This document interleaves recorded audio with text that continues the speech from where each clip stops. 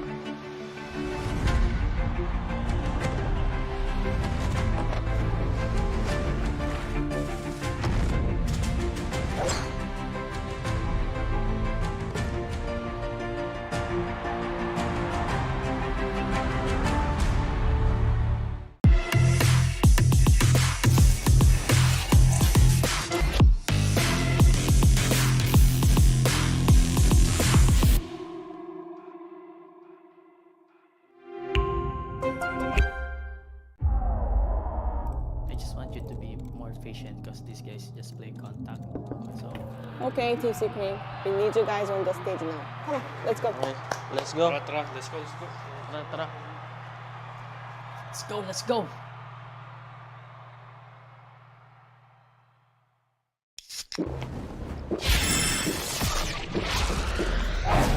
Red Bull gives you wings.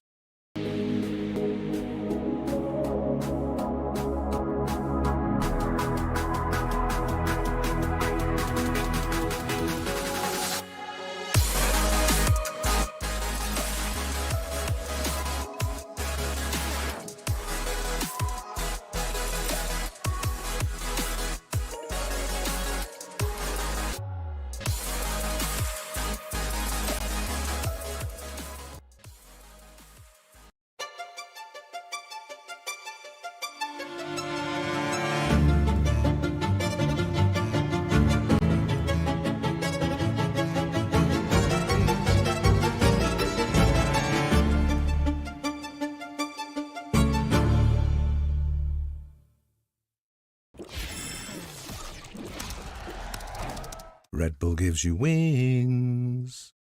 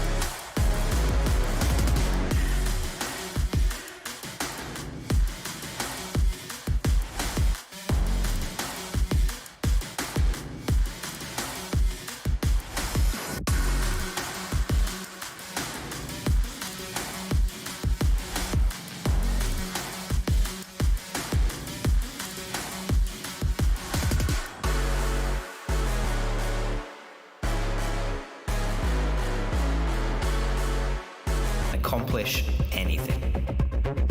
Global Esports picks up their first win in VCT Pacific. They've come so far and they've grown so much. And now it's time to watch them shine.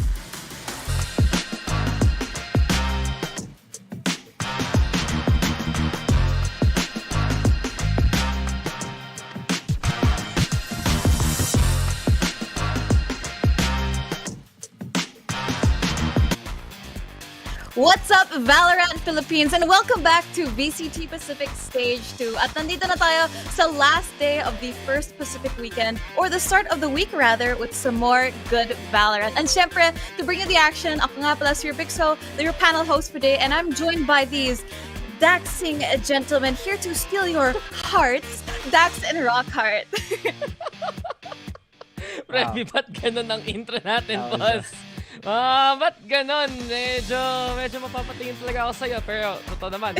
Welcome back, Revy. Welcome to VCT Pacific League. Siyempre, today, guys, isipin nyo, main event day today kasi may PS na maglalaro. That's right. And it is going to be, ano yung nangyari? Like when you go boxing, ano yung sort of undercard for a lot of our viewers, pero still, very important to watch out. It's also RRQ and DFM. That's right. Really exciting matches today. I think both of these teams, they haven't made the biggest oomph in the Pacific so far, but here they are today to find their footing, hopefully. But before everything, we do want to get this out of the way because you guys actually can score some deals by watching VCT Pacific. Kasi we do have a Grab promo here for you guys. So if you take a look at the bottom of your screens, we have our official super app partner, Grab. And you guys can score their lowest prices ever, up to 15% cheaper fares on Grab Car Saver and delivery fees as low as 15 pesos with Grab Food Saver delivery. And of course, they have thousands of budget-friendly meals as low as 99 pesos with Grab Food Saver meals. All you have to do is use our promo code GRABFOOD60 and get up to 60 pesos off your order with a minimum spend of 550 pesos. And this promo runs from 11 a.m. onwards, so you guys want to make sure that you grab that deal and get some food before the games today kasi we have, again, a lot of very exciting matches. Pero bagong lahat, let's talk about what happened yesterday. Kasi we did have a lot of really interesting outcomes. T1 versus Gen G. Gen G won both Riot titles, if you guys have been keeping up with the other Riot game. And of course, Paper X versus Talon. Yun nga sasabihin ko eh. Ikaw talaga, Rebe, same page tayo doon. Gen G beats T1, not just once but twice. Pero syempre, pagdating naman ng best of 3 nila, 2-1 naman na yung naging standing. It was good to see, syempre, na nakita natin si Stacks nag-debut para sa T1. He felt such a good role para sa kanilang roster. Watching, it's so top far, 3 Gen G pa rin teams, talaga and then whoever has... Nagtatalo ng mga competition eh. Uy, shoutout kay Asura eh. Pero you know what? They did lose at the very least. Para naman sa T1, they looked a lot cleaner, a lot better. And there were some moments that they could actually overtake Gen G, so that's saying something. True. I think the T1 definitely nag-step up sila from the last time we saw them. And Gen G, speaking of, coming back from Masters with that extra stride in their step, it's definitely going to be hard to take them down a notch. But I think T1 was definitely up to bat yesterday. But if we look here, they're playing for a pretty hefty prize pool this stage too. So even imagine, we have, if you look at our standings later on, DRX is at a really, really good spot right now. And I think they're playing it very, very smart. I mean, DRX, syempre, record niya lang ng split 1, di ba? Perfect talaga. Isang panalo pa lang nakapasok na sila ng playoffs. At pagdating talaga ng prize pool natin, Revy, parang yun ba yung talent fee mo pag nag-cosplay ka on stage? Wow! Let's go! I want Special exception yun. Well, hopefully one day. But again, if we look here dito sa standings natin, you can see that DRX is already playoff secured. Since their performance from stage 1, it definitely has paid off. But again, we have our teams, a lot of our teams that are going to be playing today. We have Global Esports, DFM, who are going to be, and RRQ as well, who are still trying to get themselves playoff secured. So they have a few more weeks para, to get some more points here in stage number 2. But again, this first day for their debut here is going to mean a lot for them and their performance moving forward. Diba? Naghabol sila yung mga teams natin ngayon. Diba, Rockheart, pinapansin ko syempre, DFM nanalo na sila doon. Yung GE, naghabol ng panalo. Shoutout ulit kay Azuray, nakita na naman siya sa Korean studio. Pero talaga today is a day na mga teams na kailangan talaga manalo ngayon para lang may chance sila mabot ng playoffs eh. Yeah, actually yung score, it looks really far off. Pero you know what, some teams really have a good chance at the playoffs. So just keep those wins going. And apparently that round differential, magaling na secure ng DFM dahil just because of that. Yes, definitely nag-add up siya over time. And again, we're still very, very in the very beginning of stage number 2. We have a lot more weeks to go. We have one more month rather for them to rack up those points. But, are there any teams in particular? I know we're still on day number 3, pero any teams in particular that have exceeded or did not meet expectations? Kasi we did have Paper X versus Talon yesterday as well.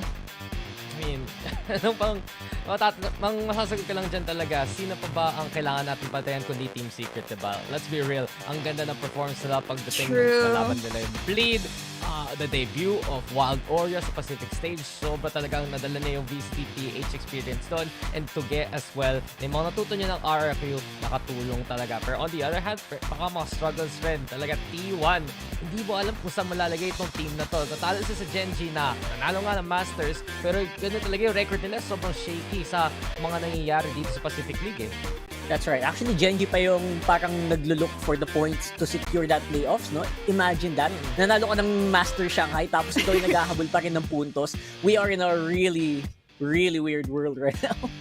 That's true. The tables have definitely turned for them. And again, imagine that, right? You'd think na secured na sila after their performance. But again, yung tournament bracket that we have here, the tournament format rather, is not forgiving for anyone, and you really have to work hard for that placement. But, we were talking about teams that we don't know where to place them. Now, upcoming, we do have RRQ versus DFM. And I think na DFM, I was a believer for them nung stage 1, but is that gonna translate over here? Kasi I think we did notice na very obvious yung kink in the armor that they have. Yeah, diba? Ang DFM, nanalo na rin sa history nila over T1 last split. Pero nagdating ng mga ibang matchup, medyo loose streak lang eh. So, it was a little bit more difficult para sa DFM. Mas competitive daw yung mga games nila. So, may chance rin sila makasneak ng baka isa, dalawang panalo dito sa split na to. I like that you said medyo loose streak kasi I think they only won once after like a few hundred days. I'm being nice, okay? I like Dax. He's so nice. But yes, that means that they really have a lot to catch up on. And maybe, again, in the next coming weeks, the patch is coming in strong. Japanese teams maybe can ride that. That's right. But, let's go in again. We do have that match coming up later. But I do want to ask you guys, kasi we did see like a lot of roster changes throughout the wait between stage 1 and stage 2. Now, has there been anything really surprising? Siyempre, we did talk about yung bagong players ng Team Secret, Wild Oreo definitely making his mark. But how about any other teams? Is there anyone, aside from Stacks as well, who has shown us a bit of a surprise? Ano mo kami, spoilers talaga, Reby. Pero sige, RRQ talaga yung kailangan natin pag-usapan, di ba? They're gonna be the first matchup at pagdating ng roster nila, eto na, si Moniet nakapasok na rin ng isa pang squad. He had a great run sa Paper X, pero syempre, iba pa rin. Hindi mo naman mapapalitan talaga si Jing. Pero pagdating talaga RRQ, especially na Indonesian core ang team na to, baka feeling niya at home, kumahanap nila yung mga tamang roles na para sa team nila. Imagine Moniet being really, really good in Paper X, tapos again, being in a more comfortable position, maybe comms-wise, into the RRQ lineup. Yep. But things can get really spicy. Alam mo. May isa pa akong roster move na iniintay talaga mangyari sa Pacific League. Oh? Sa Team Secret, kailan nila papasok si Bill sa roster? Si diba? Bill! Shoutout kay Bill, by the way. Lahat na lang kinakas kung di yung bago mapa, kahit anong bang pa, diba? Pero sa totoo lang, diba, ang Team Secret ngayon, maganda yung naging roster adjustments nila. T1, kahit natalo, maganda yung nangyari ng roster adjustments. Bleed Red, sa totoo lang, mukhang mas coordinated sila pagdating ng pagpasok ni Crazy Guy. So yun ba ay mag-translate rin para sa team like RRQ pagdating ng araw na ito?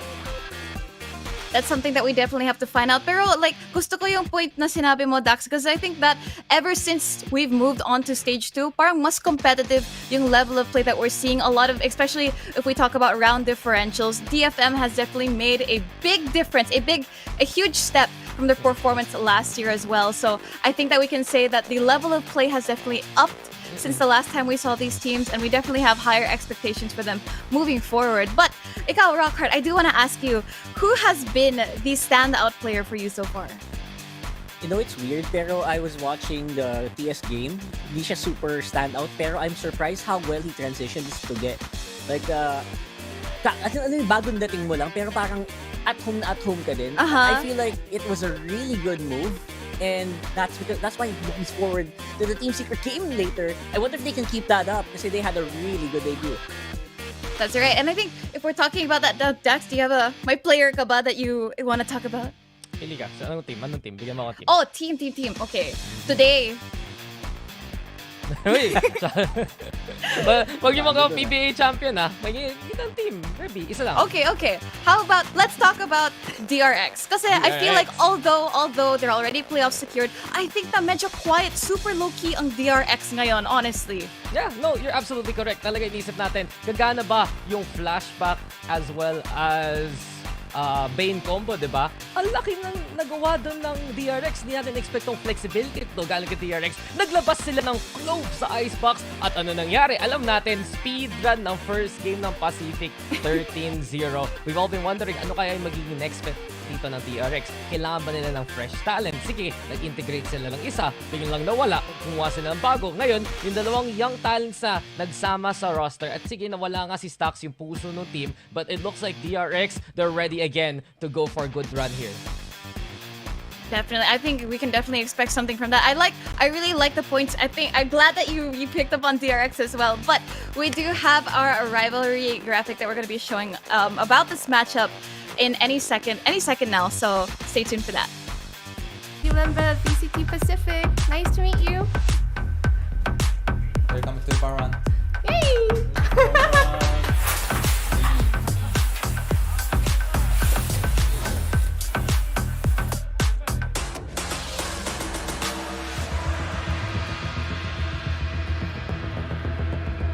Alright, 1 year. How does it feel to join RRQ?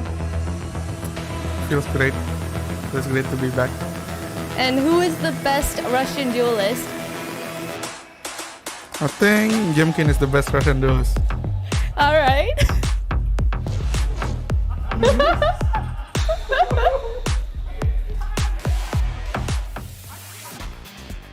The betrayal!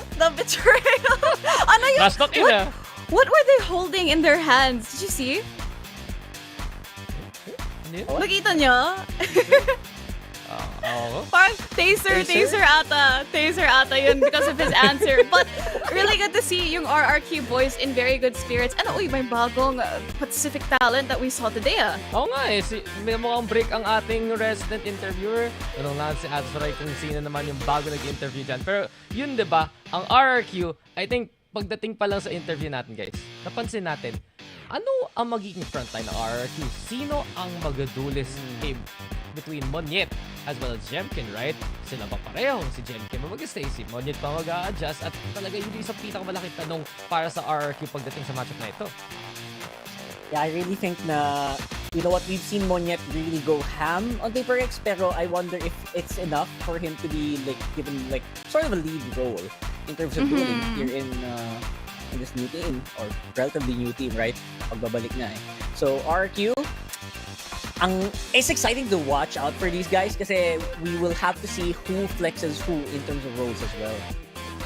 Definitely. Well, we're gonna have to see how they handle that because, when you're the new guy on the team, Shemper, you can't really expect to have the doors open for you all the way. But here, if we look at the match history between these two teams, what is this? PRX, Fury of losing their mascot, Monyet. Ang sad. Okay, Rockhart, kanina may pinapractice ako sa'yo. Ito na, time to shine. Ano ang wingman impression mo? Pag nakaplant. I think, ano yung grade mo, Dax? I'll give that a 700 out of 10. It's maximum cuteness. Diba? Potential niya 421. Pero ito talaga yun. Pwedeng manadalin si Rockhart sa dubbing studio para sa GMA at para sa ABS, diba? Ang galing! Filipino dub of Gecko. Rockhart. Siya na bahala. Think pwede na. Ang galing! Sige nga. Rockhart, I mamaya agree. mag-cast ka ng isang mapa na wingman voice na kaya mo. Baka matanggal ako. Kakastet ko lang dito Sige. So here we I go. think it works though. I would listen to a Rockhart wingman cast. Any day. Oh. Maglulup ko ng 24 hours. Rockhart, the wingman voice impression. But we are looking here at the performance of the players of DFM. And again, when we put up these two duelists, Jemkin and May, you do have to question kung, who is going to be the parang yung powerhouse player that pushes the limits for their teams here. Because we did see May, although definitely carried DFM in terms of firepower. We do need to see the rest of the players kind of pick it up. Yeah, ang ganda point talaga nun, Rebby. Kasi May is just the MVP of DFM right now. Big reason bakit sila nanalo ng T1 dahil kay May. Bakit nanalo sila ng MOAP? Dahil kay May. And sure, DFM is still a team unit. Talaga pinabantayan ko behind him is mga nagagawa ni Anthem to set things up on the initiator. But compared to all the other impactful players talaga in the league, May is above and beyond the rest para sa team niya. Pero sa kabila, Jemkin, alam na natin yung kwento niya. Especially kung nanood tayo ng Ascent from last year. Galing ng Scars, magaling siya talagang in-import ng RRQ. And as soon as that happened, naka-integrate siya ng malupit sa RRQ system. And not only that, he has brought out incredible clutch performances para lang manalo yung RRQ. And looking at the map differentials, man, Breeze is the way. Hopefully DFM can kind of hold on to that. Very least, para naman medyo quits naman yung laban, di ba? I feel like we're talking about May. I feel like they need more of that, more of the firepower that May brings to the table. Kasi hindi parang right now with the DF that we're seeing right now, just not quite there yet. Pero you know what? They've had a few weeks, right? They've had a few weeks of really grind it out, and hopefully we'll see some fruits of that here in their first game. Definitely. And now, if we're gonna go to their map veto very, very soon, we do see na, although that Breeze is definitely in DFM's favor, I think na I do want to build on sa point ni Dax kanina that although we do have May as kind of yung lead ng spear, parang wala na yung rest of the formation there that we don't see with other duelists on other teams like Paper X, even Team Secret and RRQ, where they just have that really great support system to enable that duelist further. We still don't see it for DFM. But here, we're now here at our map veto. So tignan natin kung saan tayo pumunta ngayon. Hopefully, it's Breeze for DFM. Wow, Breeze pahabol mo talaga dito, Revy. Pero, Wait, I mean, we probably can't. I mean, yeah. Iniisip talaga natin, ano yung mga usual bans dito na nakikita ng mga teams, diba? I've noticed also Icebox hindi pa lalaro ng DFM. Will they be banning that one out first? Kasi ilang beses nila binan nung split number 1 RRQ. Not only surprising, tinanggal nila yung bind at mukhang Revy, di natin makukuha yung Breeze na hinahanap mo. Ironically, sila pa yung nag-ban. But again, you do want to save your best cards for last. But it looks like our first map is going to be Icebox from RRQ, just like you said. RRQ, matamang pick to kasi not only have they been familiar on it, ito pa nga yung map na nanalo sila na may 0 kills yung isang teammate nila, yung nawalang flips siya there and it just goes to show na they've done their research. They know DFM hasn't played this. It's a map that they can exploit against DFM at mukhang Ascent pa nga second map natin dito, Rockart. I like it. It's very classic, and RRQ definitely has a lot of potential coming into Ascent. No surprises whatsoever here, especially in that one. Or we'll have to wait and see. I think in the last map here, ano kayang lalaroin nila? Yun yung isip ko. So far, we've got Bind, Breeze, Icebox, Ascent. I'm trying to remember kung ano yung highest. RRQ has not put, I think, their best map on the board yet. I mean, ang isa sa pinamalasang mapa dito ng RRQ, I think, is Split. Ayun, tinanggal tali ng DFM. Which means, we're gonna go into Lotus. And truth be told, etong map pick na to na last pick, hindi siya surprising kasi parehong teams willing naman maglaro ng Lotus. Ang problema lang, isang beses pa lang sila each na nanalo ng Lotus sa run nila sa buong taon. So let's have a coin toss. Who comes out on top here? I like it. Yeah, but if we look here sa Icebox stats, we do have it is a bit more in favor of RRQ. Pero the Lotus pick got brought up, parang naalala ko si Riku tuloy. If you guys notice, I don't know if you feel the same way, nung stage 1 ng VCT Pacific, it's like almost every single game had Lotus, and it usually was first map. Kung nag-tune in ka any single time in VCT Pacific, it was always Lotus being played. Totoo naman tas parang yung records ng DFM, 1-4? Pagdating ng split 1, 5 times nilang linaro yung Lotus. My goodness! Kaya kita mo yung contrast, diba? Ngayon, ito ang mapa na hindi pa nalalaro ng DFM. And I'm very concerned para sa DFM dito. Kasi dito natin makikita yung some of the best performances talaga ng RRQ. Huwag natin kalimutan ano ang nagawa ng RRQ pagdating nung matchup nila against Team Secret. Overtime, sino nagdala? Diyos ko po, si Jemkin pa nga ang kumatay sa buong PH squad natin. So given that kind of play, RRQ should be very confident moving into this map number 1 here. Yeah, and for DFM, hopefully we'll see a more cohesive naman na na agent lineup. I'm still expecting they'll probably have a Gecko there and maybe a KO, depending on the scenario, I guess.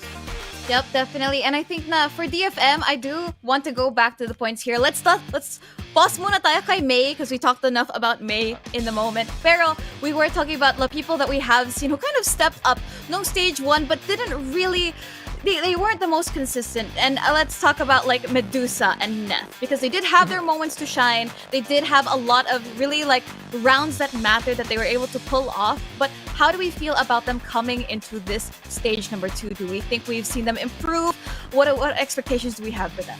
I mean, i-expect naman natin talaga maging improvement sila para sa DFM mismo. They do come from that old crazy Raccoon core. Alam naman talaga natin yung kwento ni Nef just playing into the backline. Sobrang effective para sa kanya. It just hasn't really clicked the same way na ine-expect ng marami. And I do feel like here for DFM, mas mahirap pa nga magiging buhay nila kasi they're playing into something that's a little bit more pinabayaan nga nila yung Icebox. Yep. Pero kailangan talaga everyone performs well. I look at May kasi syempre siya yung nagdadala. I look at Anthem kasi siya yung taga-setup. Pero kaya ba palagan ng backline dito ng DFM ang nagdadalan dito ng RRQ?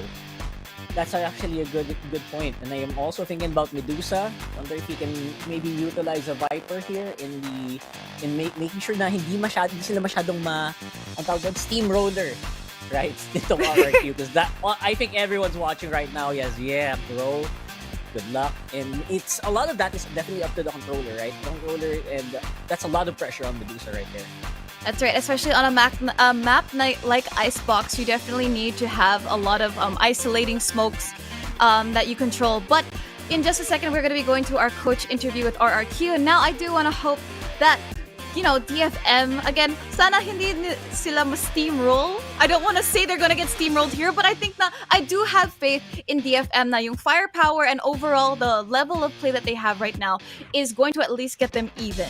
Right? And I just hope na what is the thing that DFM is lacking to get them over that edge? But we're going to find out later because right now we've got RQ's coach. What are your reflections of stage 1? If I remember correctly, last time I said we wanted to be stop being unlucky. Yes. Yeah, about That's that. right. I think we hit some unlucky. Some is definitely on our fault. We're very much to blame for not being consistent enough throughout our run.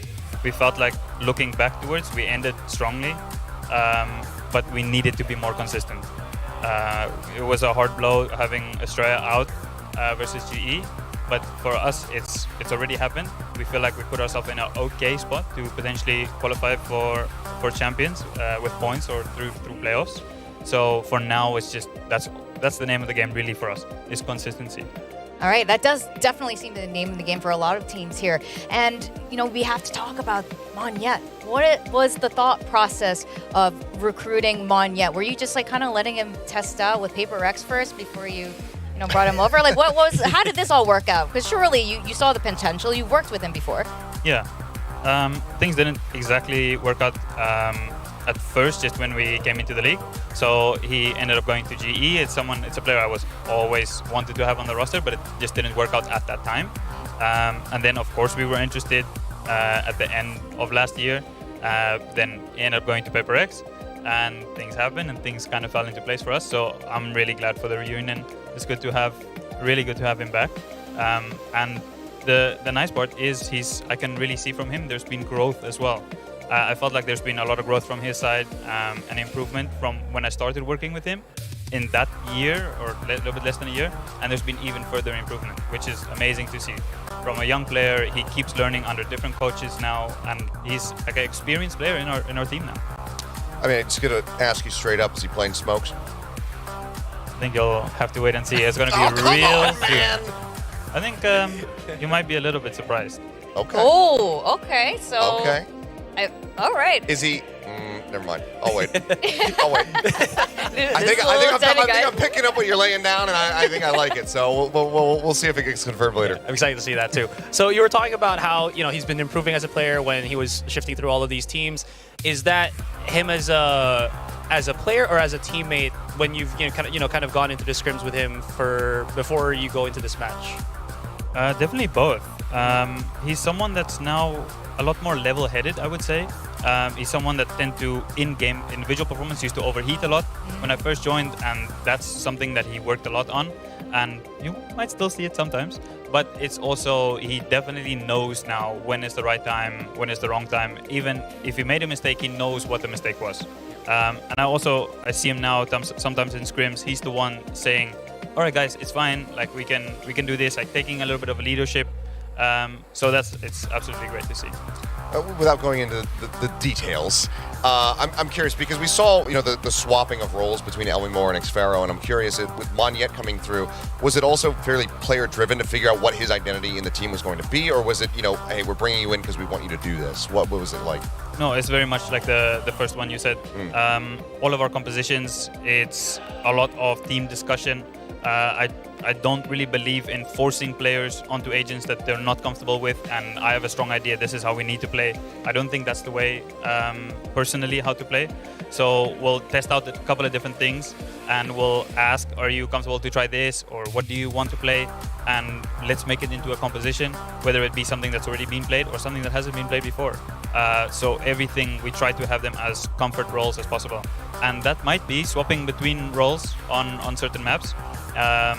To suit kind of the different playstyle and how we understand the map. You'll be facing off DFM, for stage 2 to kick it off. Any thoughts on DFM?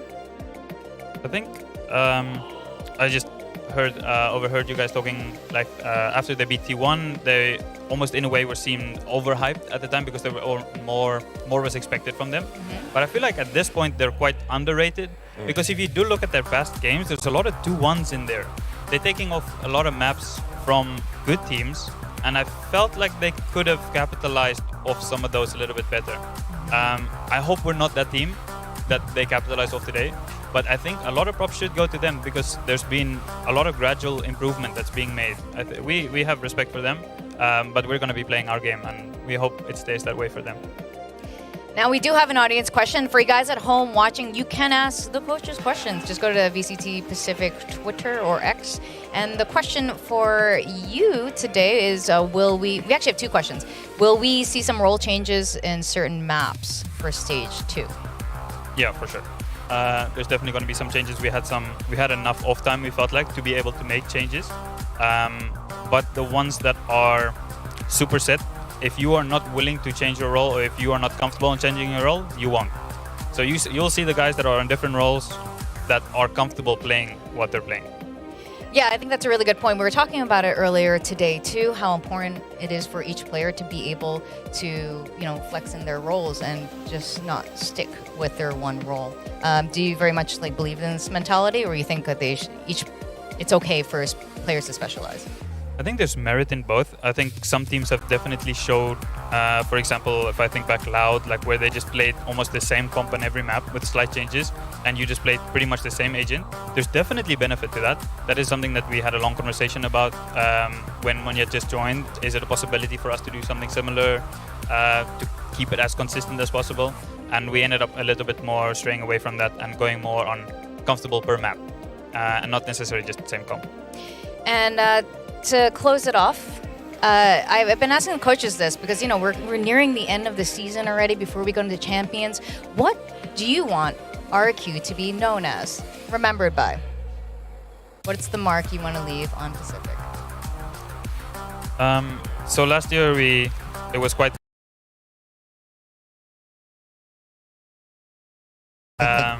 but it is something I truly believe in. With that said, I think there's a lot of connotations with it's just friendship is going to help you win. No, that's not what we're saying. But what we're saying is it is possible to have fun while playing as well. And there's a lot of work that goes into that. And it's not just the friendship's going to carry you over the line. But there is a lot of things that I feel like go better inside of a team if you can make sure that team bonds well. And that's something that we try to show on stage. We try to show if you know anyone in the team. That's kind of what we try to show to the outside. I would say you guys have done that successfully. You're definitely one of the warmest, friendliest teams, and you can see that vibe happening within your team. With that, we're gonna send you off. I want to keep Ewok here like the whole time, but we can't do that. You need to coach it. I can watch from here. Yeah. Yeah, you want to Give watch us here with your us? insights on the That'd matches be- are going. Just tap We the can- mic into the Yeah, we can have comm a system. good and team timeout, I think. Yeah, Yeah, that'd be great. That could be fun. That's a new segment right there. I like that. Yeah, production, just you heard don't that? smash this desk because we got some precious stuff on it. So. See, there's a new desk. Yeah. A new desk? Yeah, there's a new desk in the coaching room. Uh-oh. there? I'm not sure if that is because of a particular someone, but this desk Who could does that seem be? a little bit sturdier. I'm not saying Reinforced anything. steel. Well, hope you enjoy that new desk, and thanks to coaches who have been testing it out, and hopefully you won't need to rage too much today. Well, all the best, Ewok, and yeah, Thank you very much, guys. All right, best of you. luck. All right, good luck. Really cool insights. I really, really like that interview from Ewok. Ang dami niyong really good points, and also he said a lot of stuff about DFM. Na they were people to look at after the win nila against T1. After that, the expectations were super, super high, and they're still not a team to underestimate. Kasi out of all of their matchups, it's always 2-1s. Gano'n ka-high, Rebby? Ganito ka-high? This Ganun, ganun. Ganun kataas pala. Totoo naman eh. Actually, ang bait niya. Sabi ko nga guys, nung nag tayo interview, sinasabi niya yun. Tapos mangyayari mamaya 2-0, 26-0. So, I don't know, man. But, to naman, magandang insights yung nadadala ni Ewok doon. And I think syempre gusto nga nila gawing mystery eh. Ano yung magiging configuration nila, diba? You look at this roster right now, and with the changes that they have, wala na si Flip Shooter, which means someone has to IGL. Si Australian, kasi siya yung nag-IGL nung Genji. Sino maglalaro ng Duelist? Sinang na natin kanina. Pero ano mangyayari sa setup nila? Does that mean nilipat ng initiator ulit si Xfero? Si Australia ba ang lipat ng initiator kasi kaya naman laruin? Si Monyet pa yung mag-smoke, si Monyet pa yung mag-sentinel, mag-second duelist pa sila palagi. I think those are really big considerations right now dito sa RRQ. Kasi sabi nga ni Coach, diba, huwag pilitin kung ayaw. Kung hindi naman gagana yung agent fire doon sa player mismo, huwag nilang pilitin yung ganong klaseng cop. So I do wonder kung ano maging setup nga ng RRQ moving forward. So may konting may konting guessing games pa tayo dito. I really like it. Coach Ewok's so nice, and I love the point that he brought up. And napatingin ako sa match history nila. Yes, they did lose, natalo yung DFM, pero they also got some maps against Bleed, Team Secret, and Global Esports in their last 3 games. So yeah, there's something there na kaya namang sumabay to some degree. Pero again, it's been a while. That was like when? April pa yata nung huling game nila. So lots of things could happen here. It's been a month, pero again, that's the thing with DFM. Alam natin na kaya nila. All of these players are very, very good in their own right. Parang they're within reach of each other, except for May. He's just a league above the rest. And that's the thing. When you have a standout player like that, normally we need to have one in each of these teams, but they're just not able to make yung final push to make it work to take these wins. But I really feel like super close sila to finding out the key ingredient to this recipe, which is winning and qualifying for playoffs, because both of these teams are looking for that. And I think that Ewok, he also said na yung problema ng RRQ is yung consistency nila. They do know what they have to do. All the players know the role, their duty, and everything, but they just aren't able to replicate it in each game. You do have players like Jemkin na napaka-consistent in everything, but now that you've added Monyet into the mix, how is that going to look for them? It's going to look possibly even harder for them to find that consistency. Ako, hinahanap ko para sa RRQ talaga comfort eh. Kasi naalala natin pag ng kickoff, dinagay nila si El Mimor sa Sentinel role. Hindi gumana na maayos, kaya nga si Xfero na yung pumunta doon. So, really that role shift right now, having Monyet gives you flexibility. Pero kaano ka flexible ba nga talaga yung buong roster? Paano yung tamang timpla? Kasi kanina ko pa nagsasabi ng pagkain dyan, Reby, gutom na gutom. Buti lang meron tayong Grab food voucher. Pero it really has been RRQ's problem. Marami nagsasabi, itong RRQ team na to, pwede umabot ng playoff. Kayang-kaya in terms of their roster. Pero hindi nangyayari. Palagi na lang sila yung tipong sana na lang. Konti na lang andyan na. Kaya I wonder kung ito nga yung split nila. And if there was ever a split to do it, maybe this is it, right? Monyet, ano ba yung nabring niya dito? He has a lot international experience as well from recent tournaments. So this could be really what RRQ needs. Maybe that little bit of spice. Although sa Indonesia, sanay naman sila sa spice. Wow. I'm pretty sure, right? So, yeah, maybe being back on home soil. Or home team. Ito talaga, guys. Okay. Yung instant noodles to egg ratio. Kasi, naalala ko talaga kay Rockhart eh. Ako, ang tamang timpla ko, 2 mie goreng, 1 itlog. Sarap nun. Alam nyo, I've never tried mie goreng. Really? And I really feel like I should. Pero it's the same thing as pancit canton, right? Ano? The same way to make it. Naman, you put it in water. Tapos, mainit na. Tapos yung noodles ako, okay, luto na. Okay, luto na. Pancit canton, nakaya mo na. Lucky me, ganun. Of course, Okay. yes. Siyempre, Pero siyempre. may bias ako sa, isang brand, but I won't be naming it here kasi, syempre, we're Grab Food. Grab Food tayo, guys. Remember, Grab Food 60, yung promo code natin today if you want to get 60 pesos off of your meals with a minimum order of 550 pesos. Right there. But, I think I'm gonna do like one egg to instant noodles. Yeah. 1 egg to 1? egg. 1 is to 1? That's the one. Yeah, 1 is to 1. Ba't may problema, Rockhart? Ano ang tamang timpla mo? Yeah. I feel like it will taste a lot more eggy if Eggy? if it's 1 to 1. Ano nga? Ano ratio mo? 2:1 ka rin ba? Are you in the 2:1 club? Okay. You gotta have more of that noodles. You have more of the noodles flavor. Para sa Fair. Okay guys, narinig nyo na kay Chef Rockhart. Alam ko may chef tayo sa broadcast na si Vin. Pero at least sabi ni Rockhart, paano gumawa ng tamang noodles with egg? That's right. Dapat 2 to 1. Di ba ikaw din, Dax? 2 to 1? Ay, 2 to 2. 2 to 1. 2 to 1. Parang naging 1 to 1 lang yun eh. Pareho lang yung problema mo.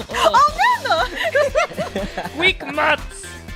Ay. Weak maths. Kaya I'm not a pro player and that's why we're here on the desk. But we're going to be going to this stage in just a second. So we're going to be kicking off day number 3 with RRQ versus DFM.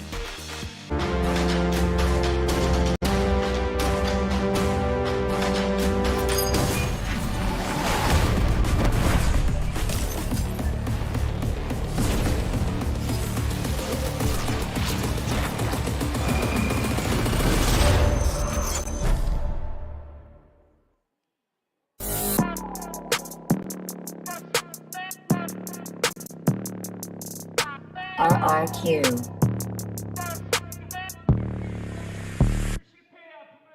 Undefeated. That's why they call me undisputed. Detonation I'm breaking focus up me. another season. I've been up on my stats. Now would you look at that?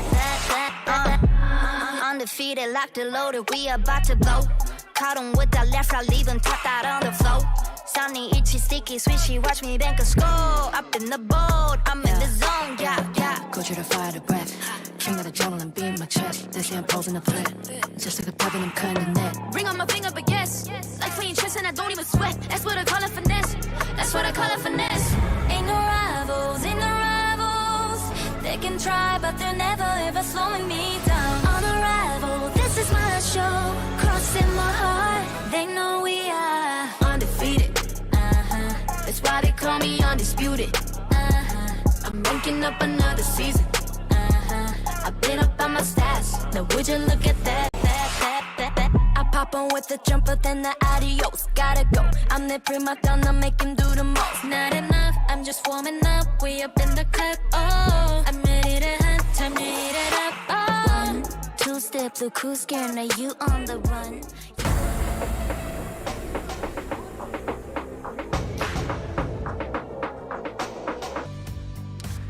Yolob na... Sabi ko ako! Sige, ikaw okay. na. Sige, ikaw na. Hindi, ikaw na. Game, here we go. Yolob na sa AJL yohan game all VCT Pacific sugar siganib nila. Uli nun the mods iga jum nila. Dasib nila! Let's go, mga tropa! Dahil ito na naman ang VCT Pacific at syempre The Mods ang magdadala ng aksyon. Alam kong ready na yung jersey natin pero pang mamaya pa kasi yun eh. Pang main event pa kasi yun. Tayo ba yung magkakas nun? Oo, tayo din magkakas nun. Tayo rin? Tayo din! Celebrity kasi gusto natin. Pero ayun na nga mga tropa, sobrang init na. Ito muna ang laban ng DFM and syempre RRQ, of course, ito nga pinakaantay natin. Syempre nakita natin yung mga predictions ng ating mga tropa dyan. Pero ikaw, Bessie, ano mo yung prediction mo? Sino gusto mong manalo? Siguro, para sa akin, Team Secret. Yung pa rin Team yung Secret. predict, mamaya pa no? Team Secret, pero RRQ versus DFM, siguro, lulugar ako sa DFM. Ikaw? Ayan. Ako, sige, DFM doon ako sa kabila. Matik na nga yan. Pero yun nga, makikita na ulit natin yung mga players ito na maglalaban-laban. Kasi nung huling naglaro nga dito ang DFM, finally nakapanalo na rin sila after ilang years. And of course, yun nga sa RQ, kinilang nga natin yan. Lalong-lalo na sobrang nag-iinit nga si tropang Jemkin nga dito all the way from Russia.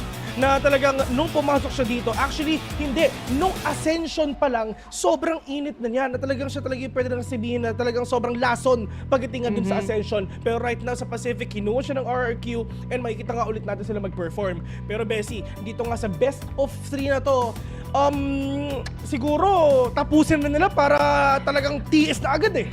Mismo, di ba? Mismo. Pero syempre, kung tutuusin, Bessie, di ba? If we are actually updated, para sa mga hindi pa updated dito, they pulled out Munyet out of the PRX roster at dinagdag na nila finally sa roster ng RRQ. So I'm actually excited to see kung ano magiging performance ni Munyet dito sa bago niyang team.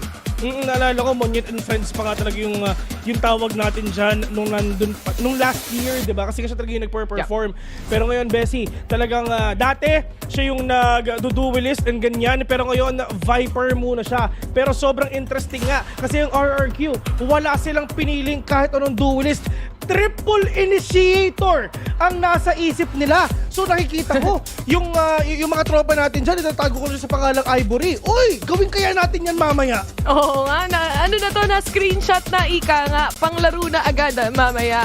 Pero dito naman kasi sa Icebox natin nakikita usually yung mga teams na hindi na kumukuha or naglalagay ng duelist sa respective rosters nila dito. And usually, pagdating sa Icebox, dyan natin makikita yung mga utility play talaga. And so, I'm assuming na ganun yung trip nila. Lalo na, napakadami mong information na pwedeng makuha. May DC ka na, may recon ka pa, meron ka pang knife. Actually, lahat nga, di ba? Lalong-lalo na triple scan nga yung meron kayo dito. And dati mag-uusapan natin ng double scan na pinapakita dito ng RRQ. Pero ngayon, sabi ng DFM, kumbaga ang galawan na to, galawang DRX to, Bessie, with the harbor na gamit nga ni Neth. Pero ngayon, talagang sobrang interesting kung ano talaga pwedeng gagawin nga ng triple initiator ng RRQ. Kasi minsan lang natin makita to, sobrang rare instances na makita natin yung mga ganitong klaseng setup. Definitely. And simulan na natin yan with the pistol round muna, syempre. RRQ, starting at the defenders here. At syempre, para sa side ng DFM, kailangan nilang makahanap ng space. And ito syempre for DFM side, ito na bang pang ilang Pacific na rin to, no? So there's also expectations na mag-step up yung performance nila. Pero ito na yung dash already rin ginagawa nga ni May. Yung pagpasok yun ng DFM, ito na execution nila mga tropa. Pero kung napapansin mo, halos wala pa rin talagang ginagamit nga ng cascade si Neth ngayon. Lahat talaga sila is sobrang solid na pumasok nga dito sa mapa na to. Pero hindi, medyo lumalalim ata sila. Just trying to get that snowman control para mas maganda yung post-plant position nila. They want to go deeper ends of the site, and RRQ, nag-aantay lang din sila ng tamang timing. Napakadami at napakataas ng mga wall dito. The flash settling in, may kasabay na Dizzy pa yan, pero hindi masuspatan yung at least dalawa sa mga players na nag-aantay sa may Gedli lang. May on the other hand swings out as well, and Estrella secures one more kill. It's a 4v3. 3 versus 4 already, make it 2 versus 2. Pero ang problema ay silang natitira si Monyet, mga tol, pinakabagong miyembro ng RRQ. Si C's sumilip. Alam niya na meron tao sa may harapan niya, pero nasa may yung kabila. Pero Diyos ko, nasa may orange pa. O no, napakahirap nga na ito kasi wala na siyang echoes mga tropa. And C's will get that kill. 1-0 already. Ang mga Japan magbunyi. Oh, a good pistol round para sa kanila. And as much as possible, mas gusto na nila makuha yung mga ganitong early advantages knowing the past history of the team as well. And again, with the help of all the utilities man, kahit sa side dito ng RRQ, kahit napakataas ng mga wall, kung magkoconnect yung mga shots, magkoconnect talaga. Oh, iba talaga ang connection sa kanila na. Pero lalong na rin sa RRQ, ito pag hindi pa rin nakakita ng kalaban, men, promise dinaya. Napaka-imposible man, 3 initiator mo para hindi mo makita yung mga kalaban mo. Mismo. Dahil din kasi sa taas ng mga walls ng Harbor. Kaya kahit yung Dizzy, for example, kailangan upwards din yung trajectory. Ganon din naman yung ibang mga utility play nila dito. But on to the buy round. Para sa side ng DFM, ang bilis na upgrade para kay May. Ayun nga. Tinrapan pa siya. Grabe naman. Pag May yung pangalan mo, mga tropa. May, nakapitas na ng isa. Pero nasa ba yung iba? Ono, dalawa ang katapat niya. Doon lang sa may likuran. Pero yung dalawa, na-scan. Medusa, dire-diretso ka. Jemkin will catch one. May, hindi mo siya tapos na talaga papatay na. Mga tropa, si Estelle nakapitas pa. May nakatatlo na. Full kita 3. First two already. Make na 3v1. Xfero ang mag-isa. Yung ace, wala na. Xfero, classic lang ang gamit niya. Tignan natin talaga makakayanan pa. Yung dalawa nasa harapan niya. Pero yung spike, hindi pa na napaplant ngayon. Anthem, together with C's. Pero alam ba nila, nagpapaikot-ikutan lang silang dalawa, pero magkikita pa sila. Pero ang problema, si Anthem pa talaga ang nakakuha. 2-0 already, pero at the end of the day, good eco, baby! Salong-palong ka ngayon na. Pero totoo, it is definitely a good eco round para sa side ng RRQ dito. At yung decision making para sa DFM to hold off the plant of the spike dahil alam naman nilang 2v1 yung scenario at alam nila na hindi pa posibleng nakapulot ng barrel dito. Yung last remaining player ng RRQ might as well try to find them along the lines of the site. And ngayon, ito na, full buy round para naman sa side ng RRQ. Pero mga half armor to Ayun nga, half armor lang muna. At least marami pa naman silang pera pagdating nga dito ng kung ano man mangyari sa round na to. Pero yung turret, wala na. Xfero, waiting patiently, meron bang papakita pero kamunti ka na sa Medusa. Delikado to kasi pag tumingin ka kay Medusa, Diyos ko, maninigas ka. Yun lang. Xfero, mapapaatras nga dito with a cascade right in front of them on yet. Makakahanap ng isa. 5 HP remaining pero nandito si Estrella to catch everyone who's coming through orange. Kahit papano, meron pang long. And si Anthem yan. Ito na. Anthem of our dying day, mga tropa. Pero napakahirap nga kasi first contact sa turret, katabi niya, yung papa niya, Xfero ang makakakuha. 1-2 already, napaka-flawless na round para sa RRQ, mga tropa. Flawless as it seems. At syempre, kung mga pass rounds, di ba? Kahit na nakuha at nabawi ito ng RRQ, Bladestorm is also available para kay May with the multi-kills na nakuha niya from that second round as well. So, going in dito sa pangatlong round, syempre, importante na sa parehas na teams to really gain that advantage dahil parehas na silang may mga rifle dito. Yun nga, kumbaga ito na talaga ang tunay na bang-bang kumbaga. Pero ito yung mga players nga ng DFM, their aggression is on its way. Simulan muna natin dito sa basic man na pwedeng gawin nga ni May. Pero pagdating naman dito sa RRQ, pwedeng talaga nilang pigilan kasi napakadami nilang pang-check nga, pang-scan, yung Dizzy, yung Recon, lahat na. And Diyos ko, may knife pa. And sa side nga ng DFM, kayang-kaya rin talaga nilang pasukin po. Kasi wala rin naman talagang isang tao na na kayang patigilin tong mga to. Well, si Xfero nasa A, oo, pero pag nasira mo yung traps yan, boss, wala na talaga. Patience lang ang puunan para sa side ng DFM as well. It's a play for default mula nga sa kanila. And they're looking for any pick-ups possibly na pwede nilang makita dito. The knife wouldn't detect anyone as well. So alam nilang wala masyadong gaano kalalim. Pagdating sa mid-control ng side ng DFM with the cascade going up like that, they would also know na may mga tao pagdating sa bilong. But they take at least the orb control. Oo, at least ito lang nga yung highlight mga tol.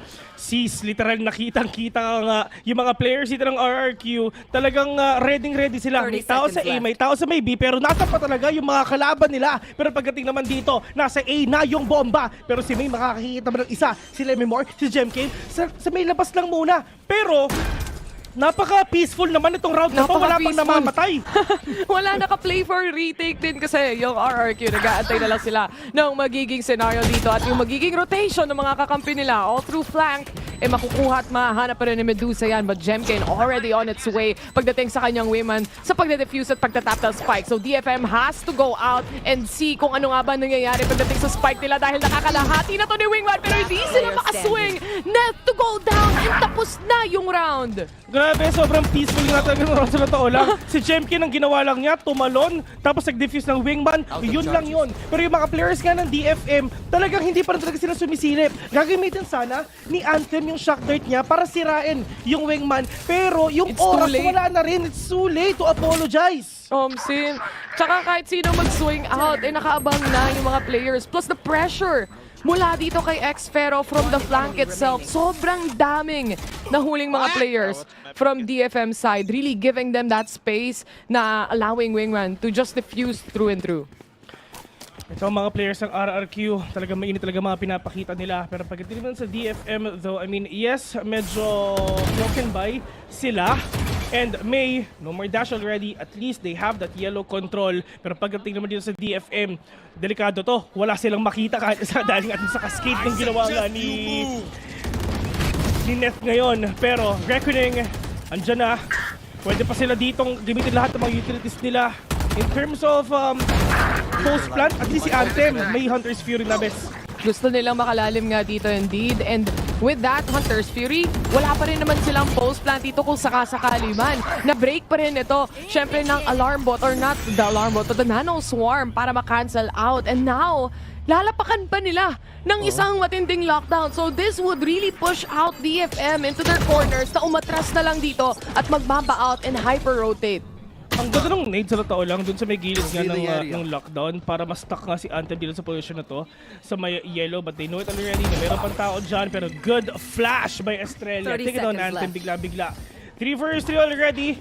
Yung DFM, wala talaga silang choice dito for them to go here in A. Nasa likod nga nila, si Xfer nag-aantay na, nasa harapan si Estrella. Pero 1-to-1 trade lang muna siguro, pero hindi, may talaga makakakuha. Pero pagdating naman dito nga sa DFM, tatlo pa naman sila. Lamang ang mga tropa natin sa Japan. Si Xfer na tusta pa. Jemki na mag-isa mga tropa, 1v3. May pera ka pa naman, marami ka pang pera sa totoo lang. Pwede ka pang lumaban. Pero ang tanong kung gagawin mo ba? Sabi na hindi na, suko na siya. Lalim na ng hawak dito ng DFM as well. And alam nila na magro-rotate na possibly si Jemkin pagdating dyan. And they pick up the Vandals as well. Siyempre, kung tutuusin, hero ba ito para kay May dahil naka-Bladestorm siya, may pera siya. Pero hindi hahayaan ni Jemkin na makatakas lang sila ng basta-basta. They actually pick up one more kill here at wala, mababawasan pa yung Vandal na na-save. 2-3 already, DFM. Uy, matinding improvement na pinapakita nila, di ba? It's been a long time already. Since nakita nga natin sila.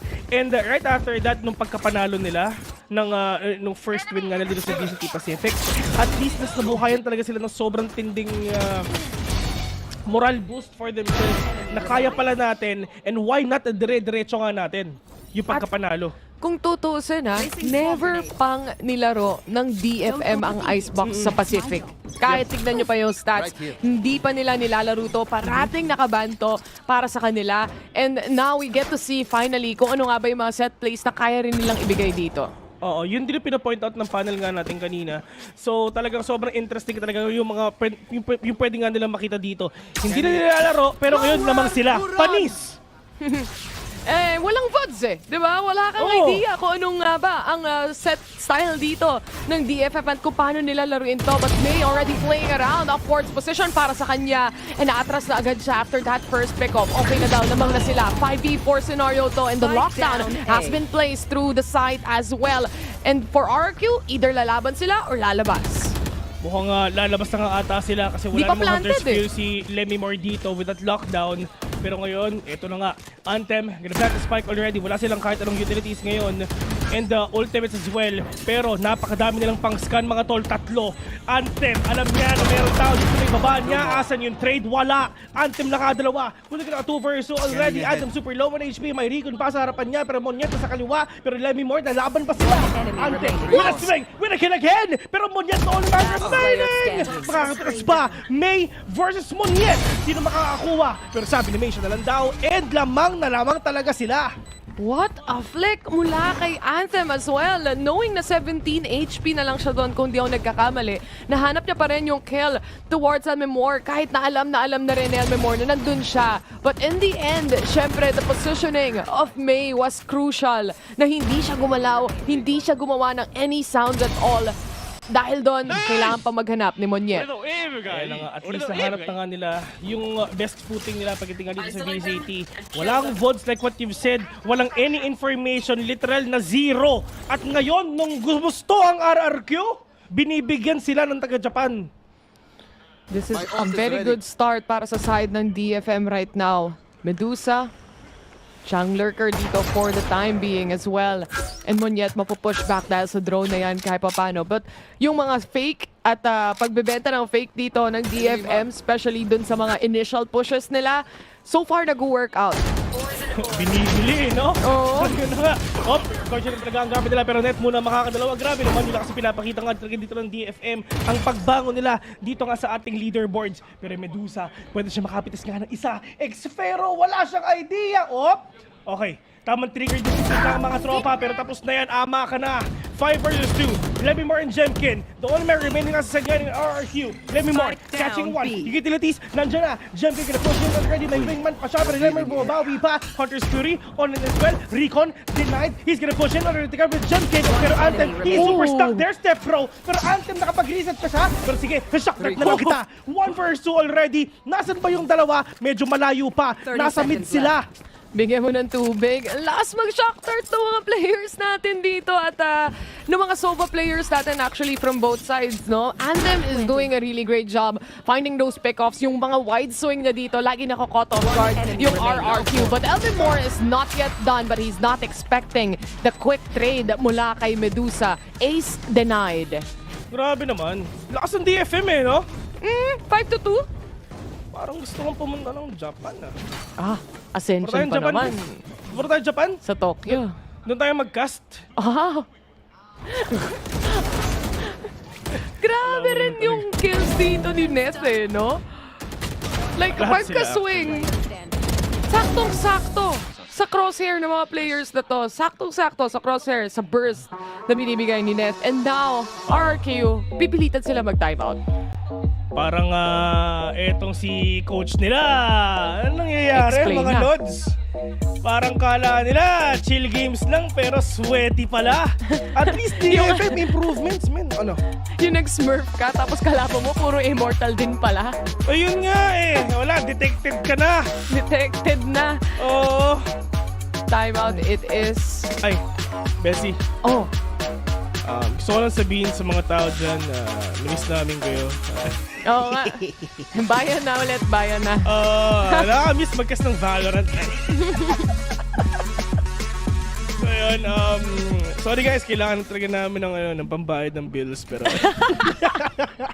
yung iba, alam mo yung iba talaga dinay pa, pero hindi, ito. Sorry guys Sorry Sorry. Wala, na-invite kami nung May pa Sorry. Nung May kasi iniisip namin, sakto sa June, kailangan malaki yung bill namin. Di ba? Kasi kaya kinuha summer namin. Summer di ba? Indeed. Ngayon maulan na, pwede na ulit mag-VCT. Pwede na ulit. Ang tigas ng mukha nga. Thank you tayo guys. Nangangailangan lang talaga kami. Wala Global Esports pa kalaban. Mga tropa na dyan, mga insan. Pero yun na nga, May! Makakapitas na siya. Grabe talaga ang lakas ni May! Siguro iniisip ni May sa likod mo ngayon, parang bakit ba ako ba't ba sinisigaw ni Vil yung pangalan ko every single time. Pero ito bes, nakaamba na ang DFM dito. And ngayon, Estrella hopping out. Nagulat na lang din siya na meron palang nagtatago doon. Anthem. Isang ubo na lang siya. Ayun na nga, Monyet will catch one. 4 versus 2 already. Lamang pa rin ang DFM. Diyos ko. Ito DFM talaga matinding dark horse to ng VCT talaga, Bessie. Underrated. Underrated. Yan yung mga best words dyan. Na pag yan nag-online, pag kinabit yan internet niyan, eto na ang resulta mga tropa. Nag-change PC na daw kaya ito na yon. Ipaplan na ata nila yung spike para sa side ng DFM right now. Kayo na muna ang bahala dyan habang sa flank. Manggagaling si Xfero pero napakabilis mag-trade talaga ng DFM. Yun nga, yung zoning nila sobrang solid na sobrang lapit lang talaga. Pero pagdating nga dito kay Jemkin, siya lang yung mag-isa, tatlo pa katapat niya. Siguro sa isip-isip niya, ano gagawin ko dito? Ganun na lang yan. Magsisave ako. Mag-save na lang ako. Ano gagawin ko dito? Nagpaubos kayo, di ba? Ginusto niyo yan, di ba? Ang lalim niyo, di ba? So magbabambaut na lang ako. Babawin na lang ako mamaya. Yun ang sabi niya. Tagalog yun. Pero sa RRQ mga tola, at least yung talagang yung hindi na-convert yung timeout nila onto a win. Yeah, and nakita mo naman yung stats kanina din as well. Kung naalala ko ng tama, mga 33% of the time. Saktong-sakto No? Mga 33% of the time, ladies and gents. Pag nagta-timeout, di ba usually sinasabi natin, pag nagta-timeout yung team, after nun, nako-convert nila. Pero para sa RRQ, mas hindi nila, or rather 33% of the time lang nila nako-convert yung mga timeout na yon. And this time, it also failed to do so. Hindi nga kumbaga nanalo yung 66% bets. Yung intrusive thoughts yung nanalo. Oo, nanalo yung 67 pala. Ayoko na magbilang. 67 pala Ako rin guys. si Oo no? Kasi pag 66.99 lang yun Pero kulang pa rin. Yung 1% germs kasi yun hindi mamatay-matay yun Shoutouts nga po pala kay Kuya Germs. Pero yun na nga. Pero pagdating dito mga tol, at least yung RRQ talaga binabawi nila. Pero ang hirap kasi hindi nga sila nanalo Pero itong mapa naman na to, usually nakikita natin na mas pumapabor sa mga attackers natin as well sa mga initial rounds. So I'm not surprised kung makakita rin tayo ng comeback pagdating sa scoreline na to. But what's important syempre para sa DFM is to hold on to this advantage as much as they can dahil so far it's been working out greatly in their favor. And What a lalo shot. na si Ekfero nakapitas pa ng isang one-tap Gandang kay reset. Medusa. Men! Pero pagdating naman dito nga sa RRQ, at least ito yung mga wins na kailangan nga nila maipanalo. Kasi mukhang nawawala nga yung groove nila as a team. Na to be honest, dito nga sa buong Pacific and Southeast Asia, isa ang RRQ. So talagang kinakatakutan nga dito sa region natin. Pero pagdating sa DFM, like what you've said, underrated. Akala nila mga panalo ng mabilis pero hindi naman pala. Pero kung saan exactly nag-hunter experience si Anthem kanina, doon ulit niya ilalabas yun. Pero May will catch one again. Pero meron pa nalang sa kababa niya. Pero net, nakapag-reset pa. Yung sagutan ng Hunter's Fury, mga tropa ni Lemmy Moore, ipapakita na. He's gonna plant the spike already. Hunter's Fury will connect onto him. And that is a big information nga. Pero si Anthem, nagbabati naman para sa kanya. In terms of trade-offs, kompleto sila. Pero hindi sila tamaan ngayon ng snake bite. Pero Monyet muna makakakuha. And finally, RRQ bumabawi na rin paunti-unti. Nabawi din nila yung site dito. Angle Def Ika nga, kung Monyet realizes na dun din siya namatay kanina sa isang 1v1 situation, knowing exactly na may nawala din ng mga players pagdating sa screens, alam niya na rin yung info kung saan nga ba makikita ang huling player dito. It's just about the resets that we're looking at here, and naging successful din yung take ni Xpero. Always siya actually na nagbi-mid control dito. Even the flank itself, siya yung nakaka-punish. Talagang hindi lang sadyang ma-close off ng RRQ yung mga rounds nila. Itong si RRQ na talagang willing na sumali dito nga sa si Monyet, super willing na sumali nga dito sa team na to mga tol. Kitang-kita naman natin yung video na tinataser pa siya pero gustong-gusto naman talaga na. Pero May, Objaf and a dash sa may taas nga ng ibot pero meron pa siya makikita dito. Okay, wala. Poison call already for them to hide para nga makapasok sila all the way from orange pero hindi. Magmi-mid to A sila mga tol. Papasukin nila itong screens mga tol pero yun nga pero mo na makakakita, will catch one. Wala silang idea na meron palang tao sa taas na yun. Bumabaha na sa A-site dito mga tropa. Napakadaming walls na nakataas mula sa kanila. Pero Elmemore playing on the angles. He gets a double here. Pero pang kasamang shock dart yan. Pero tatama nga ba? Mukhang hindi na. And as May reposition himself dito, mahahanap na si Elmemore. Finally, it's still a 3v2. Pero ngayon, Medusa and May ang natitira nga dito nga sa side ng team. Medusa maganda yung position niya. Trying to get a verticality already para 2v1. It's all up to Estrella. Maganda yung positioning na dito. Narinig na nga nila. And Estrella will get it instead. 4-6. At least unti-unti na. At napakagandang skin naman nun. Kuronami kasi si Jeffrey wala. Wala nga. Indeed. Ay, may mga nabiyayaan. Number 1, si Vil. Ayan. Oh, yan. Napaganawan. May Kuronami na siya eh. Si Ivory, meron na rin Kuronami yan. Oo. Si Taylor. Wala pa. Wala. Taga-ano lang ako. Taga-hingi ng drop lang. Kasi una ko kasing gusto, Araxis. Nakuha diba? mo na. Nakuha ko na. Kuronami. Kuronami naman yung next. Oo, pero lakas makatutok kasi ng Kuronami sa totoo lang. Oo, parang feeling mo ang lakas-lakas mo. Okay, Riot Games naman ang next. Yun naman ang next na bibili ni Bill. Para siya na talaga pinakamalakas. Pero si Monyet mukhang umaamba ng Viper's Pit. Pakiramdam ko lalabas to once na meron siyang naramdaman na any info or any utility play from DFM side. Viper's Pit Inaantay nga lang niya yan. Pero ito na nga mga tol, saktong-sakto sa pagpasok nga ng mga kalaban niya. Napakalaki ng coverage. And alam nga nila kung nasa ba si Monyet dito. Hindi siya pwede bumaba kasi baka nga mapitas siya. Pero Xfero with angle already. Makakawa nga siya isa dito. Pero sis pumupuso pa. Merong tao sa taas. Diyos ko, hawak-hawak ni Anthem yung bow and arrow niya. Pero sagutan ng Viper Spit mga tropa. Pero lamang ang RRQ kasi may lockdown sila. Kailangan nilang lumabas dyan. Pwede nang labanan kasi kung hindi, sobrang sayang ng Viper Spit. At iyon na nga, mukhang magpamambaot nga talaga sila. At hindi nila ito pwedeng pakawalan kasi nga mawawala na rin talaga yung Viper Spit na dito if ever lumabas siya. And yun na nga, wala nang Viper Spit. Yung kabila, 4 vs 3 already, Medusa. Sana inantay nila yung Viper Spit na Medusa dito para sagutan sila. 30 seconds Kaso hindi ganun yung magiging scenario Napilitan sila mag-pull away dahil yung spike nasa kamay din nung kanilang Viper dito. Sometimes, usually ginagawa ng mga players dito nagpapaiwan yung Viper at nagpapa-lockdown na lang din sa tamang pwesto, sa tamang angle na hindi sila makikita. Pero Estrella more than prepared kung sino man ang susunod na lalabas dito. And even Jemkin getting in para sa aksyon na meron sa loob ng side. Pero that is just such a quick shot mula kay Medusa dito. It's a 1v1 and he still managed to pull off the clutch. Grabe naman si Medusa!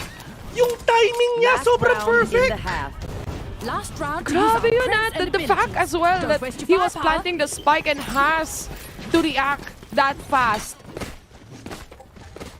Exactly what DFM needs. Yung mga ganon ka-explosive na play. And come to think of it, sila pa yung na-push back dun sa Viper Spit na nawala. Sila pa yung na-lockdown dito. And the re-hit just works. The clutch. And of course, kanina, ang gamit lang ni Medusa, naka-classic lang siya, di ba? Nakapulot siya ng baril, pero Diyos ko, naipanalo pa niya yung game. 7-4 already. May will catch one. Si Monyet, Diyos ko, tahimik ka muna, boss. Wala ka talaga magagawa dito. Estrella, at least you have that null command. Later on, probably right after the lockdown nga na iba ni Medusa para mas madali yung retake nyo. Pero Estrella, kailangan mo magmambaot dyan kasi sobrang importante ng ultimation mo. Pero Xfero, nagalawan yung isa. Spike is dropped dito ka sa may gitna. Pwede nilang bigyan ng space ang DFM dito. Ang importante, yung main smoker nila wala na. It's a 4v4 and yung default setup dito ng DFM hindi man gumana at hindi man sila nakahanap ng pick-off pagdating sa mid dahil isang nawala sa kanila dito. At least they were able to pick up on Monyet as well. Wala silang Hunter's Fury really to deny this lockdown. So they have to give the space. Pero sanay naman din yung RRQ to play on the retake kasi madalas dun din nangyayari yung mga rounds nila. And this is the null command already. Halos wala din talaga magawa dito ang DFM kasi nga yung utilities wala.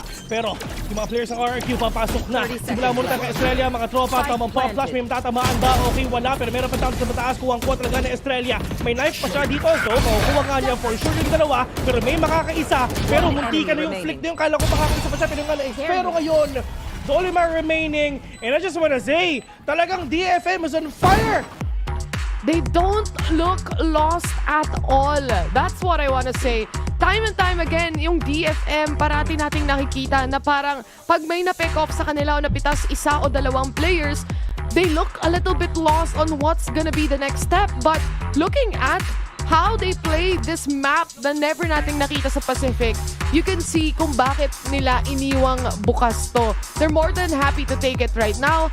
They are looking really good, especially yung mga clutch player nila dito. The shots are connecting, everything's just connecting. I'm actually parang thinking na Bessie, open pa ang thought na baka mag-game number 3 Definitely. Oo, malay mo talaga mag-game number 3 pa itong mga tropa na to. So, if ever na ganun nga talaga mangyayari, hindi na kami na maugulat nga. Pero, if ever ma-2-0 to ng DFM, Diyos ko, RRQ, kailangan yung gumising na. Kasi nga, yung pinapahirap dito ng mga players nga ng DFM is, kumbaga, new and improved silang lahat. Kasi if ever compare mo, ang performance nila ngayong taon, comparing dun sa last year, ibang-iba, sobrang ibang-iba talaga ang DFM. They came here sa Korea to win. Napaka-crisp din ng mga shots na nagmumula sa mga players natin dito. Sina Moore, sina Xfero, sina Estrella for example. And then you have a crazy good jet like May and Anthem na nakakapitas pa. Yung mga shots ni Neth, yung mga burst damage niya na nakakadalawa pa. So, pumapabor para sa side ng DFM to, pero not too bad of a scoreline kung gusto mo makahabol para sa side ng RRQ naman. Pagdating dito sa RRQ, sila na ang papasok. Itong RRQ, itong classic composition na to is actually parang for defense to eh. Pwede talaga eh. Kasi pagdating nga dito sa offense, sa attacking, ang hirap pumasok. There's no one actually that can dash inside, that can actually slide inside like Neon or anything, or probably dash like Jet nga. So lahat sila literal na magre-rely dun sa heavy utility usage nila. Heavy utility composition, rather. And when it comes to utility, will they check yellow here? If they have to. Yung Dizzy, nauna na. May kasabay pang flash out yan. At kaso nga lang, Jemkin, makakapitas ng isa. That sees to go down. It's a 5v4 right now, but Neth just holding on to his position. Nakikipaglaro lang din si Anten dun sa mga swings niya. Kaso nga lang, the swings will not connect, and instead, RRQ has the space to plant. 4 versus 1, May the only man. Spike Meron pa rin siyang Sheriff dito, so pwede na siya makabawi dito kahit papano. Monyet, 1 bullet na lang siya dito. Ito sa side ng RRQ, you have a lot of utilities, yes. You have a lot of information gathering and scans as well. So you need to rely dito na lang sa aim mo, Bessie. Yun na lang yun. Ang importante, makikita mo, aim yan, makikita mo kung nasan yung kalaban mo, oo. At ang gagawin mo na lang, babarilin mo na lang sila. Indeed.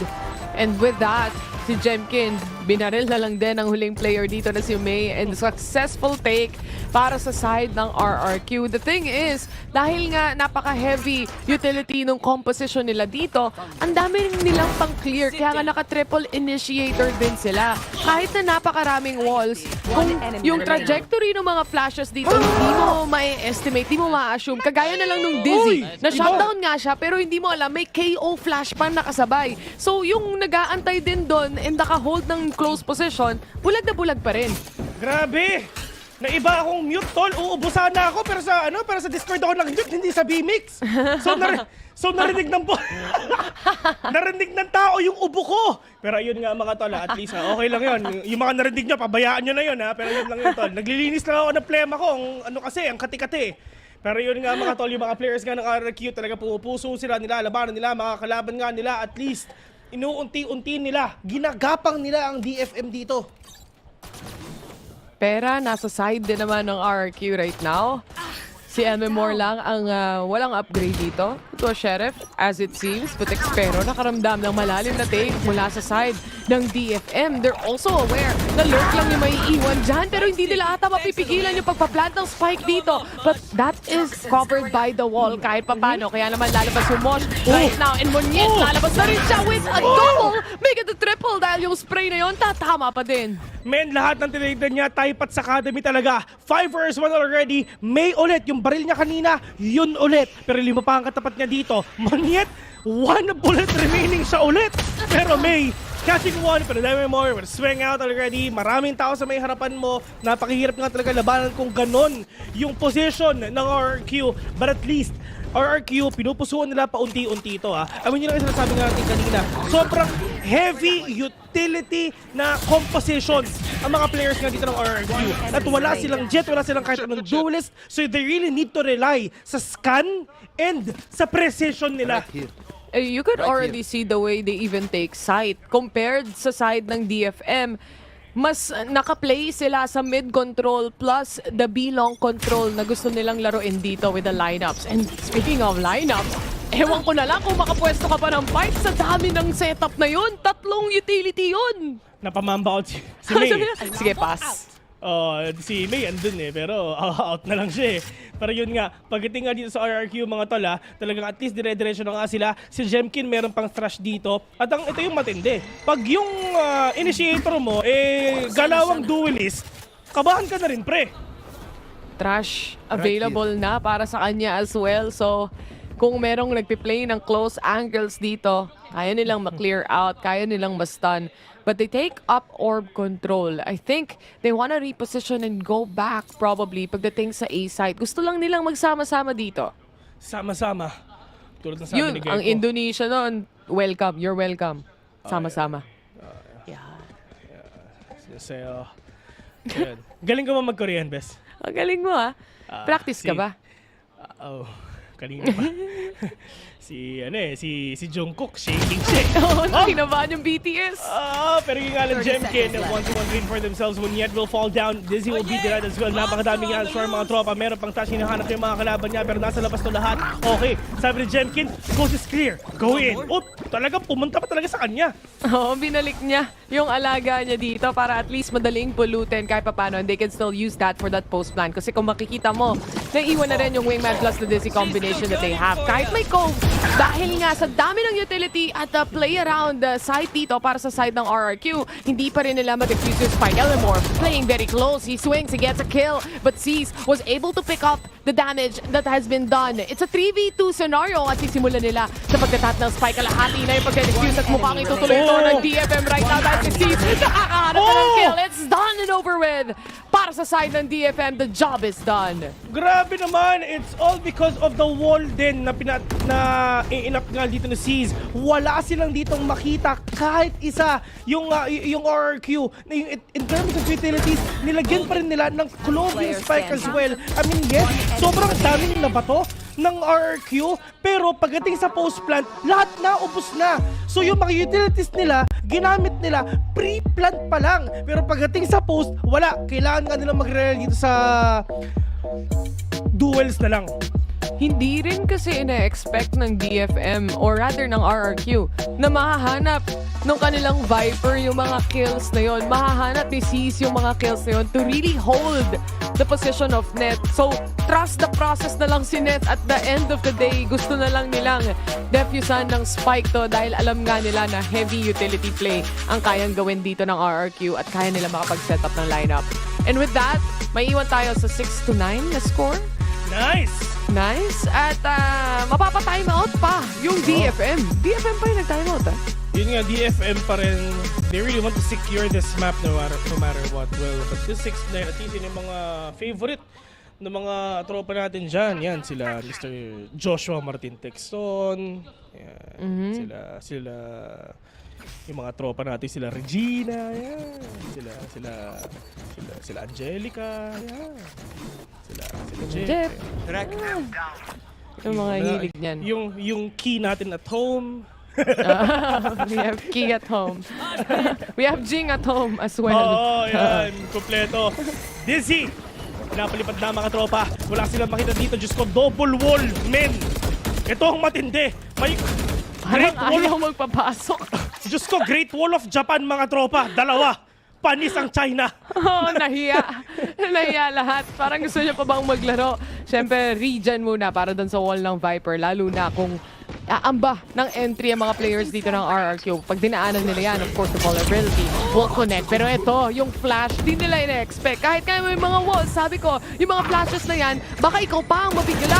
And with that, the Dizzy connects perfectly as well. At mula sa taas, shutdown malala para sa side ng RRQ.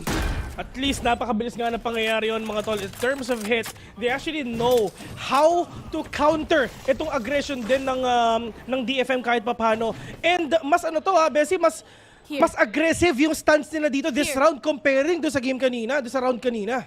True, they're also getting comfortable as well. At May, spotted out pa siya nung turret. At with the shorty, kailangan niya mag-play up close, very, very close, if we are being honest. At hinahunting na siya ng mga players na natitira from the side of RRQ. And maybe, he gets a kill here. Dahil low HP na nga si Elmore. Nagkaroon pa ng Vandal and pwede pa siya makahanap ng mas marami pa. Exit frags for the side of May. They know it already. Nasa mid nga siya. Xfero nasa may gitna pa. Are they gonna commit? Here, gumugusto kayo kay May, ha? Wala, gumugusto. Nabigyan tuloy. 7-9. And doon sa timeout ng DFM, nabigyan din nila ang oras ng RRQ para makapag-usap. Uy, thank you, sabi nila. 9-7. Hindi nagkakalayo, actually. And gaya na sabi natin kanina, di ba? Kahit nung first half nga, 8-4. Especially kung mapapanalo mo yung pistol, napakalaking bagay. And RQ did exactly that. Kaya napunta tayo ngayon sa 9-7. Hunter's Fury available na para kay Elmore. Ganun din naman ang knives ni May. Nalalabas niya rin ngayon dahil shorty lang ang puhunan niya for this round. Will it connect? That's the question. Dahil maagang Hunter's Fury ang nilabas nila dito pero hindi naspatahan si Anthem. Ang kaso nga lang, they will have net go down. And right at the moment, sa side nga dito ng RRQ, at least yung main smoker ng DFM wala na. Yung isang smoker yung gumagawa ng wall, talagang tostado na. Pero ngayon pagdating nga kay May, medyo uma-advance nga rin sila. Pero Rico for close, Diyos ko, may DZ pa lahat na. Sabay-sabay mga tropa, may flash pa. Isipin mo, DZ ka na flash ka pa, so double flash na. Pero pagdating naman dito kay Jelfish, na kayo natitira, dalawa pa katapat niya. May gusto na kaya sa may 2M mga tropa, nagpakita nga siya. Pero he's gonna go down already. Pero yung wingman, okay, trabaho lang. Pero si Sis, gonna run all the way sa likod.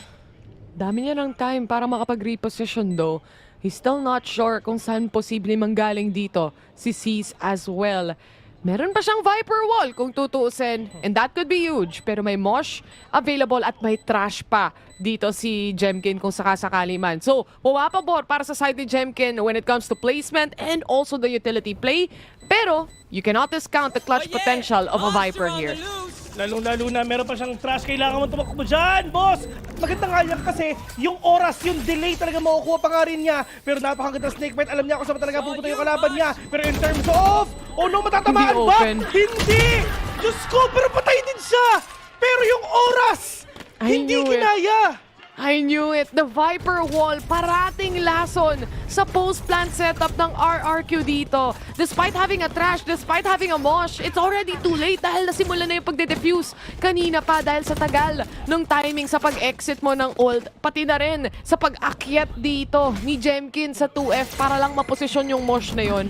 Sobrang nakakatakot yung Bessie. Kitang-kita nila. Alam nga nila kung paano nga solusyonan to. Pero, like what you've said, yung Viper Wall talaga ang isa sa pinaka-lason para sa kanila. Lalong-lalo na yung time na napakadaming nangyayari kanina. Tapos with the Viper Wall already, it's just a DFM. In terms of utility, na-outplay nila ang RRQ. 2 rounds lost doon sa Viper Wall na yon kung tutuusin. And it could have been a very close match right now, but instead we're looking at a 10-7. Medyo close pa rin naman to, pero syempre, nasa double-digit scoreline na ang DFM. They do have a Viper Spit, an operator even in play. If ever hindi pa panalo dito ang RRQ, ewan ko na lang Sasabi natin sa inyo, yung itong composition na to is better na talagang nilabas nga nila sa defending. Pero dito nga sa attacking, talagang medyo mahirap nga rin talaga. Pero in terms of utility usage, napakadami na. Since wala pa makita, pero magpupush pa sila. Pero meron pa dito mga spit mga tropa.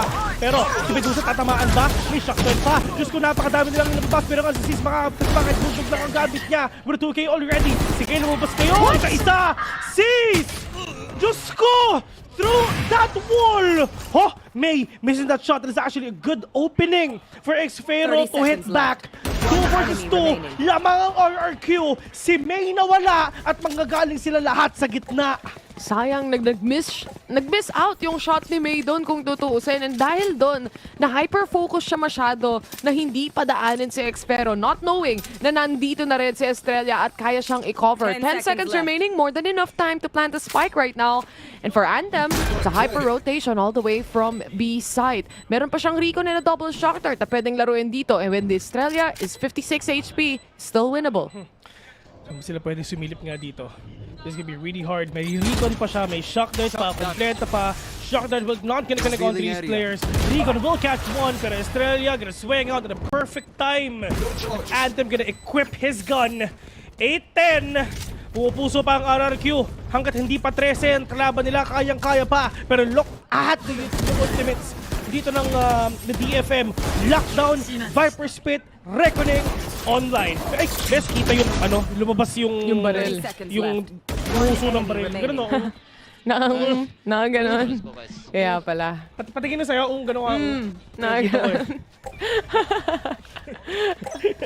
Pero totoo, huling-huli sa akto. Plus, gusto ko naman yung decision making. Yung dun sa shock dart na yun, it's to destroy the utility of Xfero kung meron man nakasetup para sa post plant. But not really sinuwerte dito yung last player remaining para dun sa spot kung saan nagtatago yung ibang mga players. But again, eco disadvantage ang DFM dito. Kung tutusin, close fight dahil din sa walang momentum sa economy. Pero pagdating nga dito, RRQ, in terms of utilities, yung Vipers pa rin sa online. Ito na naman execution nila. Owl Drone, Dizzy, everything, wall up. May on a perfect timing on that Marshall. They will scan one. May one tap to the head onto Xfero. But right now, sa side nga ng DFM, online po yung tatlong sinasabi nga natin, napakasakit na ultimates nila. Pero crowd control it is. Yung Hunter's Fury, wala na. Yung Reckoning, wala na rin siya. Pero pagdating naman dito nga sa DFM, totoo lang silang natitira kasi wala naman talaga silang pera. Pero malay mo, meron pa silang mahanap na kill dito at makahanap din sila ng upgrade. May unti-unting pag-amba, nasa harapan niya lang si Jemkin dito. Pero hindi ka sure kung sino magkakahulihan. Here. Ay nako, hindi natin alam. Jemkin, pag ito bumaril ka sa may kanan mo, promise, check PC. Medusa only remaining. He'll catch 2 though. Pero Monyet, together with Jemkin, at least lamang na lamang sila dito. Spike is outside. May snake bite pa. May nano sword para nga maiwan nga nila. Pero papasok sila mga tropa. Jemkin getting that kill. 9 to 10 RRQ. Pinupusuan nga nila. Ang importante, online pa yung mga ultimation nga dito ng DFM. Yung tatlo. But this time as well, makakabili na rin sila ng full buy. And I think the more rounds that we are playing here, makikita mo rin naman na sometimes it really depends on this kind of utility play. Elmemore, yung Rico niya nag-connect, and kahit na napakadaming walls, napakadaming smoke, once na makonectan ka ng Rico na yan, yung mga pre-fire ng ibang mga players dito, magpo-push through, lalo na mula sa side ni Elmemore na top fragger para sa side ng RRQ.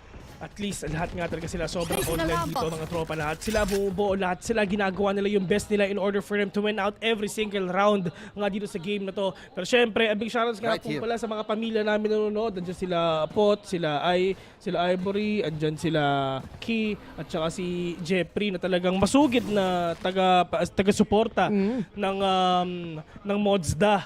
But ngayon...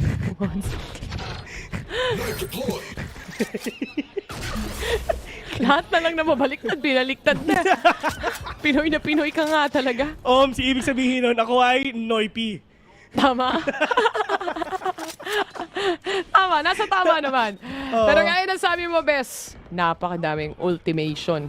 Oo! Ibig sabihin nun, they have a lot of ultimates. Tama. Pero ngayon, pasok na kayo guys, ang tagal ha. Entryhan nyo na. Gusto na naming mag-cast. Utang na loob. TS na TS na kami. Totoo. Nauna pa jersey bago yung laban. Pero ito na si Wingman. Magpa-plant na daw siya. At Reckoning, nilabas na rin mula dito sa side ni Net. At hindi natin masyado nakikita si Net so far sa mga previous rounds. Mukhang napipick up agad siya. Lockdown, nilabas na rin mula sa side ng DFM dito to push back enemy lines. Post-plant scenario na to para sa side ng RRQ. Even ito yung dapat hindi nila matalo. Oo, if ever matalo dito ang DFM, Diyos ko, kakabahan talaga sila. Pero yung shield dito, ng Cove wala na. Hindi pa nila napaplan yung spike, hindi pa nila defuse mga tropa. Monyet kalawang dito, lapit siya! Grabe naman si Monyet, pare! Diyos ko, si FPJ nahiya! Bumangon si FPJ para panoorin tong laban na to. Tandaan nyo yan. Akala mo, nagzipline lang sa buhol eh. Ibang klase, men! Lahat na madaanan, the spray just connects. Lalo na yung flash off din kasi yung killjoy nila dito. At alam nila na yung poison, yung wall ng Viper, isa sa mga rason bakit sila natatalo sa post setup nila. At pinush na lang nila, which is actually a really good decision coming in from Monyet. At saka, hindi lang yun meron ding harbor wall eh. So, Diyos ko, dalawa yung makakatapat mo, dalawang wall, pasukin mo na lang. Kung kaya mong tibagin mo na lang.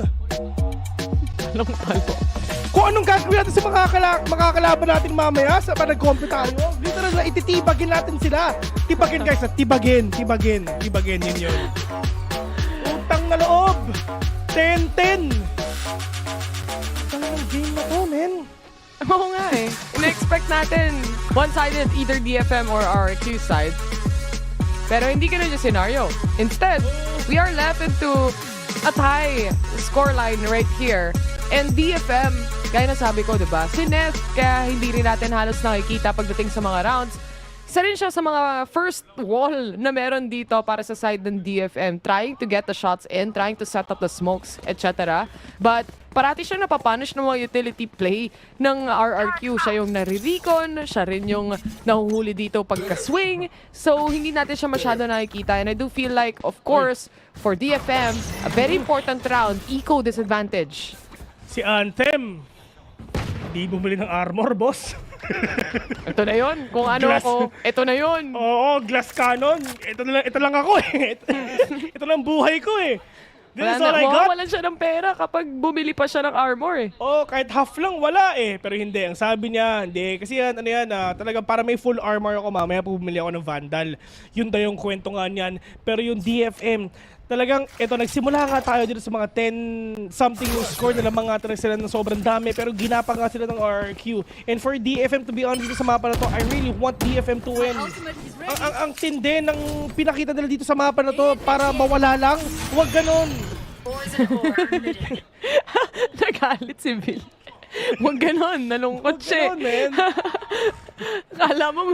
Kala mo siya may-ari nung team. 10 to 10. May pinaglalaban pa siya, pero may pinaglalaban din ang RRQ. Kung hindi, ang space, hindi nila i-deny yung pagpa-plant ng spike dito. Walang problema dahil yung nade ni Estrella tatama rin towards May. Basag na yung mga traps, tinap na yung spike, labasan na ng utility mula sa side ng RRQ. Pero hindi sila nagpo-push out this time. Alam nilang fake. Saan ba sila pwedeng sumilip dito, Bessie? Yun ang tanong. Levymore will catch one. It's all up to Anthem. Pero yun nga, walang ka-armor. Pagka-wall bang type at sa academy agad. And for the longest time already, after 21 rounds, lumamang na rin ang RRQ. Tagal nilang inipon yung puntos na to. Tagal nilang sinusubukang bumawi. But again, if you don't have that kind of momentum sa economy side mo, you just lose 1 point, you just lose 1 round, then it's gonna be much more difficult. Kahit na may anti, or rather may flank silang nilalabas dito, kanina pa si Xfero na may anti-flank as well. Even on the lurks, kahit na nakaswap sides pa, he always makes sure na merong nakaabang dyan at merong alarm bot dyan. Saan sila pwedeng sumilip dito mga tropa? Kasi lalong-lalo na ang RRQ. Handang-handa na. Medyo nagkakaambahan na nga dito sa A. Pero yung Spike Just Go nasa may garahe pa. And Jemkin hawak-hawak lang nito mga tropa. And for the side nga na ginagawa nga ni Jemkin, at least ngayon na medyo naglo-lurk nga siya. Nag-aamba siya dito. Pero nasa kanya pa talaga yung Spike ha. Tibay mo pre ha. Tapang ang puhunan. At tapang pre. At tapang. At saka makikita mo naman RQ's sitting pretty pagdating sa kaban nila dahil marami-raming pera itong RRQ. Paldo sila. Ay, grabe. Naol. May grabe yung wealth nila, Bessie. Oy, nag-cast ka naman ng artista, di ba? Oh! Wealthy ka din. Panagkas ka talaga ng mga artista, ng mga celebrities. Paldo ka talaga. So, ikaw, friend mo na si Josh Cullen, di ba? Panis, pag binenta mo yung account mo, mas mahal kasi may tropang artista. Pero ang tanong kung makakalaro mo ba?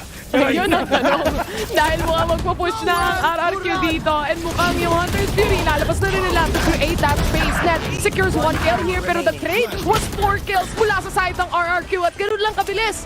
Nakuha na nila yung match point. Just ko, man, literal na they really swept out A for them to win that map. And for the side of RRQ, at least mas nagiging comfortable na nga sila sa lahat ng happenings dito sa game na to. Kanina, Jemkin, umaambang ko ng B, hawak pa niya yung spike na yon, and buton talaga hindi nga siya na pitas dun kanina. But at least, yung mga players ngayon ng DFM, kanina sobrang nag-iinit sila. Pero ngayon, struggling na. Wala pa silang pera. You see my aim? Yeah! I see your aim, literal. But it was really the aim duel that won that round para sa side ng RRQ. They had the null command. So talagang raw firepower yung dala-dala ng DFM dun sa round na yon. And natalo sila sa lahat ng aim duel yun ng mabilisan as well, leaving them with a little bit cracked of a gun by here. Pero ngayon mga tol, RRQ, nakakita nga na isa pero may dire-diretso na ang mga tropa. Pero Diyos ko, yun lang! Yun talaga bumubuhat sa kanila, yung paano wala. Pero si Anthem babawi naman daw siya. Card guardian lang ang gamit niya, puso lang daw ang kailangan niya. 3 first for already. Yung mga players ngayon ng RRQ, they have no idea kung saan talaga sila pwede nga sumilip dito. Pero hindi pa naman tapos to. Yung dalawang players ng RRQ, it's just them na kailangan nga makapitas dito. Pero pwede mag-ingay si Lemmy Moore para makaikot nga si Xfero. Rotation is there. They have no clue kung nasaan si Xfero dito. Wala rin nakatingin so far, Bessie. Nasa baba si Anthem, pero hindi na makukuha yung kill. And now the reset mula kay Xfero. Si Neth pa rin na makakahanap niyan. With 5 HP remaining onto his name. He tries to stay alive. Pero yung huling player ng RRQ, mamba out. A-site tayo para sa plant. Okay, ito. 2F daw, sabi niya, para mas madali. Recon later on. Wala siyang shock dart ngayon, 10 seconds for that recon, pero he really needs to force that 1v1. Kailangan niya umadvance dito kahit papano. Si Medusa ata ang una niya makakasalubong ko sa Kaliman dahil 5 HP na lang si Neth. Pero inaantay pa nila. Nagki-clear pa sila ng corners. May recon available na at si Medusa with a full HP at least punishes Elmen more here. We still go one more round. Isa pa. Ta-timeout pa. Ay ano pa ata? O OT pa ata, Besa? OT! Hindi natin ka talaga mag-OT kasi may reckoning si Neth eh. Check natin kung merong ultimation ng RRQ dito. Mamaya. Ngayon na. Maya ulit.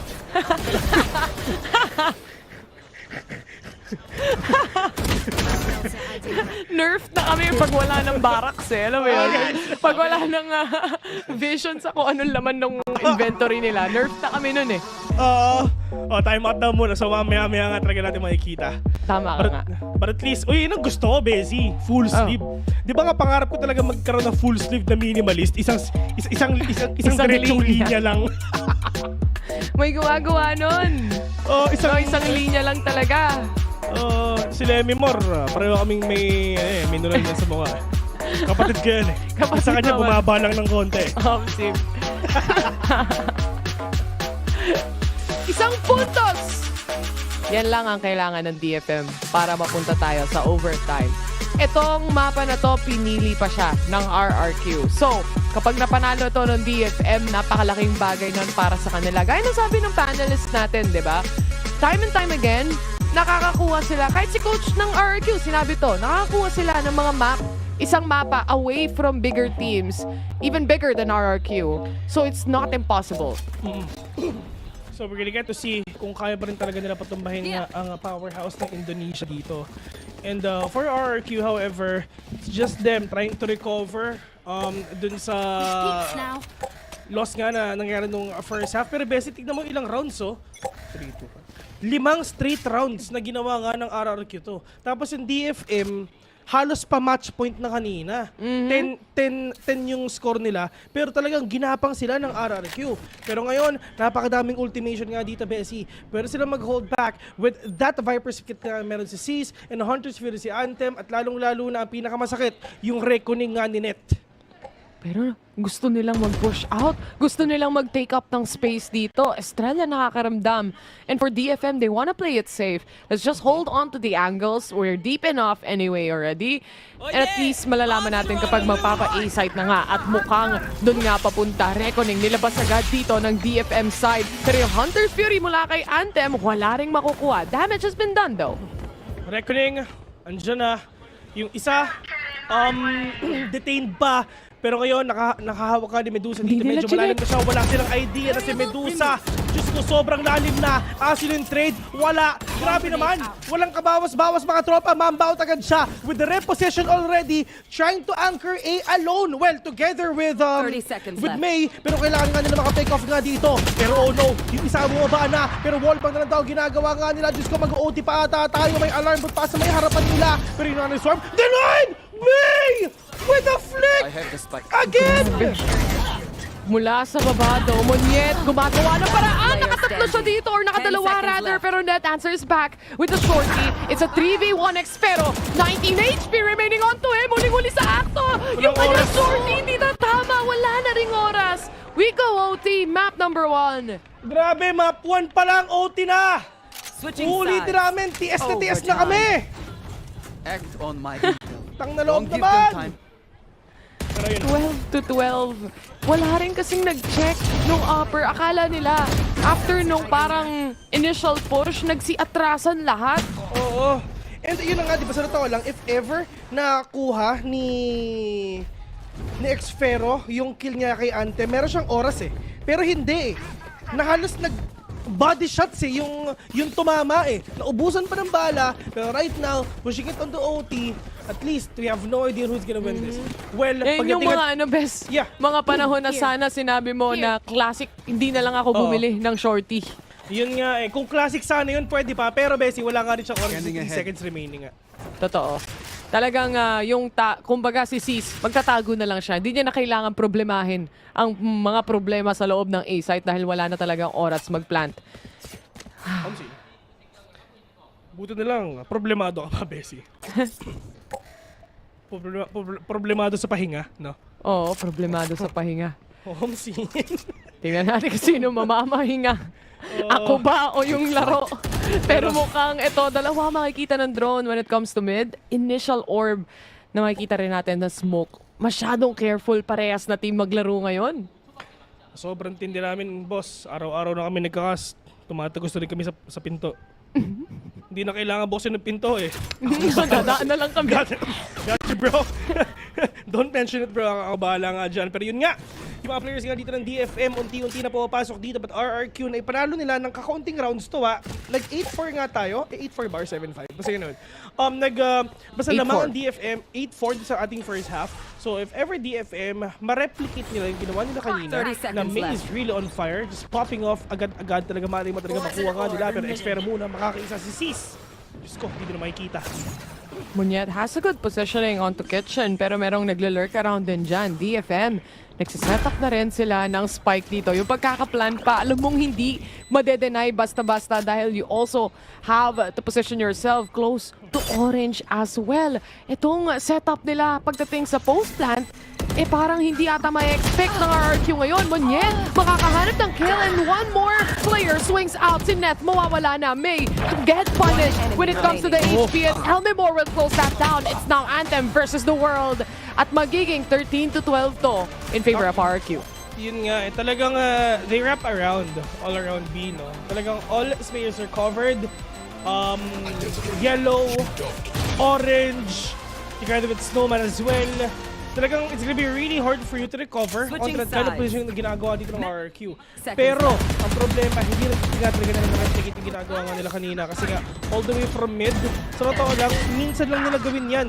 Lagi silang bilong, lagi silang pure A main, nag-mid to A nga sila kanina. Pero, itong mid to orange to B, talagang minsan lang din talaga nila ginagawa. Pero nung ginawa nila, Diyos ko, dun pa sila nawala. Importante din kasi yung magiging lurk sana ni Sis doon. Pero nakita mo naman na spray down lang din siya ni Xfero through the smoke. Kaya huling-huli din sa acto yung magiging lurk sana niya.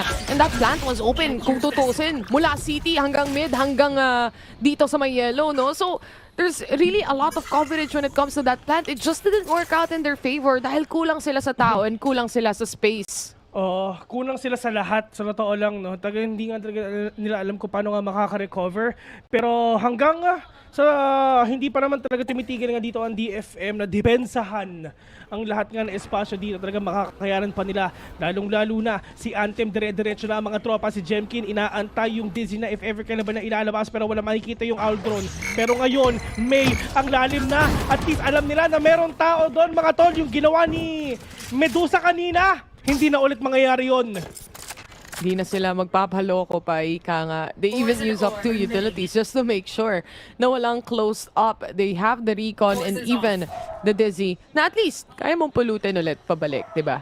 And this is still a complete set of players that we're looking at anyway. But the wall being set up mula sa side dito ng DFM right now, walang makita ang RRQ kahit sa angle. Yun nga, saan ba sila pwede sumilip dito mga tropa? Yung shorty ni Net, andyan na hawak-hawak na niya. Pero ang problema yung isa nag-whip pa, pero may pupusuan niya lahat. Ang makikita nga niya. Pero 30 na lang ang HP nga ng isa. Pero 11 times kailangan na makapasok. Pero si Medusa nasa may kaliwa pa nila. 1 versus 2. Lamang ang DFM. May recon pa sa harapan nila. Si May nag-swing. Wala siyang oras. Wala kang oras, kapatid. Isang OT pa. TS na kami.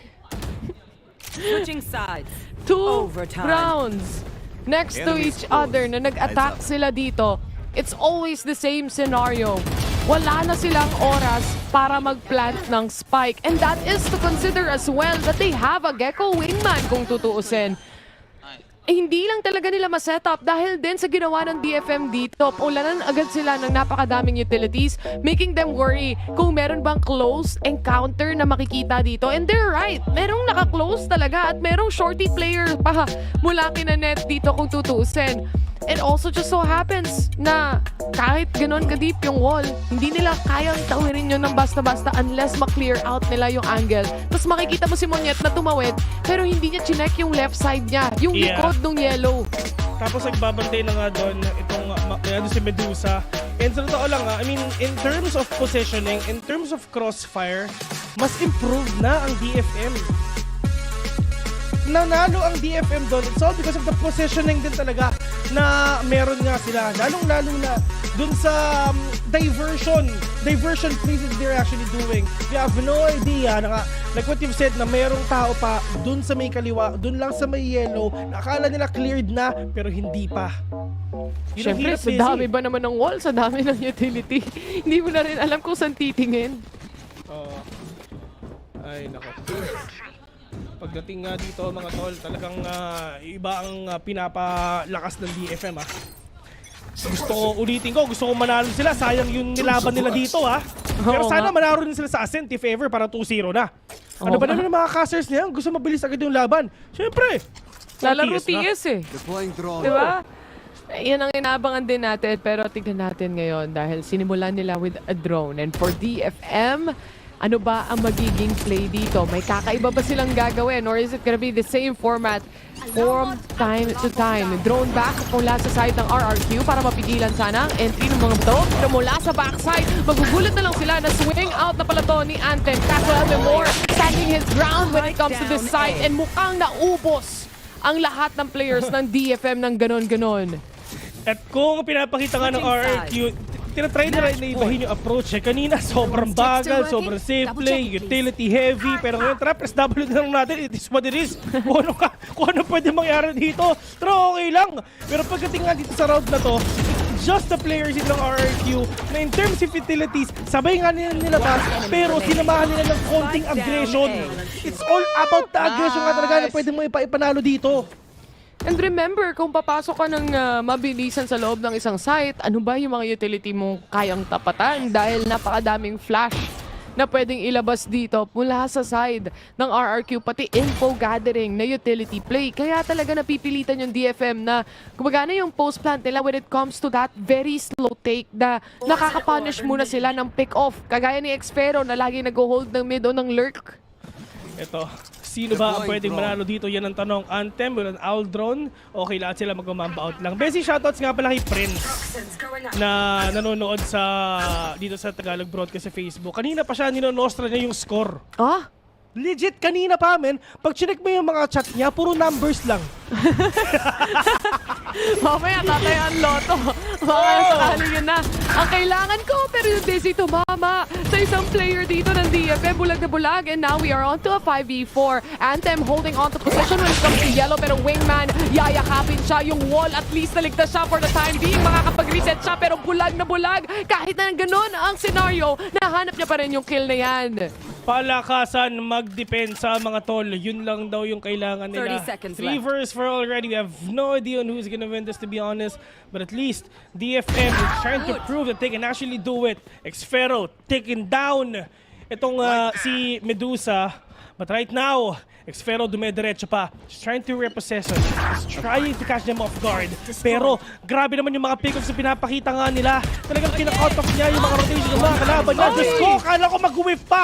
Nilabas yung shorty. Nakapitas nga ng isa. Oh no, si Cece lang dito na hindi pa tumama. Yung trash, makakukuha pa ba niya? Sabi nila, wag na kayong sumilip. Huwag na kayo sumilip kasi baka may isa-isa pa tayo. Antayin na lang siya. At yun na nga, Xfero will get the final kill. 1-0 na. Finally, hindi sila naubusan ng oras mag-plant ng spike pagdating sa round na yon. They won every aim duel.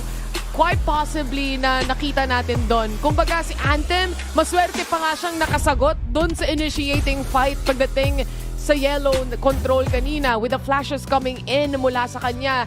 And it's just difficult to really go up against a double flash combination plus a recon plus the shock darts. There's just a lot. Pero to consider, this is such a close fight sa dalawang teams na to.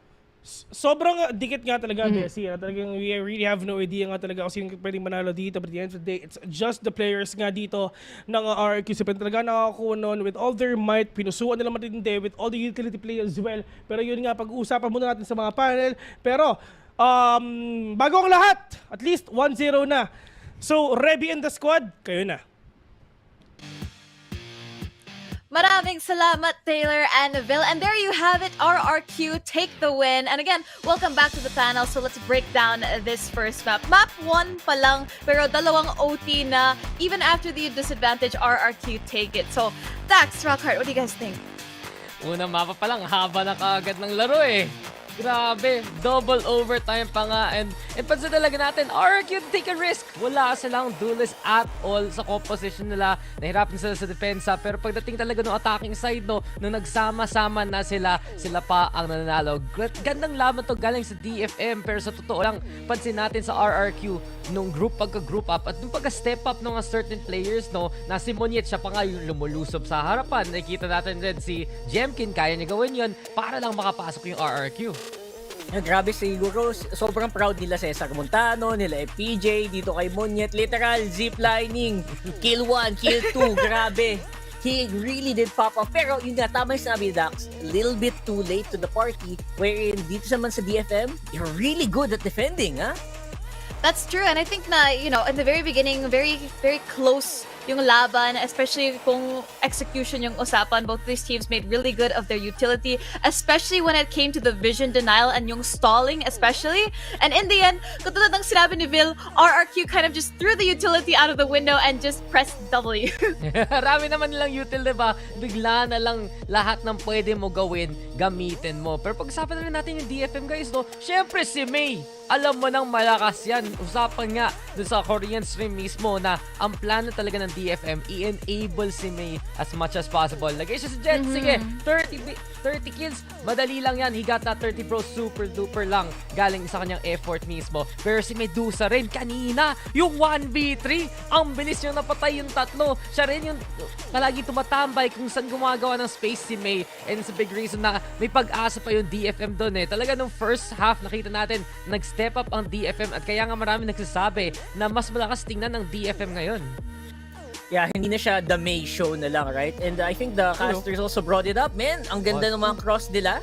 They're able to really bring it down. As you can see, hindi na May show. They're always somebody who's trying to pick up the pace, pick up the slack, diba? And that's why DFM did a lot better. I mean, obviously they still lost, pero napa-OT nila. That's right, and it's not just Medusa. You know, we also have to think about Anthem as well kasi ang ganda ng setups na ginawa niya and the trades especially, you can see dito sa highlights natin, all the members of DFM kind of just parang ang ganda ng, if there was a reverse domino effect, the way that they fall into these fights on that Icebox just felt a lot more in sync compared to what we've seen before. After May falls, it's Anthem, and then you have Medusa there to clutch out a lot of the crucial rounds to make the difference. And siya talaga yung reason for why DFM stayed alive for so long. But again, yung momentum shifted to RRQ when they moved on to that attacking. But at the end of the day, RRQ takes it. But now, since we're going to be moving on to Ascent after this, how do you think these two teams are going to play it out? Ang gusto ko na makita sa RRQ, please, mag-duelist na kayo. Naging problema to ng RRQ eh. Pagdating talaga ng first half, sige, ang ganda ng utility top nila nung na-realize nila. Pero ang awkward pa rin, ba't yung Viper, yung nag-rope paloob? Ba't yung Gecko nakikisama sa wingman niya? Kaya yun yung naging issue ng RRQ, diba? So sana mas standard yung comp na nila pagdating nila sa second map. Yeah, for sure. I feel like as in Ascent here, obviously, mas hindi na pwedeng one-man army talaga. You're really gonna have to utilize the picks here, especially on going into a site. Kanina with DFM, they were actually relying really, really highly on the first kill, the first blood potential nila. And they were really, dun sila nakuha talaga ng rounds. And here, I think they will have a lot more leg room to do that as well. I think that playstyle nila with the way that they kind of follow up on one another. I'd say for the RRQ naman, I feel like, again, yung problema na Ewok pointed out was that they had a problem with consistency. Now, we did say that Jemkin wasn't the one who was, hindi siya yung nasa spotlight today. It was kind of more on Elmimore and Monyet. So, what do we think? And Xfero as well, because again, the cleanups were very, very good coming from him. And I think na for Xfero, a map like Ascent is perfect from him. But since we do want to see the duelists, do we think that they're actually going to adjust to that here? Kasi sabi nga ni Ewok, we are going to be experimenting with new compositions this time. Medyo kung hindi ka mag-duelist dito sa Ascent, ewan ka na ginagawa mo. It'll be crazy to think they swap over from this I dare say basic composition na sila eh. Kita mo, tatlong beses na nila rinan yung KO at yung Sova together. You already have an incredible Sova player in Elmimore. Kita rin natin, Estrella has gone back into that initiator role kasi si Monyet na nga ang nakapasok dito for that controller, and I wouldn't be surprised to see that kind of setup. Pero doon sa kabila DFM, nakita natin effective yung double one nila to a point kasi aasar sila sa Viper dito. Mukhang gusto nga nila mag-raise dito ngayon, and I wonder kung paano nga yung magiging matchup. Tatapatan ba ni May si Jemkin ng Jet o pabalik pa rin sila? Gusto nila laro nila last pick? Raise is a big question mark. We'll have to wait and see if that comes in for sure. Yep, for sure. But I mean, we did see super powerful. Ayun. Wala. Oy, welcome back. Welcome back. Ito yung nag-point ka, ito post mo. Okay. What the heck was that? Anyway. Cliff notes, summary.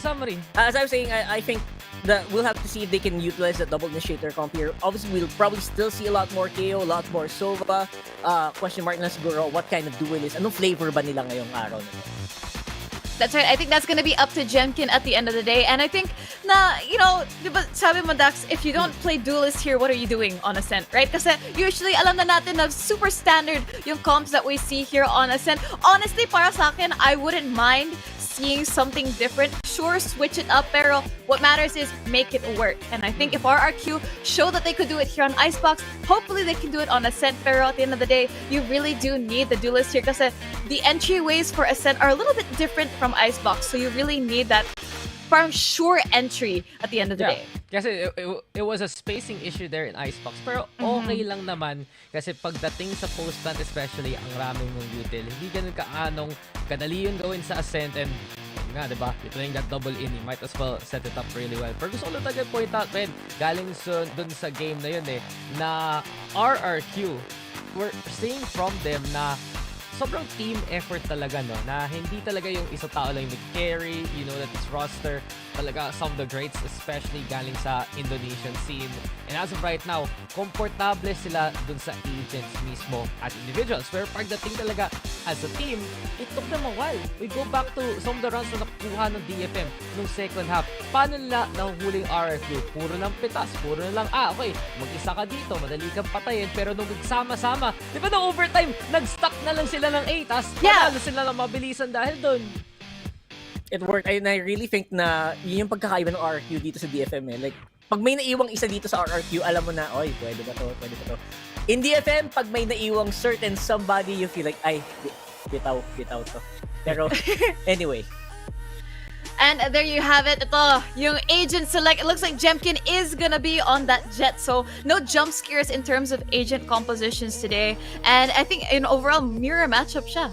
Oo nga, DFM yun nag-adjust dito. Dati pinatry pa nila yung Viper with a few nurse though. Baka mas mahirap rin. And we've seen from DFM, focus talaga nila yung fundamentals in between split 1 and split 2. Yung mga ginawa nila ng Icebox, strong naman yung fundamentals ng mga peaks. And if you're playing something to standardize on Ascent mismo, might as well try to make those kind of plays. So talaga, big matchup, May versus Jemkin dun sa Jet mismo. And not only that, I think sobrang crucial din ang magiging controller matchup natin between Seas and Monyet. Monyet, obviously, iba yung mindset niyan, playing in from so many different roles. Mala-duelist din talaga ang galawan. So I wonder if Seas can actually overpower this with control, or will Monyet really come out on top? Definitely hope so. I think I remember Monyet on his Paper X days. But it looks like it's time for our two teams to head on over to Ascent. So ipasa na natin sa ating mga casters, Terror and Bill. Game number 2, mga tropa. At si Phil lumipat na. Nasa kwarto na siya ni HG dahil oras na para either matapos tong series na to at mag-TS na o mag-gain 3 pa. Bes, nagpalit tayo Ikaw pa ang nakasalamin. Oh, Ano yung nasa mata mo? Ano? Naglagay ka ba ng ano? Ano tawag na? Eyeshadow? Oh! Wow! Nagka-eyeshadow ka na? Thank you. Thank you. Sorry Yun lang ang napansin ko. Ang tagal na nating... Hindi, yung sa'yo may pekto may pekto Hindi. sa'yo. May Nandito kasi si yung ganun. HG. Wala kasi siyang trabaho. Kaya, ayun, hindi siya na busy. Inistorbo ko na. Minsan lang maligo. Kaya, okay na. I guess naligo pala kami. Sarap sa feeling ko na pala yung pakiramdam pag yung tubig na dumadapo sa katawan mo. Ganun pala yun? Oo. Pero yun nga, ibang klase. Yung mga tropa natin dito sa DFN and RRQ, maglalaban ulit sila. Grabe naman yung Valorant, umpisa pa lang barila na. Sim, matindi-tindi rin to. Kasi syempre para sa DFM, halos na panalo nila yung map pick ng RRQ dito. Pero itong Ascent, sila ang pumili. So, we're expecting a lot pagdating sa side ng DFM right now to really make a comeback happen. Anthem, for the moment, nagbato lang din ng Shocker dito, making sure na walang tatawid agad-agad. Pero with that, paranoia and syempre yung setup mula sa RRQ, nag-aantay na lang yung DFM kailan sila lalabas. At yun na nga, Munyet, at least nakuha niya yung trade. Pero counter paranoia nga ginagawa nga dito si mga tropa para makapasok din sila. Rico will catch one. May shock dart pa. Pero si Estelle hindi nga tumama sa kanya yung shock dart ng kalaban niya. Pero buti ka 2 vs 3 already. Sees will get the head of Estrella. Lemmy Moore, the only man remaining. Pistol lang yung gamit niya. 2 hit yan sa ulo. So medyo mahirap nga talaga. Spike is drop pa. 18 seconds. Yung oras wala na rin. May one-way smoke pa. So lahat ng lasma sa dasma, kinuha na niya. Walang bala pa! Walang pambala yung baril niya. And pagka-swing niya dito, syempre magre-react na rin yung ibang mga miyembro ng DFM. Kahit na may one-way smoke yon, pang-delay lang naman para sa side ng DFM kasi alam nila yung kailangan nilang i-hold, yung spike. Sa tingin mo, Bessie, Oo. talaga. Mas okay nang expected mo siya kesa hindi. Mas masakit sa pakiramdam yung hindi mo siya expected. Expect the worst that could happen. Exactly. Expect ko nga best of 5 kahit best of 3 lang ito eh. Expect ko, mag-tech post tayo, 2 oras eh. Wala si Ray, absent. Okay. Pero pagdating naman dito nga sa A, napakadaming utilities nga talaga ang binabato nga nila. Pero sabi ni Estrella, akin muna yung orb para mas madali yung pagpasok nila. Null Command, ibang klase, of course, para dire-diretso lang sila. Kasi, well, utility heavy din naman dito ang DFM. Sige ko, RRQ. Mirror match nga eh. Mirror match nga yun nakikita natin. Pero finally, si Jemkin bumalik na dun sa kilala nating Jet siya, diba? So, baka dito, at least mag-perform siya ng mas mataas kesa dun sa first game nila. But with that outlaw, alam naman natin one-hit delete yan, lalo na kung eco round mo pa rin. And right now, May onto that corner. Nakita yung isa, nakita yung dalawa! Lahat! Lahat ng condition kay May. Isa-isa sila ng rumampa. 1 vs 5, Lemmy Moore na naman ang sumpa. Op. Sana naman natira eh, no? Hindi ko alam. Pati siya natatawa na rin eh. Siya na lang ulit ang alay dito. Inispray na lang. Mabili daw kayo ng RRQ bundle. Best pag ito na-clutch ni Lemmy Moore. Libre kita mamaya. Sky's the limit ulit. Sky's the limit. 30 seconds left. Kahit Ferrari. Sayang. Kahit nyek pa. Abibas. Pwede rin. Pwede rin. Kahit ano pa ba, mga Pensonic, mga gano'n. Pensonic. Pwede. Yan, lahat natuturo ko. Kaso, unfortunately, hindi ako malilibre ni Vil dahil magandang na-close ng DFM to. With a 4-kill pagdating kay May. Game 1 pa lang sa Icebox, medyo nagwawala na to. Actually, kahit kotse pwede. Mishu Bibi, pwede rin. Pwede rin eh. Ito na nga. Wala na akong maisip. Last na yun. Last na yun. Back to the game. Mamaya na lang ulit. Ay, nako, sarap talaga mag-joke, lalo na pag medyo matagal yung laban. Nakakabis maglan. Lalo na default setup itong mga players natin. Pero yung flash, wala silang makikita dito sa tinitake nila ngayon. And towards A, papupunta. May control sila sa A main, may control sila sa 3. At nawala na rin dito si Net. Yung dalawang nag-aantay sa loob. Eh naparanoia pa. Mapapatiti yung isa pero Medusa, hindi niya na alam kung saan nga ba titingin dito. Dahil Monyet plus the combination of Jemkin na nakapaligid na. 2 versus 4 already. So this is gonna be really difficult for May and Han kasi nga pareho pa sila sa heaven. So wallbang na lang talaga ang gagawin nga nila. Anthem at least one is down. First two, Anthem will fall down. May hindi na pa si short sila but damn is not enough for him to take down one. Ito sobrang kawawa ni Medusa amin. No charges. Dalawa yung nakita niya. Ilaw at dilim. Ilaw at dilim. yung flash at saka yung paranoia. Men, promise! Kawawa talaga, men! Ilaw at dilim nakita niya doon. Tapos pagka-swing mo, kalaban naman.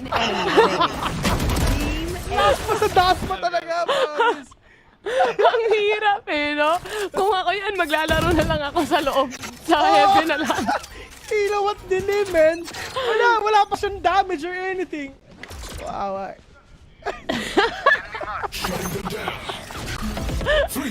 Uy, tatlo. Nice. At least mapipilitang umatras yung iba sa mga players ng RRQ dito. At tamang jump pick lang, may operator na nga agad si May dahil ang dami niyang kills na nakuha dun sa first 2 rounds. Malakas talaga si May. Lalaro na yan Pero yung mga players nga dito ng RRQ and DFM handang-handa na rin sila. Pero pagdating naman dito mga tropa, ito na yung knife. Will catch one. Parang naman nalakitan nila. At pagbuklat ng mata nila, patay na sila. 3 versus 3 already. Wide swing onto RRQ. Anti-Medusa. Hindi naman si Medusa, pumunta na lang sa kabila. Ayoko na dyan. Lagi na lang bulag pag nasa A-side. Mapapa-shades na ata ako dito. Si Elvimore nakaisa pa. At si Medusa. Ay na, tatabi ko na lang tong Odin ko. Mamaya na lang, magbibi na lang ako. Mamaya na lang, boss. Kumbaga, itong panahon na to, sineseminar niya na yung mga kasama niya. Guys. When they go A, don't play close. Home sim. Kasi ang galing nila mag-combi Yun nga. I mean, sabay-sabay kasi of course kahit yung suppress, yung recon, tapos yung paranoia, alam mo yun, talaga it's gonna be really hard for you to recover onto that kind. Pero yung Odin, wala na. Nahanap na Xfero kung nasan siya. 2-2 already, DFM. Talaga pumupuso na rin dito kahit papano. Pero, mag-i-A ba sila? Ayan, bina. Ano na sila? Natuto na sila. Ika nga. Diba?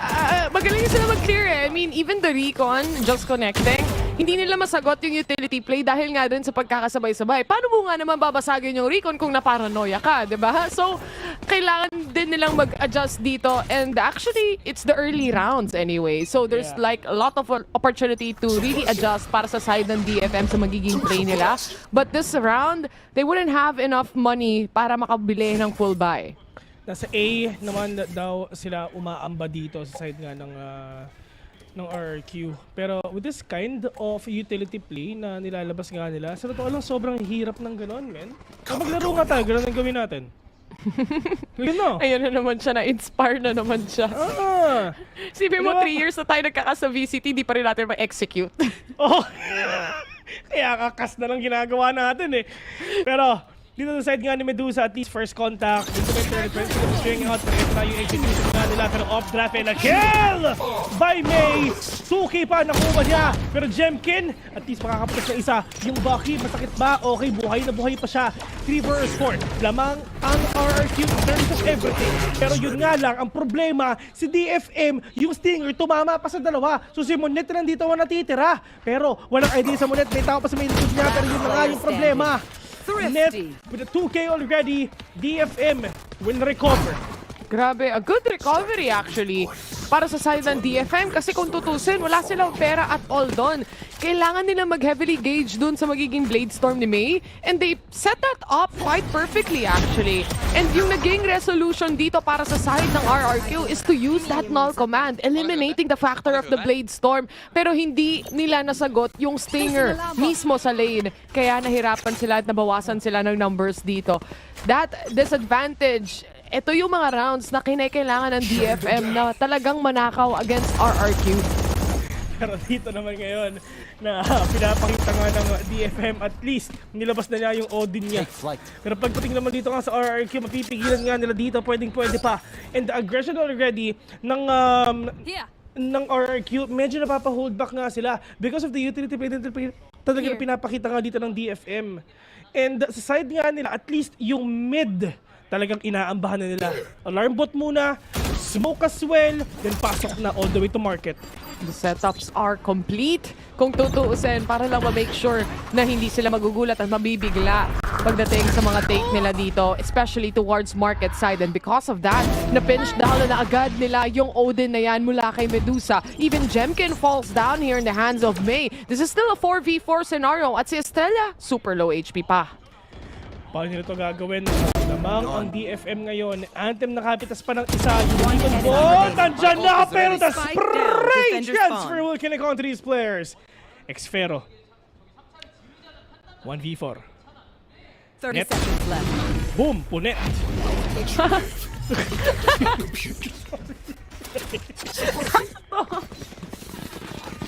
Nasa tama naman. Nasa tama naman. Saan pala?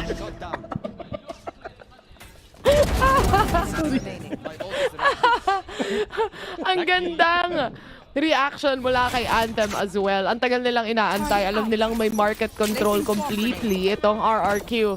They made sure na hindi basta-basta na matatawid itong CT side nila. I do think na wala na ring setup na kayang gawin when it comes to the flashes pagdating doon sa CT. Kaso nga lang, Anthem is just better when it comes to the aim duel at that point. Okay, walang playing close sa side nga dito ng DFM ngayon. Sila nasa labas lang, paranoia. Okay, pinasukan na yung outdrawn mga tropa. Pero makikita ba na yung mga kalaban nga nila. Pero ang problema, si Estrella sobrang struck na. Diyos ko, si Hannes sumama pa. Okay na eh. Nasa ka na eh. Buhay ka na pero bumaba ka pa. Pero Monyet, dire-diretso. Stinger, right-click na, nag-classic talaga, nag-connect pa. Xfero, spray and pray. Pero eto na, may operation na siya. Ito na.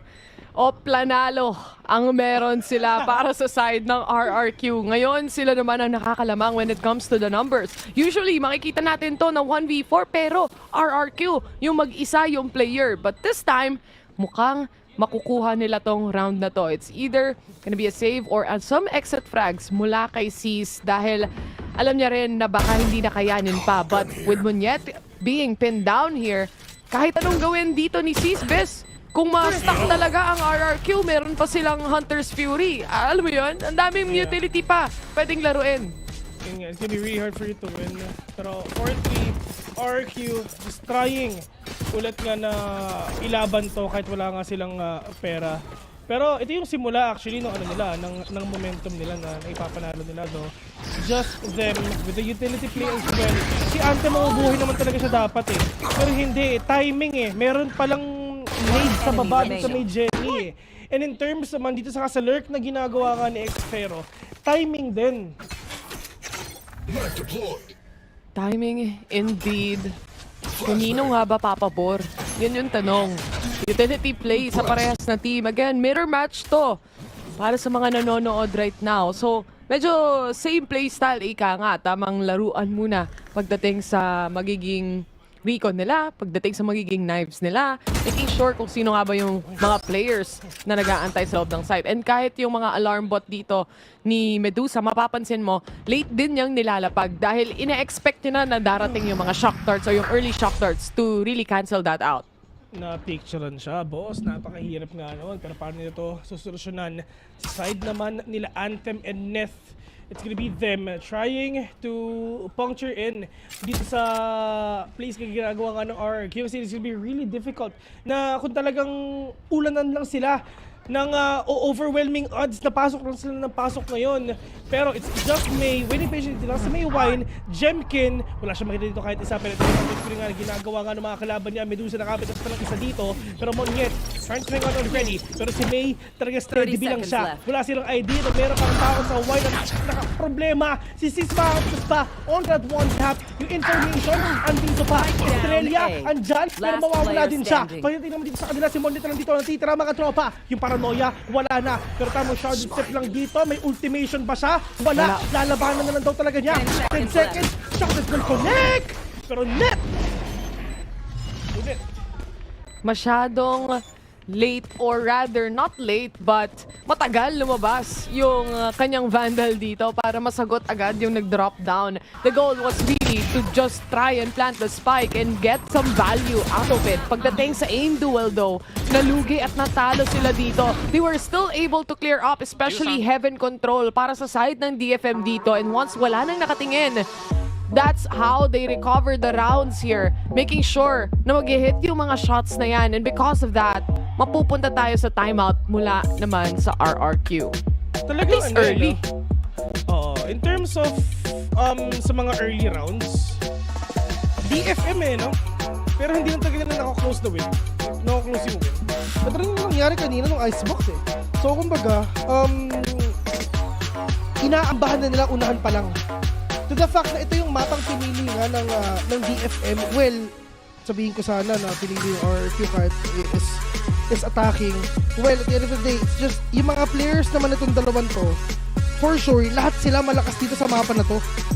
Men, walang mahina sa mapa na to. Men, lahat walang malakas mahina dito. sa Ascent, indeed. Default map natin, buong mundo, literal. Alam mo, kapag nagba-Valorant ka, Ascent, memoryado ng lahat. And same goes, especially sa mga pro teams natin. Kita mo naman, di ba, yung mga local teams, for example, na nagse-semi-pro o kaya nag-mature. Ascent ang usual na lumalabas sa mga map pick din nila kasi nga, dito, foundation ang puhunan mo. Kung tatama yung shots mo, kung may tutok ka, kung maganda yung yung mga utility play mo, you could definitely win the rounds. Paano mo kaya babaguhin to mapa na to, no? Kasi fair fight siya kung tutuusin Kumbaga para siyang dust na fair fight din talaga. Pero yun na. Huwag niyo akong awayin guys, yung mga pro player dun sa Korea, sinasabi din yung mga larong yun So ayun. Alikabok na lang, alikabok. Alikabok na lang. So yun. Yung pangalawang alikabok. Alikabok 2. Alikabok. Alikabok squared na mapa, di ba? So default lang talaga. And with that default, waiting patiently, yung mga members ng RQ dito, nakakatakot lang kapag nag-swing sila ng raw dito, operator ang makakatapat nila. Ito, papasok na. Drone. Drone muna, hindi kayo pwedeng mag-dry pick dyan. Pero okay, better. Nakakaramdam sila. Okay. Maganda yung position, pero we really want to confirm, pare, kung meron talagang tao doon. Tara, drone na nga. Pero Anthem, just go si Gentil Tostado, Shorty, at least SL naman nandyan. 4 vs 4, 1-to-1 trade. Sabay-sabay na pagpasok. Yan sana ang gustong gawin ng RRQ dito. Pero si May, at least napigilan niya si Elmemore na makapasok completely. Now with RRQ, it's either they have to go out or fight for the site. Tapos mukhang lalabas na lang sila. Monyet, nasaktuhan pa na nagsasmoke dito. Ang kaso nga lang si Medusa mauhuli din ng lockdown. Nag-counteran sila ng lockdown. 10 seconds remaining. At parang mauubusan na naman ang oras ang RRQ. And after that counter na pinapakita nga nila, Bessie, it's just the players of RQ trying to strike back.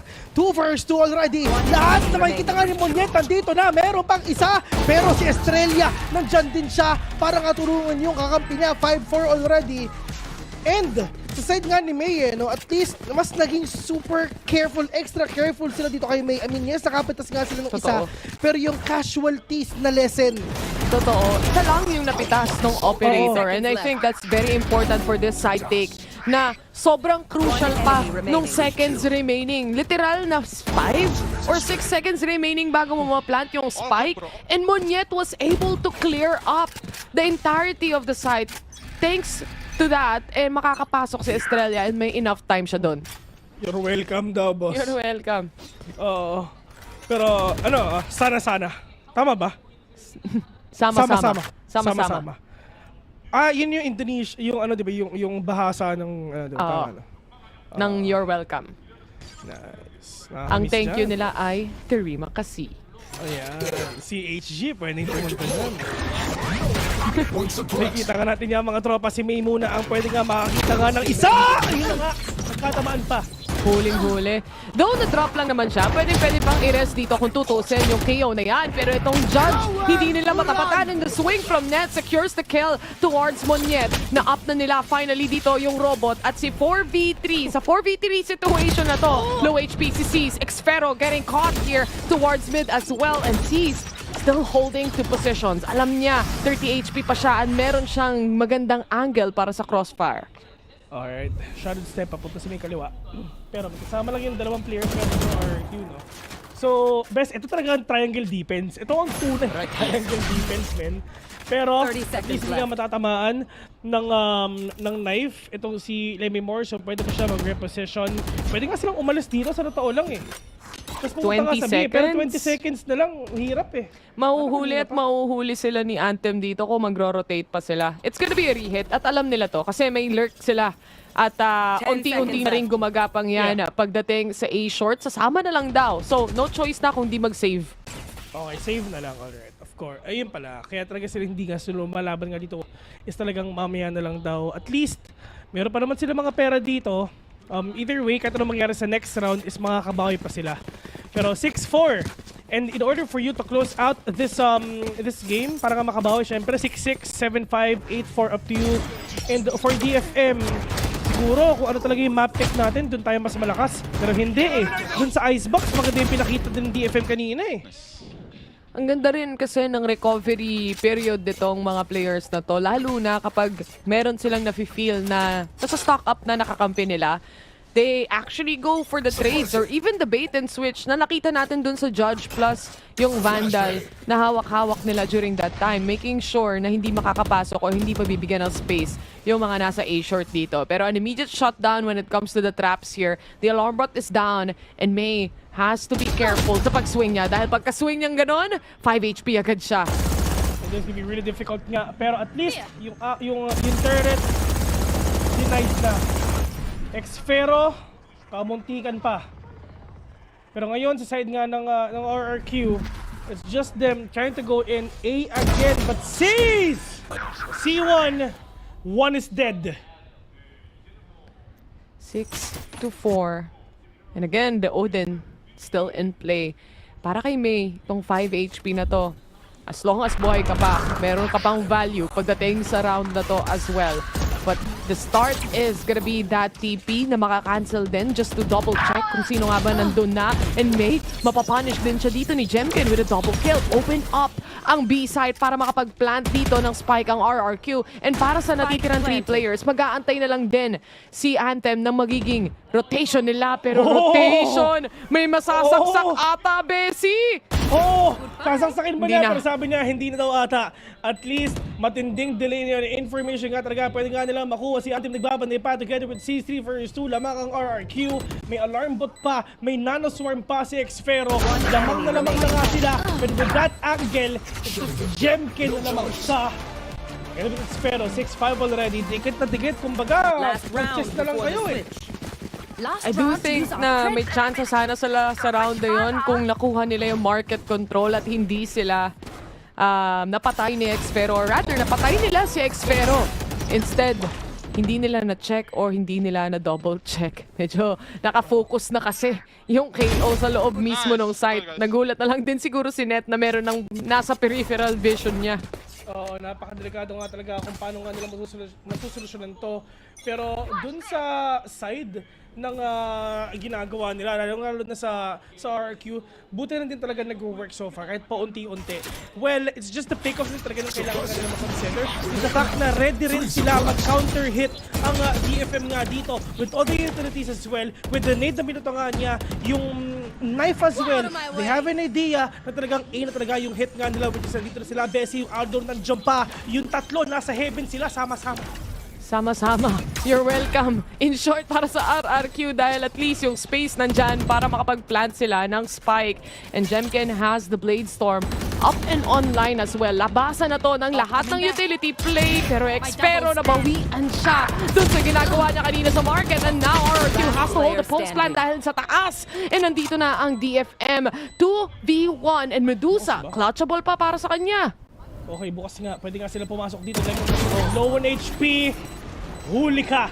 6-6. Okay. Back to 0, Bessie. Dikit na dikit. Oh, wala. I mean, same everything. 6-6. Same utility. Same retake scenario. Pagalingan na lang mag-computer. Nahulihan ni Expero ng hindi nakatingin. Si Expero nahuli ng hindi nakatingin. Mirror match na mirror match.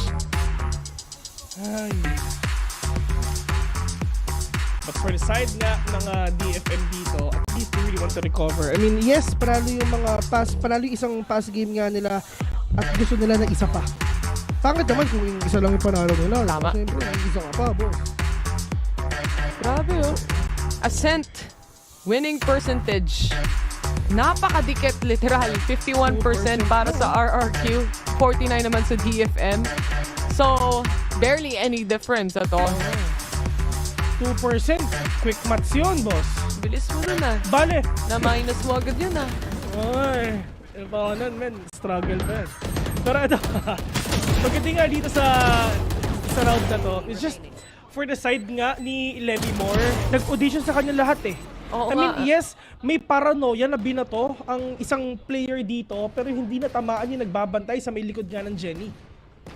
Let's see. Importante tong magiging pistol nila. And when it comes to the stats, mukhang lamang ang RRQ ng kaunti din.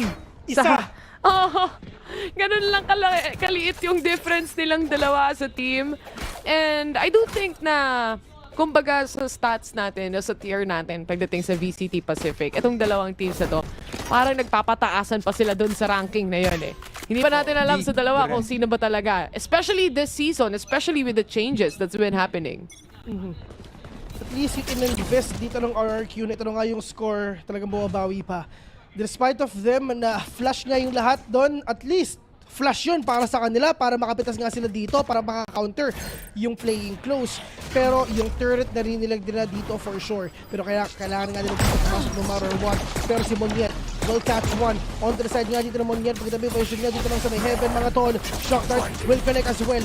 Counter paranoia, nag-connect nga sa kanila. Pero may tao sa may heaven, may tao sa may heaven. Lahat na, kompleto na, lahat ng pumasok dyan. Patay talaga, pero naka, isa pa. Reverse already, Medusa ang net, medyo malayo pa. Uy, medyo lamang sila dito. Meron silang barel at meron silang sheriff na napakasakit. Almemore, buhay pa. This dart, will it connect? Uy, yung dink nag-connect to. So medyo low na dito si Medusa. Hindi tatama yung shock dart na yun na pangalawa. And instead, si Neff ang makakapatay para sa last remaining player ng RRQ. Kahit yung ganong pistol round, sobrang dikit pa din. Sulit sa sheriff, boss. Sulit sa sheriff. ROI indeed. Ang sakit eh. Oh, dami na napatay nun, men. Ni Medusa nga. So, ganun, Bessie. Ganun try natin. Pag kunyari, maglalaro nga tayo dito sa Ascent. Siyempre, ikaw yung killjoy, di ba? Dati, nag-sheriff ako agad sa first round. Oh, ngayon, tara. Ngayon ulit. Oh. Din na. Mukhang na nakaka-learnings na kami ni Bill na mga gagawin namin sa premiere. Ako kasi nakatingin ako kay Jemkin eh. Ikaw kasi yung jet. Di ba? Jet na bot prag. Alam, hindi nambubuhat yung jet ni Bill dito. Guys, baka di nyo nalalaban. Sim. Nag-raise ko pa nga eh. Yung Ivory, binuhat ka yan. Ayun, last ka mag-raise eh, no? Last mo mag-raise. Last ko eh. Match MVP eh. Pero yun nga mga tol, itong mga players nga ng DFM, lahat sila, kalmado lang, lamang pa naman sila. Pero Levymore playing close, if ever may pumasok dyan. Right click talaga, malala. Hop, nakita ka na! Pero may pa rin makakakuha. Gusto sana nilang ipabasag yung drone dun sa tao sa market. Kaso nga lang dahil sa nanoswarm, hindi magawa yun fully. Kaya alam din yung posisyon na very close. Alam na natin yung masamang pinaplano nila doon, which is the right click o yung mga burst damage nung kanilang mga pistol. Pero wala masyadong nahanap na value to. Si Medusa lang ang nawawala so far para sa side ng DFM. And for Australia, honestly, it's more of the exit frags at this point. Baka nga magpasama na lang siya sa detonation ng spike. Oo. Papasabog. Papasabog nilang daw siya, boss. Pero ayan nga. Sa side nga ng DFM, mga tol, at least lamang na lamang sila dito. 6-8 is a score. And good eco. Nawala yung isa though. Pero yun na nga, Australia waiting patiently. Hindi na, mamba out na, naririnig ni Australia to. Tapos may oras pa eh, 0.01. Sheesh. Okay nang safe ang players ng DFM. Siyempre, gusto nilang madala tong mga baril nila para sa magiging bonus round nila. Especially, there are still 4 players remaining para sa team ng DFM dito. Plus, they do have Vandals and Guardians as well. So, makakating baril na agad yung dala-dala nila para sa magiging bonus. Ito sa side ng DFM, everyone is actually performing well. Lahat sila nag-shine. Lahat ng mga pangalan nila sinasabi nga natin.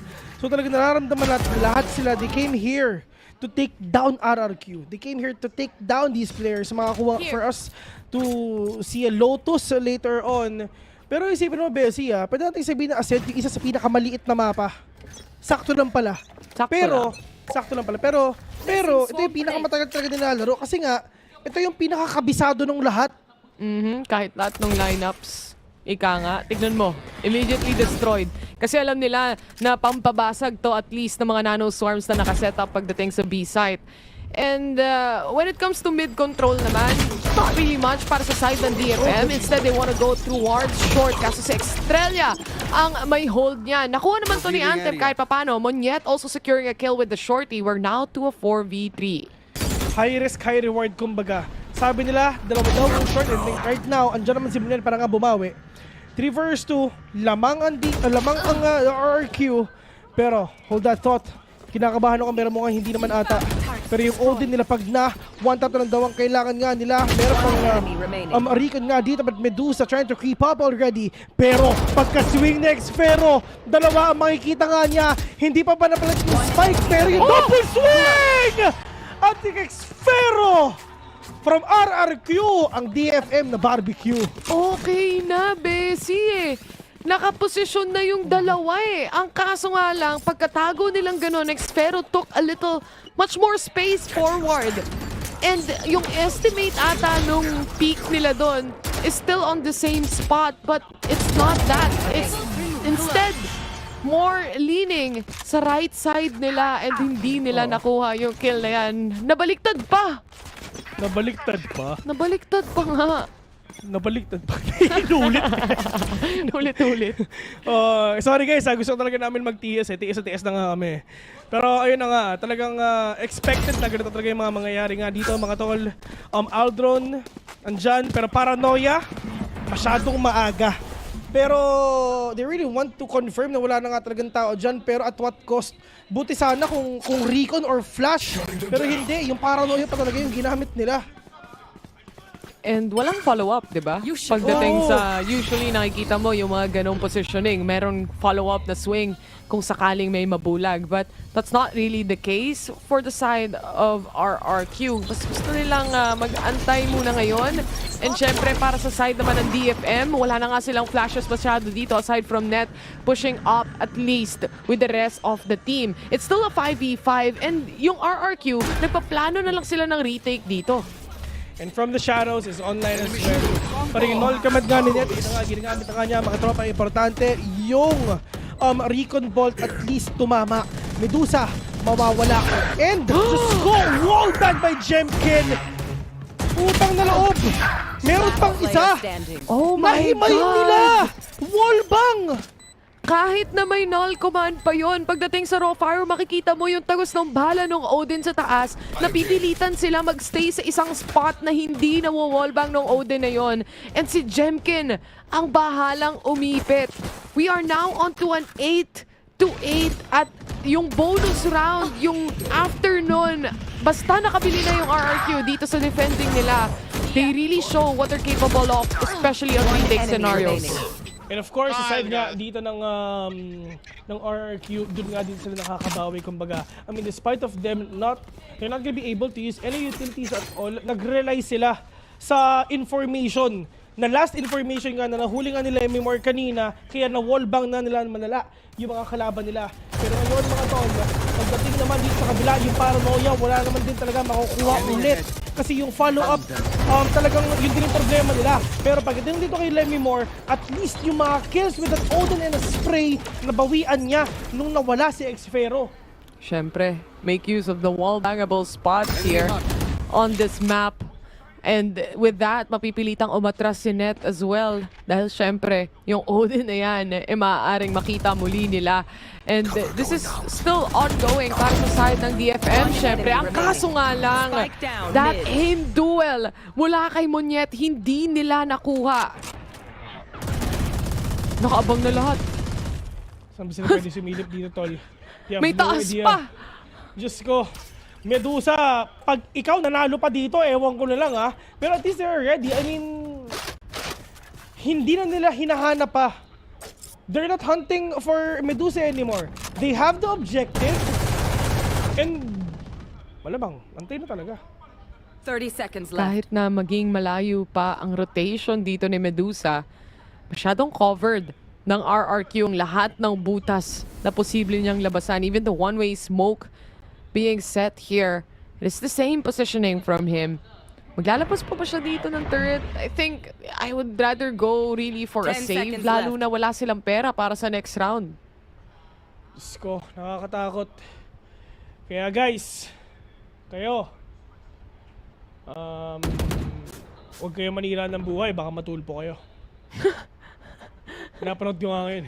Everyone makes fun of German efficiency. Matulpo kayo. Keep laughing as you use all my no, gear. bes. Alam mo naman yun, di ba? Alin? Yung yung sa yung na-hold up lang. Hindi naman pala. One enemy remaining. Spike down. Alam mo yun, di ba? Ikaw nga nagsabi nun. Hindi ko alam sinasabi mo. Hindi, check mo yung GC. Andun nga, men. Pero time out already. By DFM, mga tol. Kailangan nga nila makarecover nga dito kasi unti-unti na nakukuha nga ng RQ ito. But despite of them not gonna be able to use their utilities, yung aggression pinapakita nga nila, yung objective na naiiwan na lang din nila bigla, nahihimay ng RRQ ang DFM paunti-unti. At saka, naiiwan talaga tayo sa mga sitwasyon kung saan it's either tatama ba yung mga players o hindi sila tatama. And you see Monyet as well na nag-heat up na pagdating dito sa mapa na to, pagdating sa series na to. Performing well on that Omen. Nakakita na tayo ng 4 na kills or quadra kill mula sa kanya kanina. And still, he's really paving the way pagdating sa side ng RQ. Siya rin yung top fragger dito kung tutuusin.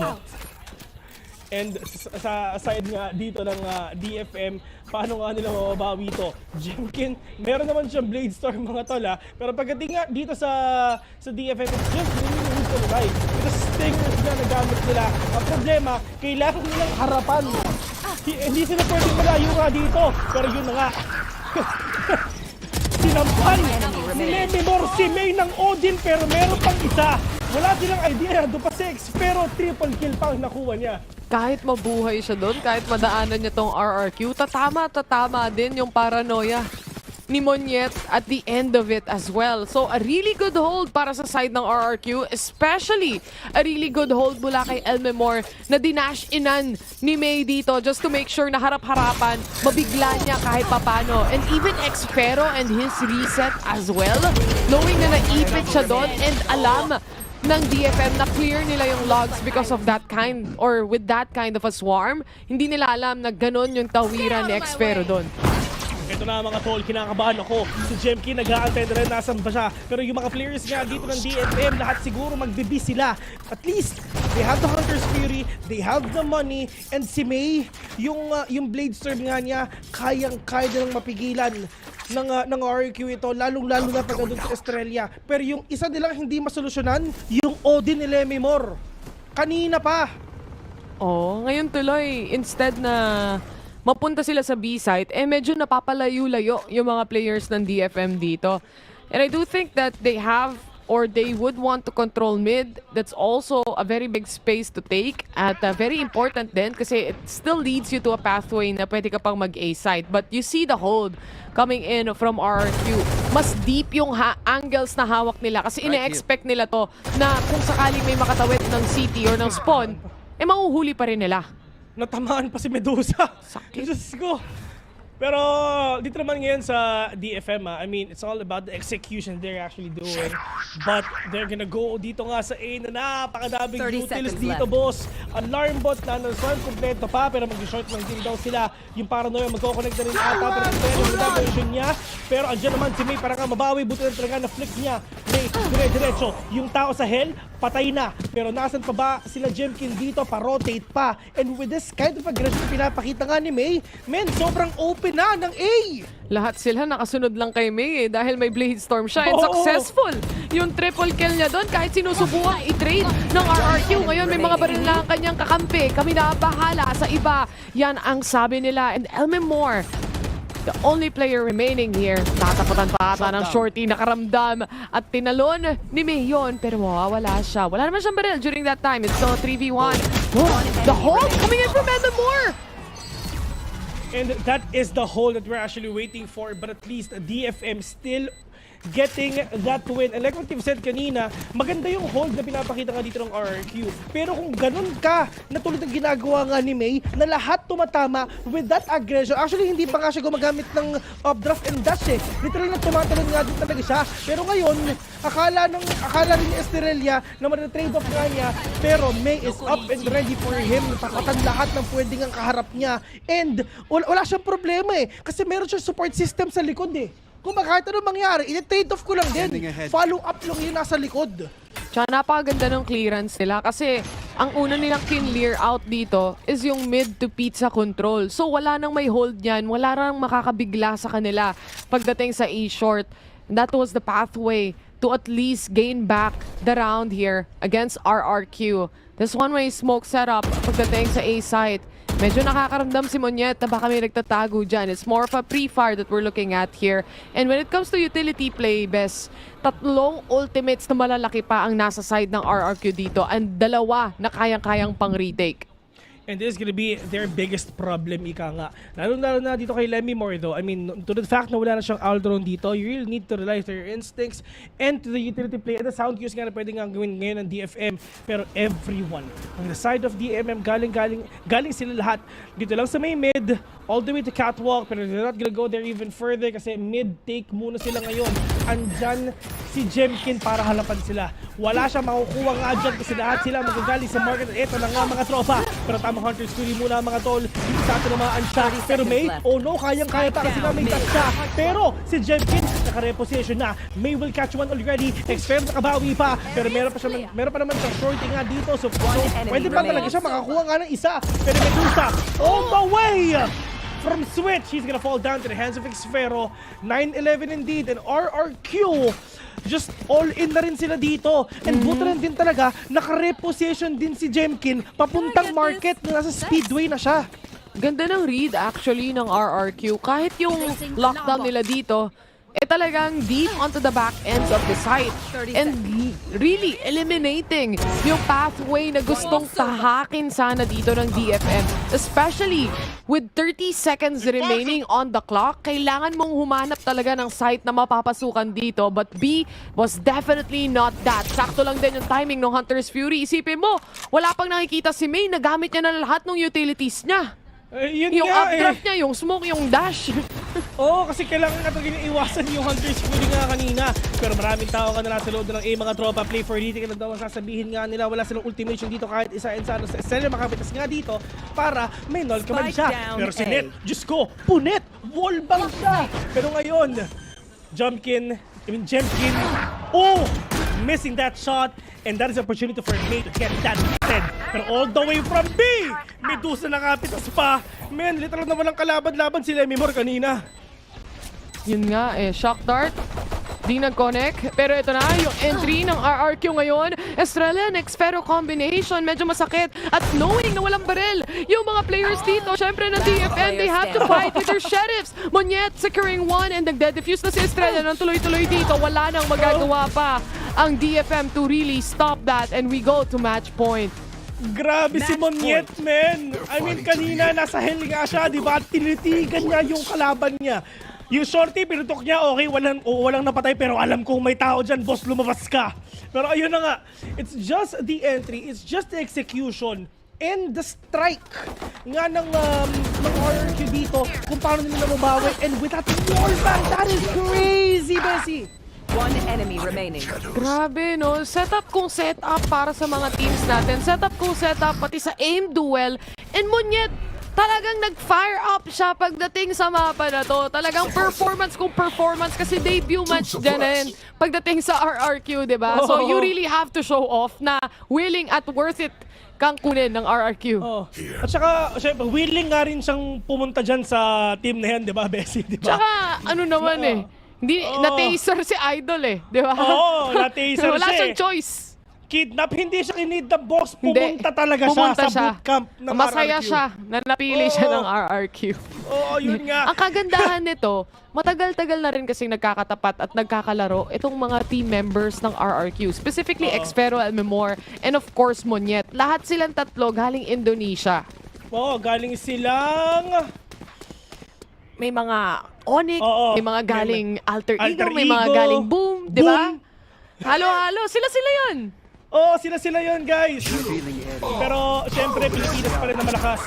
Lemmy Moore, oh no, yung isa na tamaan na nga mga tropa. Pero Lemmy Moore, oh no, hindi ata Odin ang gamit mo ngayon. So, hindi mo pipilit yung mga kalaban mo na papasok na. Pero may nanostorm pa sa harapan mo. Monyet, nag-aantay na dun sa may loob ng smoke niya. Dalawa yung nawala. Si May dito at nakikulusan natin. Tara, na tayo bahala na. Ladies and gentlemen, tapos na yung laban natin. 2-0, era, game na, TS na. Nag-audition sila sa harap ni Elmore dito, knowing that crossfire was also a big setup against DFM here. It all worked out. Kung tutuusin, hindi pa nga masyado nag-pop off si Jemkin dun sa jet niya pagdating sa match na to. It's really a team effort from the side of RRQ in making sure na nagkaroon tayo ng isang magandang retake scenario. It's either that o kaya naman nakita mo yung isang round na hindi nila kailangan mag-retake scenario kasi maaga yung paglabas ng utility na yon dahil sa time remaining. Nakukuha na nila yung momentum, ika nga. Yeah, maganda yung timing na pinapakita nito talaga dito ng RRQ despite of them na losing yung mga first few rounds. This is exactly what happened yung Icebox, Bessie, na talagang hindi tumatama and hindi talaga nasasang-ayon sa side nga ng RRQ yung entirety ng early games nga natin. Pero pagdating sa dulo, bumabawi na nga sila.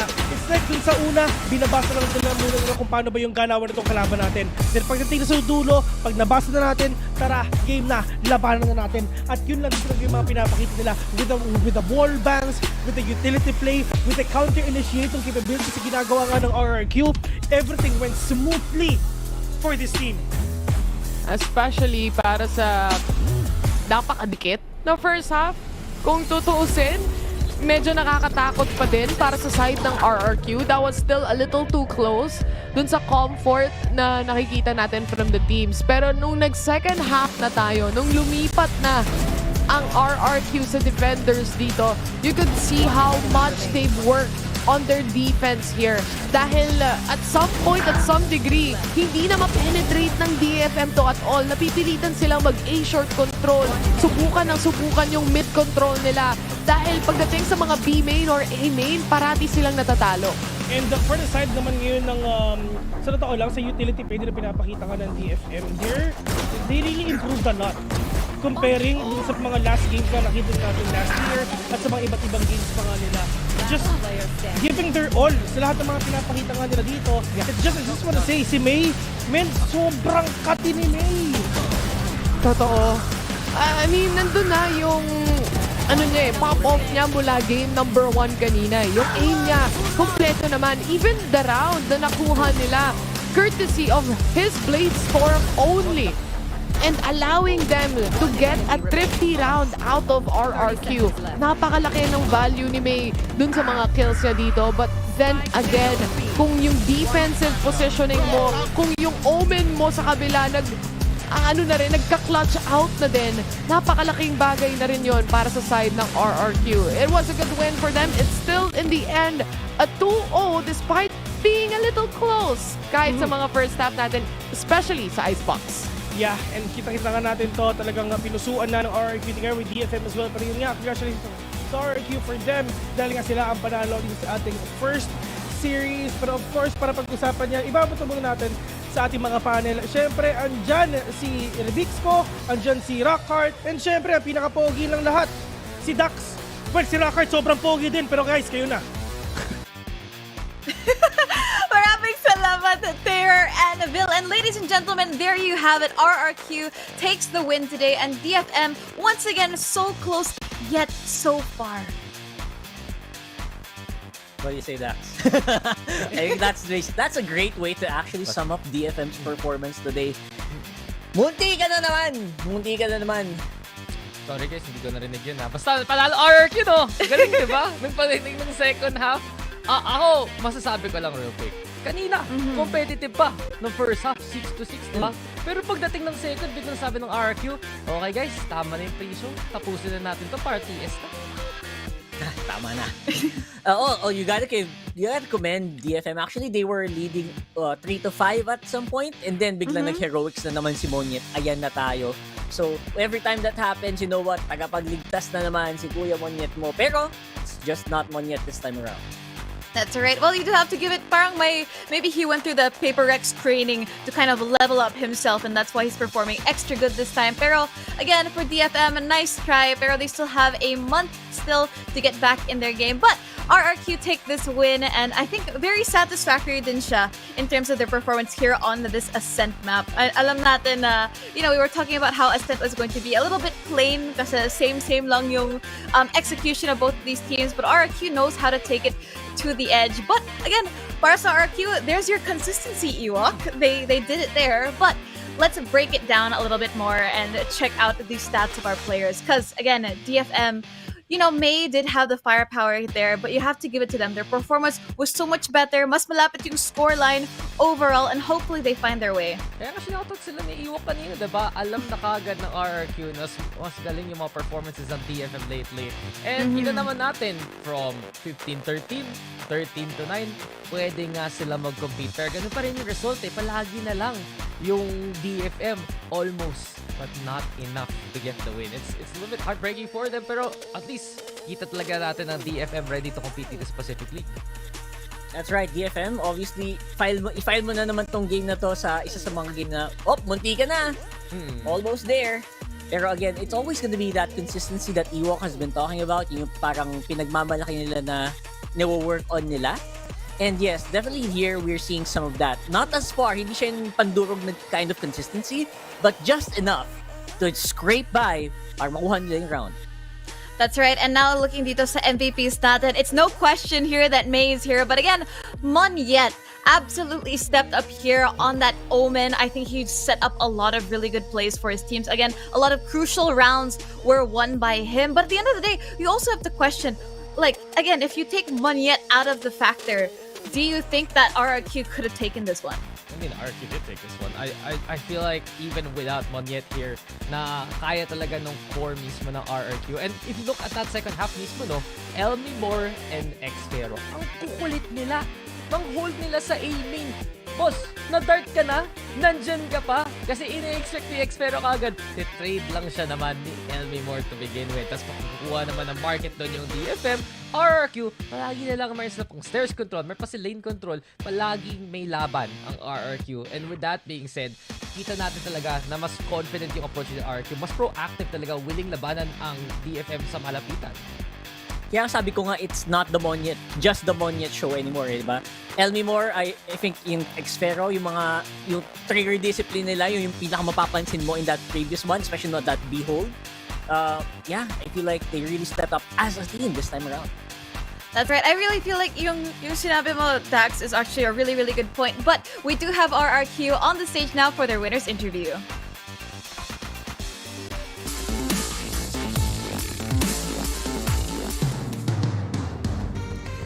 VCT Pacific Stage 2. Hello everyone, this is Bella, and right next to me I'm joined by RRQ's MVP of Game 2, Monyet. Hello, GG Monyet. Thank you. All right, this is your first game and your first win after joining RRQ. How are you feeling right now? I'll say I'm feeling excited and it's really fun, to be on stage again. Yeah, right. And it's always fun, even more fun when you win, right? Yeah, true. Right. And but today's game, it wasn't like a straight shooter for you guys. You guys, kept us at the edge of our seat. Yeah. So, to maintain that focus until the end, what kind of calls did you guys use or do? I think like one point I said to my team that we need to have fun more, like after the first game. But the first game we were not really having fun at all. We are like too serious and we take the mistakes too much, And I told them to go to the second game. We just need to have fun. Yeah, have fun, and then you guys got back to it right away. Wow, that's impressive. And I can't help but ask you, the 3 initiator agent pool for Icebox, how did you guys decide to go in with the 3 initiators? I think it was Ewok that told us first, and I kind of didn't agree at first because it's no duelist. It's pretty hard to go in. But I kind of convinced when we tried to practice the comm, like the comm actually managed to fake the opponent a lot. So it was Ewok's idea, and then you guys kind of like adapted to it. Yeah. And are you satisfied? Sorry? Are you satisfied with the 3 initiator pool? Yeah, I'm satisfied. Yeah, it's all right. Okay. Yeah, all right. And your next game, you're going to be up against Talon Esports, and you guys are both fighting for your spot at the playoffs. So any words to Talon, or what are your thoughts on the next match? Just have fun. I think we both are a really good team, and will be a fun game also. RRQ is dangerous when you guys have fun. All right, that was RRQ's Monyet. Good game today. Thank you. And all right, we'll be back after the break with our second match, Team Secret versus Global Esports. Bye-bye.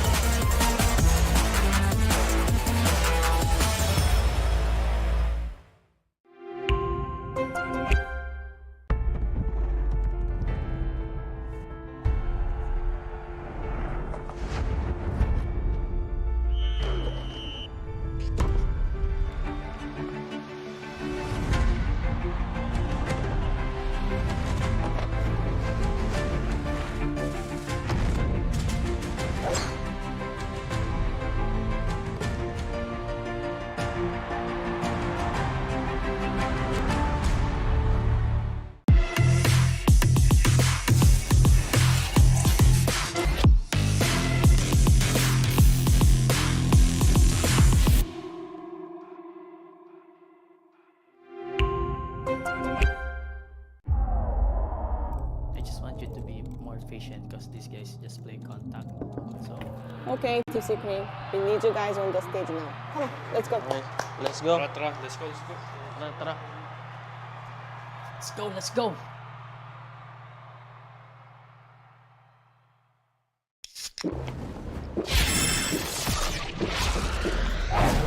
Red Bull gives you wings.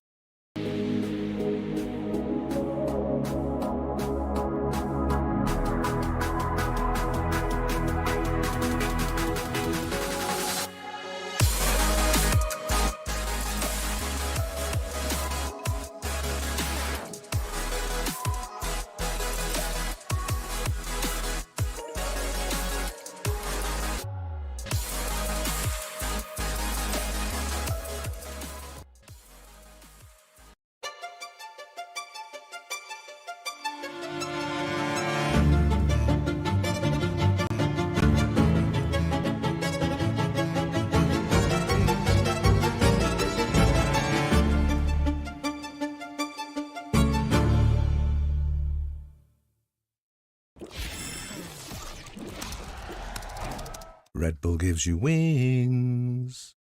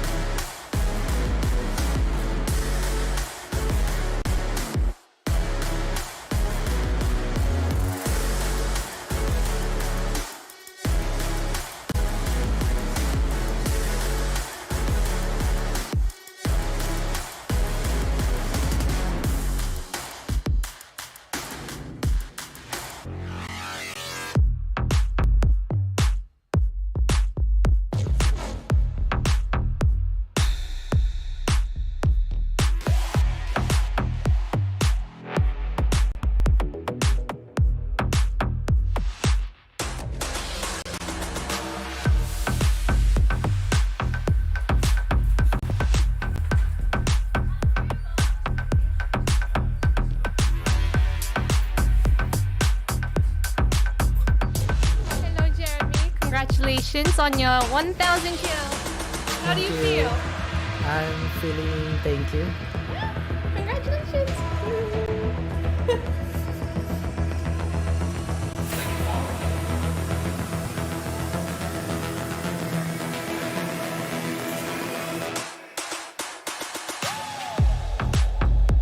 Yo, hello guys. Welcome back. I'm gonna steal the 1,000 kill trophy, Jeremy. See you. See you. Yeah. Was this good enough?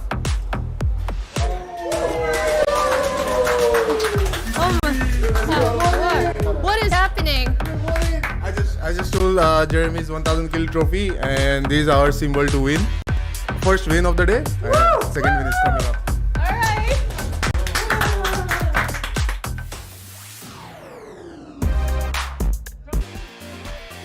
Grabe, di pa nag-start yung laban na nako agad yung trophy. But welcome back, ladies and gentlemen, dito sa Filipino broadcast ng VCT Pacific Stage 2.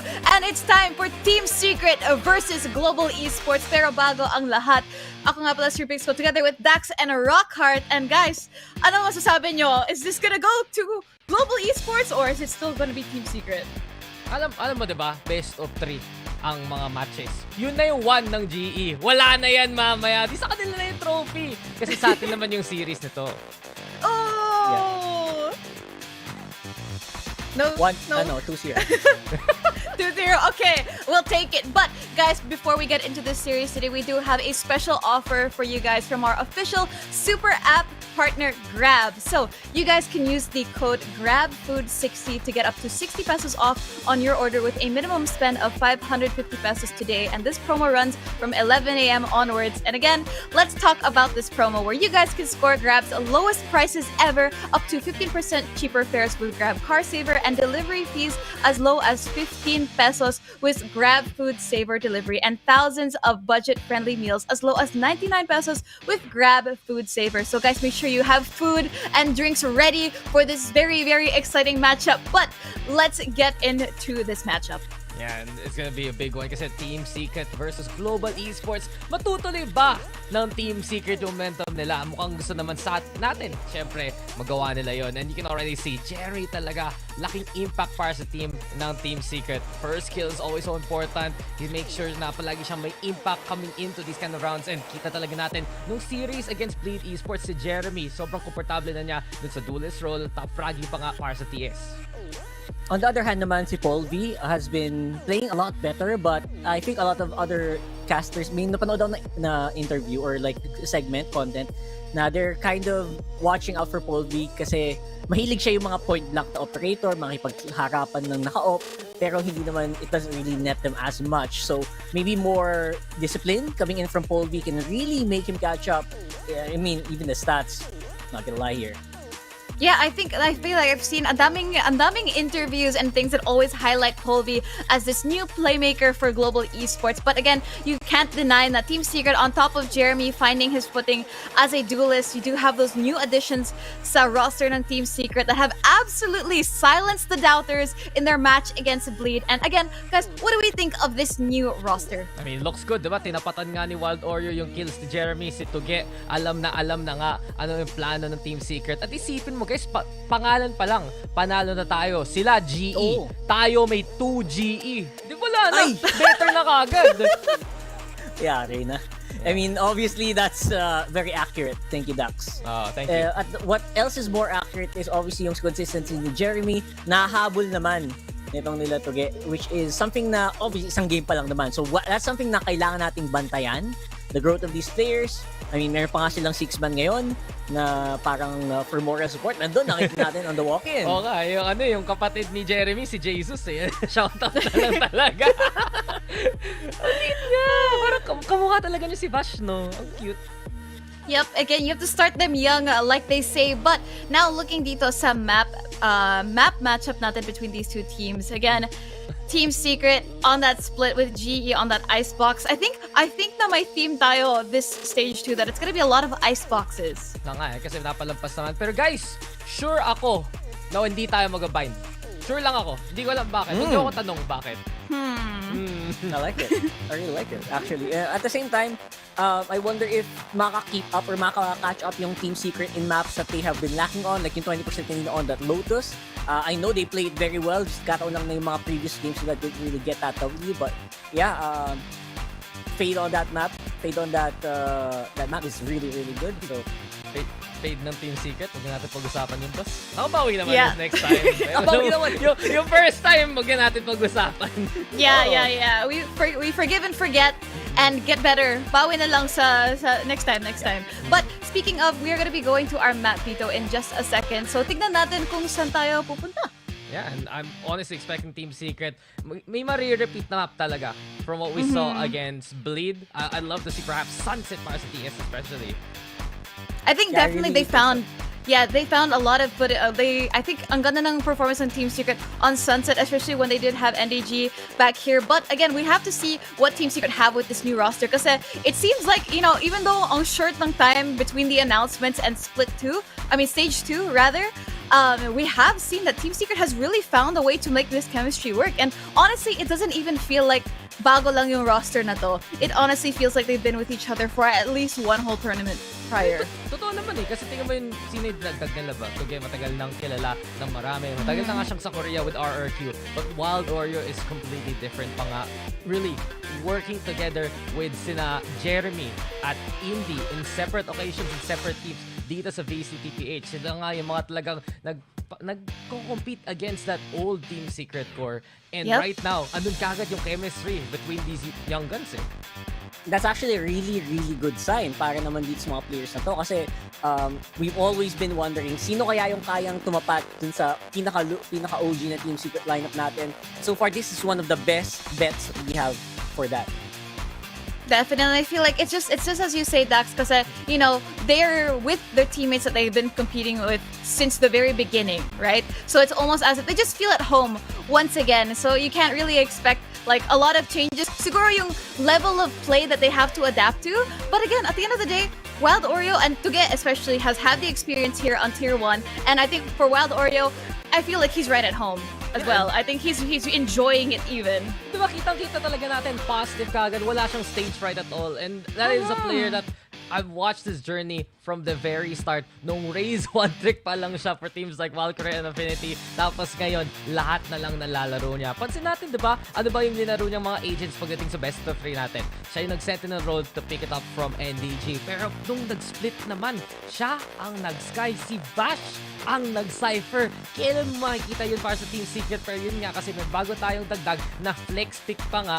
It just goes to show, laking tulong to para sa Team Secret sa mga ganong klaseng map sa comps nila eh. And I wonder, after that happened, ano pa kaya yung pwede nang i-flex dito? We barely scratched the surface. I feel like madami pa silang natatago dito na pwede nilang gamitin, especially in this round against Global Esports na wala naman masyadong bago in terms of this team naman ngayon. I mean, we can definitely say na Global Esports, I feel like ito talaga yung, I guess you could say, the topic that always comes up when you're talking about global esports, especially since multicultural sila, and you know these are players that come from almost having no background with each other, right? So parang time and time again, chemistry and communication has been a major topic. So the question here now, is Polvi going to make a difference? I mean, Polvi has been making a difference. How many times para sa side ng GE, naghanap talaga sila ng duelist na maaasahan. They found it in Polvi. Sa mga rockart, yung mga minsan talaga tatapatan ka na operator, tatama, sige, medyo pagka-risky. But I think really it's the rest of the team na kailangan natin bantayan dito sa GE. And especially, yung pride nila mismo, si Lightning Fast. The only Indian roster in an Indian org squad na pangalan global. Kaya nga, ang rami nilang mga nationalities, iba't ibang klaseng players. But Lightning Fast has been steadily improving dito sa ating VCT Pacific. Pag nasa Sage siya, pag nasa Omen siya ay nagugulat na lang na ganun kagaling at ganun ka-sharp yung shots niya. And it has really been helping GE dito sa mga runs nila mismo coming into Pacific League. Especially nung kalaban nila yung DFM, nanalo nga sila ng 2-1 eh. That's right, and don't forget, they're also pag hindi nagbago yung lineup ng isang team, minsan it's actually a really good thing because they're able to really work on that synergy, work on like maybe swap around yung IGL. I think I've heard something that could happen. Obviously, hindi na sabihin yun. Pero right now, it does feel like this could be a team that just needed practice from Split 1 that could be better here in Split 2.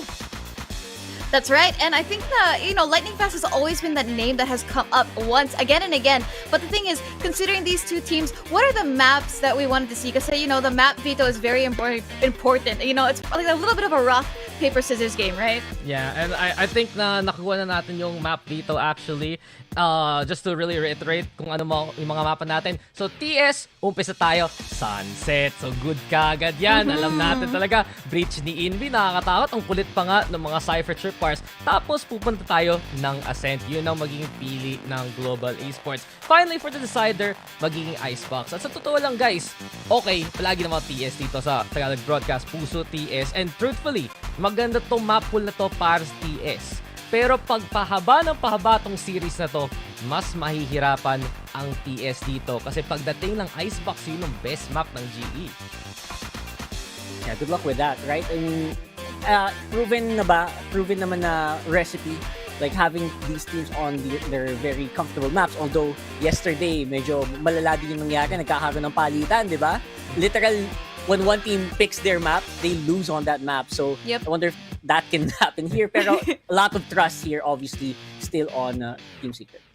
Yep, and I think I agree totally with yung point mo, Dax, that if the series gets drawn out to Icebox, hindi na to map ng Team Secret. You know, we did have it. We could say that maybe a couple of patches ago, maybe more than a couple at this point. But this is a totally new beast we're looking at. This Icebox is not, and again, the Team Secret roster that we know is not the same that tackled this Icebox. So again, we really can't bank on the old story here. So Sunset, I think, is going to be their best bet, and as long as strong yung opening nila, they're able to ride the momentum. Because again, when you have these young guns, especially the ones on Team Secret, parang they really feed off of this energy when they play these fast maps, and I think ang ganda ng Sunset for them. Hindi, ito pa, di ba?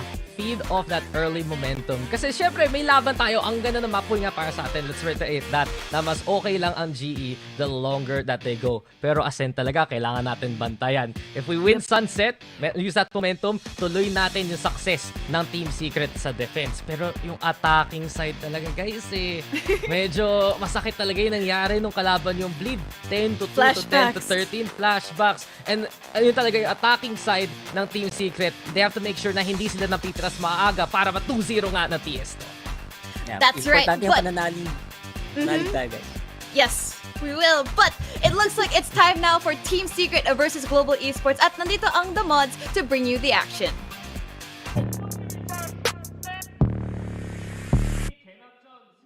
Undefeated. That's why they call me undisputed. I'm breaking up another season. I've been up on my stats. Now would you look at that? Undefeated, locked and loaded. We about to blow. Caught him with that left, I leave him tapped out on the floor. Sounding itchy, sticky, swishy. Watch me bank a score. Up in the boat, I'm in the zone. Yeah, yeah. Go to the fire, the breath. King of the jungle and beat my chest. They say I'm posing a threat. Just like a pebble, I'm cutting the net. Ring on my finger, but yes. Like playing chess and I don't even sweat. That's what I call it finesse. That's what I call it finesse. Ain't no rivals, ain't no rivals. They can try, but they're never ever slowing me down. On arrival, this is my show. Crossing my heart, they know we are undefeated. That's why they call me undisputed. I'm ranking up another season. I've been up on my stats. Now would you look at that? I pop on with the jumper, then the adios. Gotta go. I'm the prima donna, make him do the most. Not enough, I'm just warming up. We up in the cut. Oh, I'm ready to hunt. Time to hit it up. Oh. 1, 2 step to cool scare. Now you on the run. You gon' hear my soundtrack go dun dun dun dun. I'll be studying.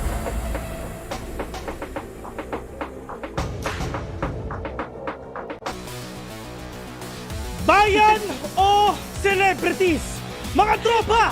The Mods na ang maglalaban para... I mean, magkakas pala. Para, sorry, kala ko sila maglalaro eh. Hindi pa tayo? Hindi pa. Kasi naka-jersey na kami. Pakita mo yung likod mo. Pakita mo yung likod mo. Mayabang ako eh. Mayabang ka eh. Yan. O, Bill. O, ako naman. Pakita mo yung likod mo. Taylor. Diba? Panis. 7v5 mga tol. Baka manalo yung kalaban. Pero yung mga tropa, ito na. The Mods na ang magkakas dito sa init na to, dito sa laban na to. Kasi balita ko, sobrang init nga talaga pinapakita nila. Kasi balita ko, yung mga players ng TS panalo dati. So sobrang dami mo sinabi, nagkakat-kat ka na sa Discord. Hindi ka na makuha ng mic. Sorry. Pero ito na nga mga tropa, dahil Team Secret ang maglalaro ngayon. At syempre, first time nating kaming dalawa ni Bill, syempre, na ikakas na si Wild Oreo nasa stage ng Pacific ngayon. Kaya excited kami. Tapos andyan din si Tuge. Pati yung coach nila, si Dubi, ay dami. Si Dami.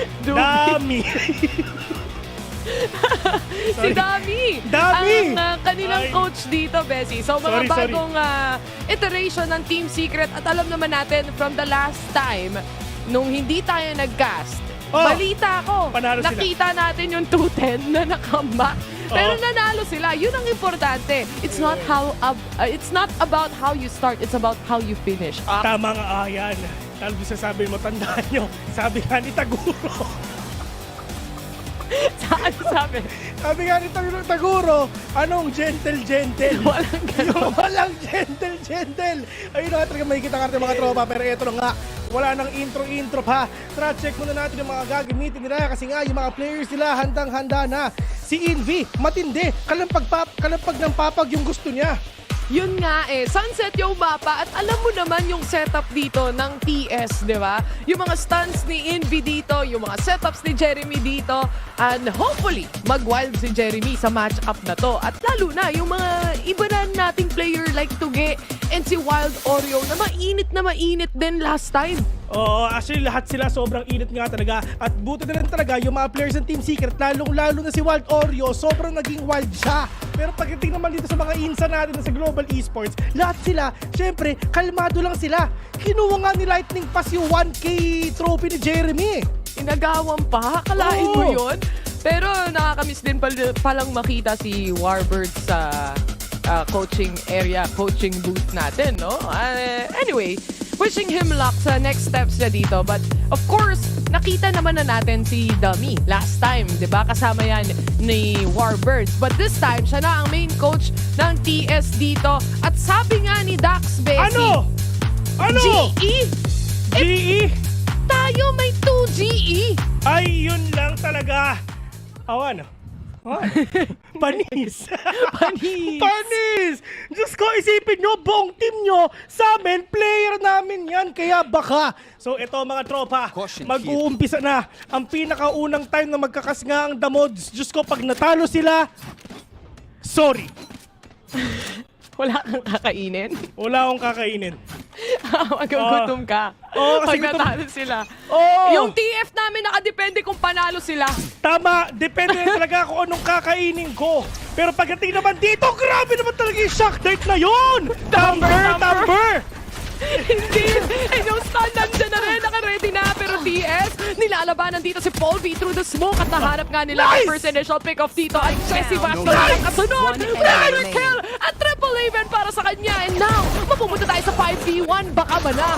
Nice! Yan talaga! Yung mga haters ni Jesse Bash, labas! Naka 4K na siya mga tropa. Talagang matindi yung mga pinapakita nila. And grabe naman si Jesse Bash. Yung shock dart, papuntang B. Utang na loob, siya lang ang gumagawa nun sa buong VCT. At saka, saktong-sakto din kasi naman yung recon. Kitang-kita mo yung apat na pumasok. Walang nag-shutdown ng recon na yun. Giving them the early advantage at least to know the positioning before pa matapos at before pa silang magkakitaan. Utang na loob, Jesse Bash, ang lakas-lakas mo. Pero pagdating naman dito mga tropa, let's see if ever makakabawi na yung mga kalaban natin. Pero feeling ko hindi na. Sabi nila, nasa mid sila, so iinom muna sila. Pero pagdating naman dito nga sa may gitna, si Paul V nangunguna. Pero naka-classic lang sila. Haha, baka. Tingnan natin though, dahil syempre para sa mga players dito ng GE, naghahanap sila ng spacing. Baka sakaling maitawid nila itong magiging pistol round nila right now. Pero alam naman natin, TS, kahit si Tuge nga, naka-ready na yung judge na. Kung sino man pumasok sa A-main, talagang tanggal. Kahit armor, kahit helmet, lahat na. Wala talaga. Wala matitira. Sabog yan, men. Pero ito na nga mga tropa. Ay, Diyos ko po! Ay, nako, pero yung tamang tripper ka muna mga tropa. Infinite shot para patayin natin. Nakikita ka niya with a 3K already. Pero akala ko makaka-4K siya. Wild or sobrang wild talaga. And grabe naman yun. TS, utang na loob. Sobrang lakas yun naman talaga. Yung mga players ng GE dito, napakadaling gawin. Sisiraan nyo muna yung 3-point. Pero hindi. Sabi ni Ras, diretso lang siya. I mean, sabi ni Paul B, men, diretso lang si Paul B. Na-dash. Palong-palo ka.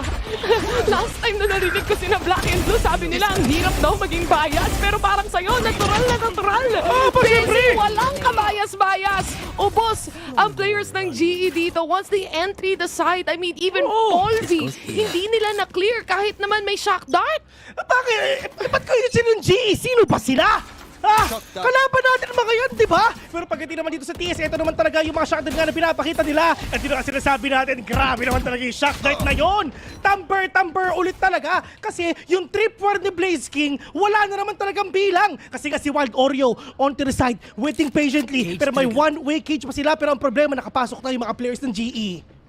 Yung iba sa kanila, dalawa at least mula sa backside. Aware ba dito si Wild Oreo? Kasi yung stun ni Envy, saktong-sakto lang. Mukhang hyper-aware nga sila sa scenario na to. Ang kaso nga lang, Benkai was able to secure a trade here kahit papano. Remember, it's a bonus round para sa side ng TS. And right now, Envy onto a position na dink niya si Blaze King pero hindi enough yung damage. Diyos ko, na-dink lustre mga tropa. 3 versus 4 already yung cage ng Jumpa. Wala silang makita dito pero nga si Jesse Vash at least nakikita nga nila. Pero Jesse Vash, tamang reposition lang muna. Alam nila, napakadaming tao sa likod so mag-mamba out sila. Yung mga players ng TS, nasa boba sila. Pero pagdating naman si Jesse Vash, nakita ng mga kalaban niya, okay, mag-mamba out muna sila, mamaya sila magpapakita. Pero asan ba yung smoke? May isang smoke pa si Toge dito, so pwede talaga makabawi. Pero in terms of utilities, meron pang camera, meron pang recon, kompleto pa. Pero si Jeremy, sobrang lalim na. Yung mga players ngayon ng GE, oh no, kinakabahan sila. Yung TS papunta sa kanila, si Polby magpapakita, Benkay nakaisa, Toge, Diyos ko, mamaya na lang muna. Dami kong sinabi. 2-1 para sa side din dito ng GE. At least nabawi nila yung naging full buy round nila dito. Pero medyo masakit din yung damage na natanggap nila mula sa side ng TS. At nabawasan pa rin sila ng mga players. They successfully take up the side itself. Kahit na yung one-way smoke dito, at least nabigyan ng pagkakataon na maka-peek kahit paano si Jeremy. Napaka-open pa rin nung angulo niya. Hay nako, ang TS sure win yan. Kahit walang kabayas-bayas mga tropa kasi syempre nandyan nga tayo para nga makita nga natin yung playoffs nga sa susunod na mga linggo. Pero Jeremy naka 3K na. Ganun lang kadali. Men, kung baga, yung GE nagba-Valorant, si Jeremy nagro-Roblox lang. Ganun lang ka-basic mga pinapakita niyan. Literal! I mean, you have to give it to Envy na napakaganda ng mga stuns dito and napakaganda ng mga read. You see him playing on the back ends, but then again, makaya ring mag-play alone ni Jeremy dito, especially with that spray down with the help of the boombot na binigay yung location ng mga kalaban. Malay ba niya na tatlo yun? Sinaman na lang niya sa lahat. Wala yung po sa sila. hukay. Sama-sama sila. You're welcome, sabi nila. At siya, grabe naman si Jesse Bash. Diyos ko! Dati, Chronosphere lang ginagawa niyan. Ngayon, sumashock knight na, ibang klase. Yung line-up men, abot hanggang bind. Ibang klase talaga. Umaabot hanggang next map eh. Umaabot din hanggang next map yung dash dito ni Paul V dahil mawawala siya sa round na to. Ang kaso nga lang mawawala din sina Lightning Fast. Now Russ stuck in a position he doesn't want to be. He still has the battle here pero couldn't answer back doon sa 2 remaining players ng TS magmula sa market. At ngayon si Benkai gagawin na atang bangkay dahil Jesse Vash finally finds him and we close to a 4-1. Sova diff mga tropa. If we go easy on them, we will never learn. Walang kabayas-bayas! Tignan mo yung score niya, 7-1! Walang kaproblema! Yung jet niya, boss! Hindi ba lang nakakapatay kahit isa? Utang na lang, isipin mo, nag-VCT ka, wala ka namang ambag, paano na? Pero ito yung maganda. Yung mga players ng TS, syempre, pag nanalo sila, masarap yung kakainin nila. Alam mo kung anong tawag doon? Tapa sinangag itlog. Anong tawag doon? Anong tawag doon? Tapsilog. Oh, pag longganisa, sinangag itlog. Anong tawag doon? Di ba? Pero pag natalo sila, alam mo kung kakainin nila. Ano? Wala silang pere. Betchin at itlog. Pero syempre, hindi mo nasasabihin kung ano yun, di ba? Hindi ko nasasabihin kung ano yun. Si Polvi at si Roska, hirap na, papahirapan mo pa ako. Si Tuge, nag-aantay lang sa may Gedli kahit papano. Flash, naka-ready at naka-setup mula sa kanila. Pati null command nilabas na. All out para sa GE para mabawi itong round na to. Makikita natin mga tropa kung ano bang kakainin nila. Top silog ba or betchin o itlog. Pero ang importante, si Jesse Pass nakadalawa na. Si Ras tsaka si Paul B, Diyos ko nawala na. Ito na, si Lightning Fast. Binuhay pa yung kalaban niya pero mamamatay lang din siya. Yung mga players dito ng GE umaamba pa. Kala mo naman talaga yung mga TS, ito na, babawi na. Alam nila kung nasan kayo. Jesse Pass nakatatlo. One-way cage. Yung spike, Diyos ko, sobrang open para sa kanya.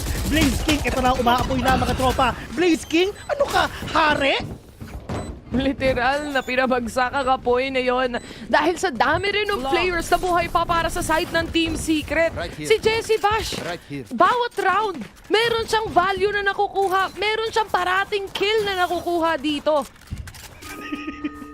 10-1 na siya Ang dali-dali mag-Valorant, pero hirap na naman talaga ang GE. Isipin mo, pangalan nila, global na. Global na, Bessie. Buong talent na ng buong mundo. Oo, ang TS naman kasi, alam mo naman, out of this world yung mga galawan dyan eh. Diba?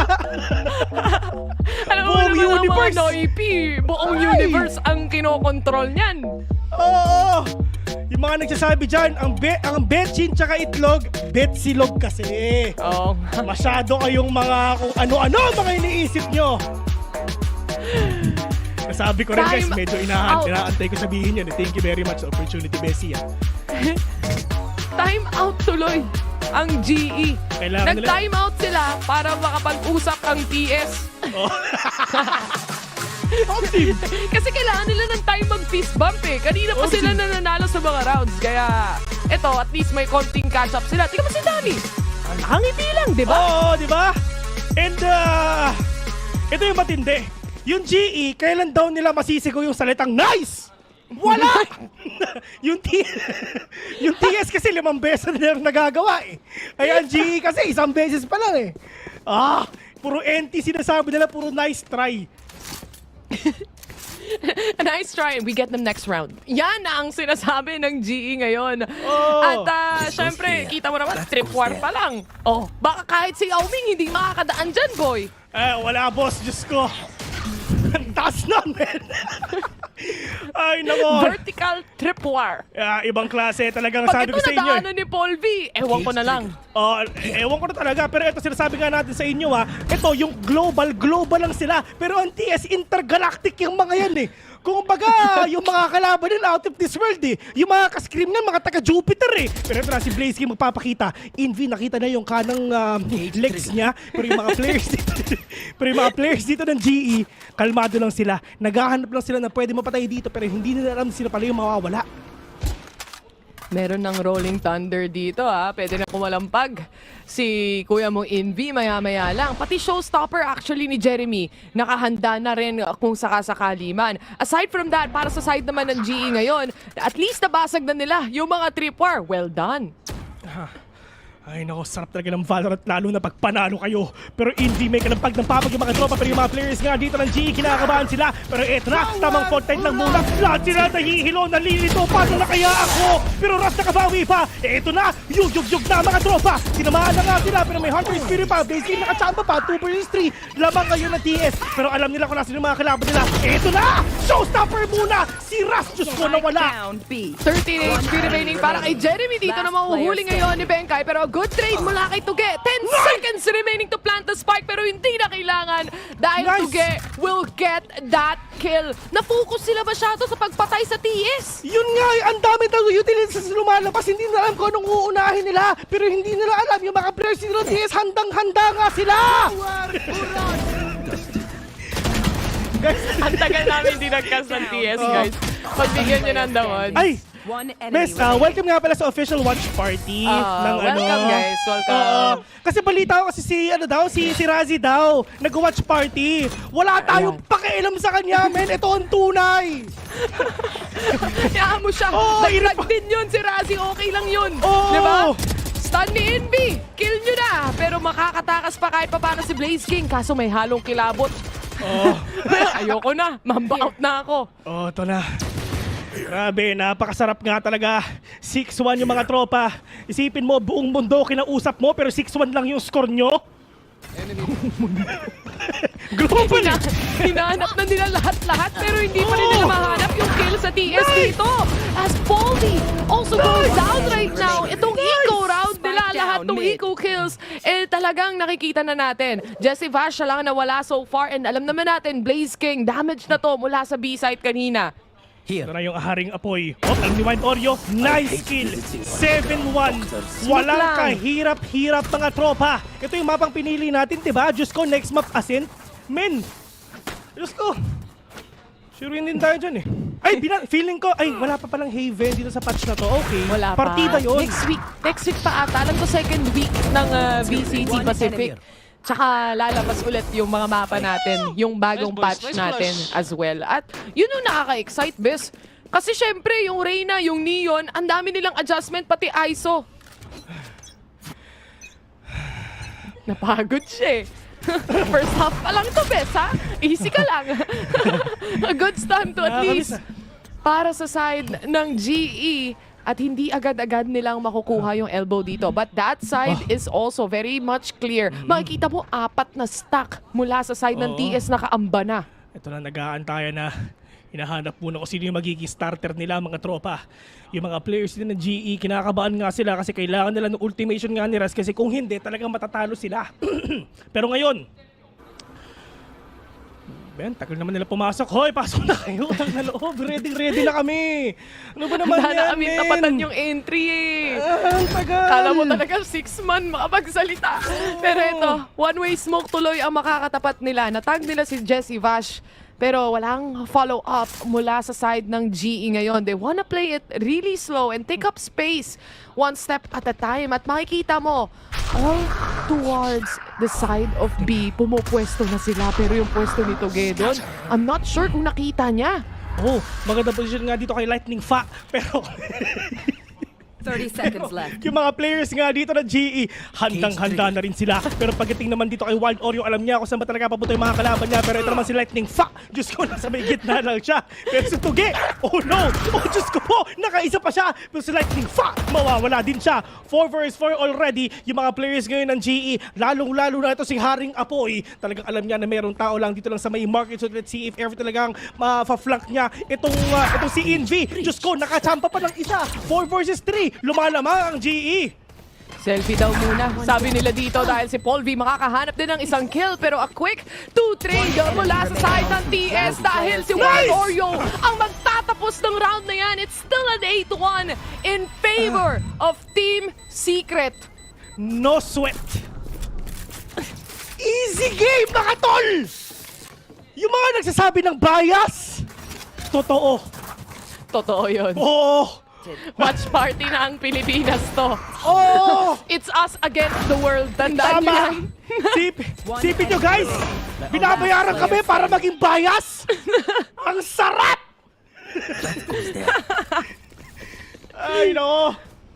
Ay, nako, hindi talaga sila makadaan kasi kahit gaano man nila gusto kabilis pumasok o umentry, yung stun parati ni Envy, ang ganda nung timing, parating kung nasan din sila. At makikita mo naman yung triple stack na naman when it comes to the early stun coming in from Envy and then magre-reposition siya papuntang B site agad-agad.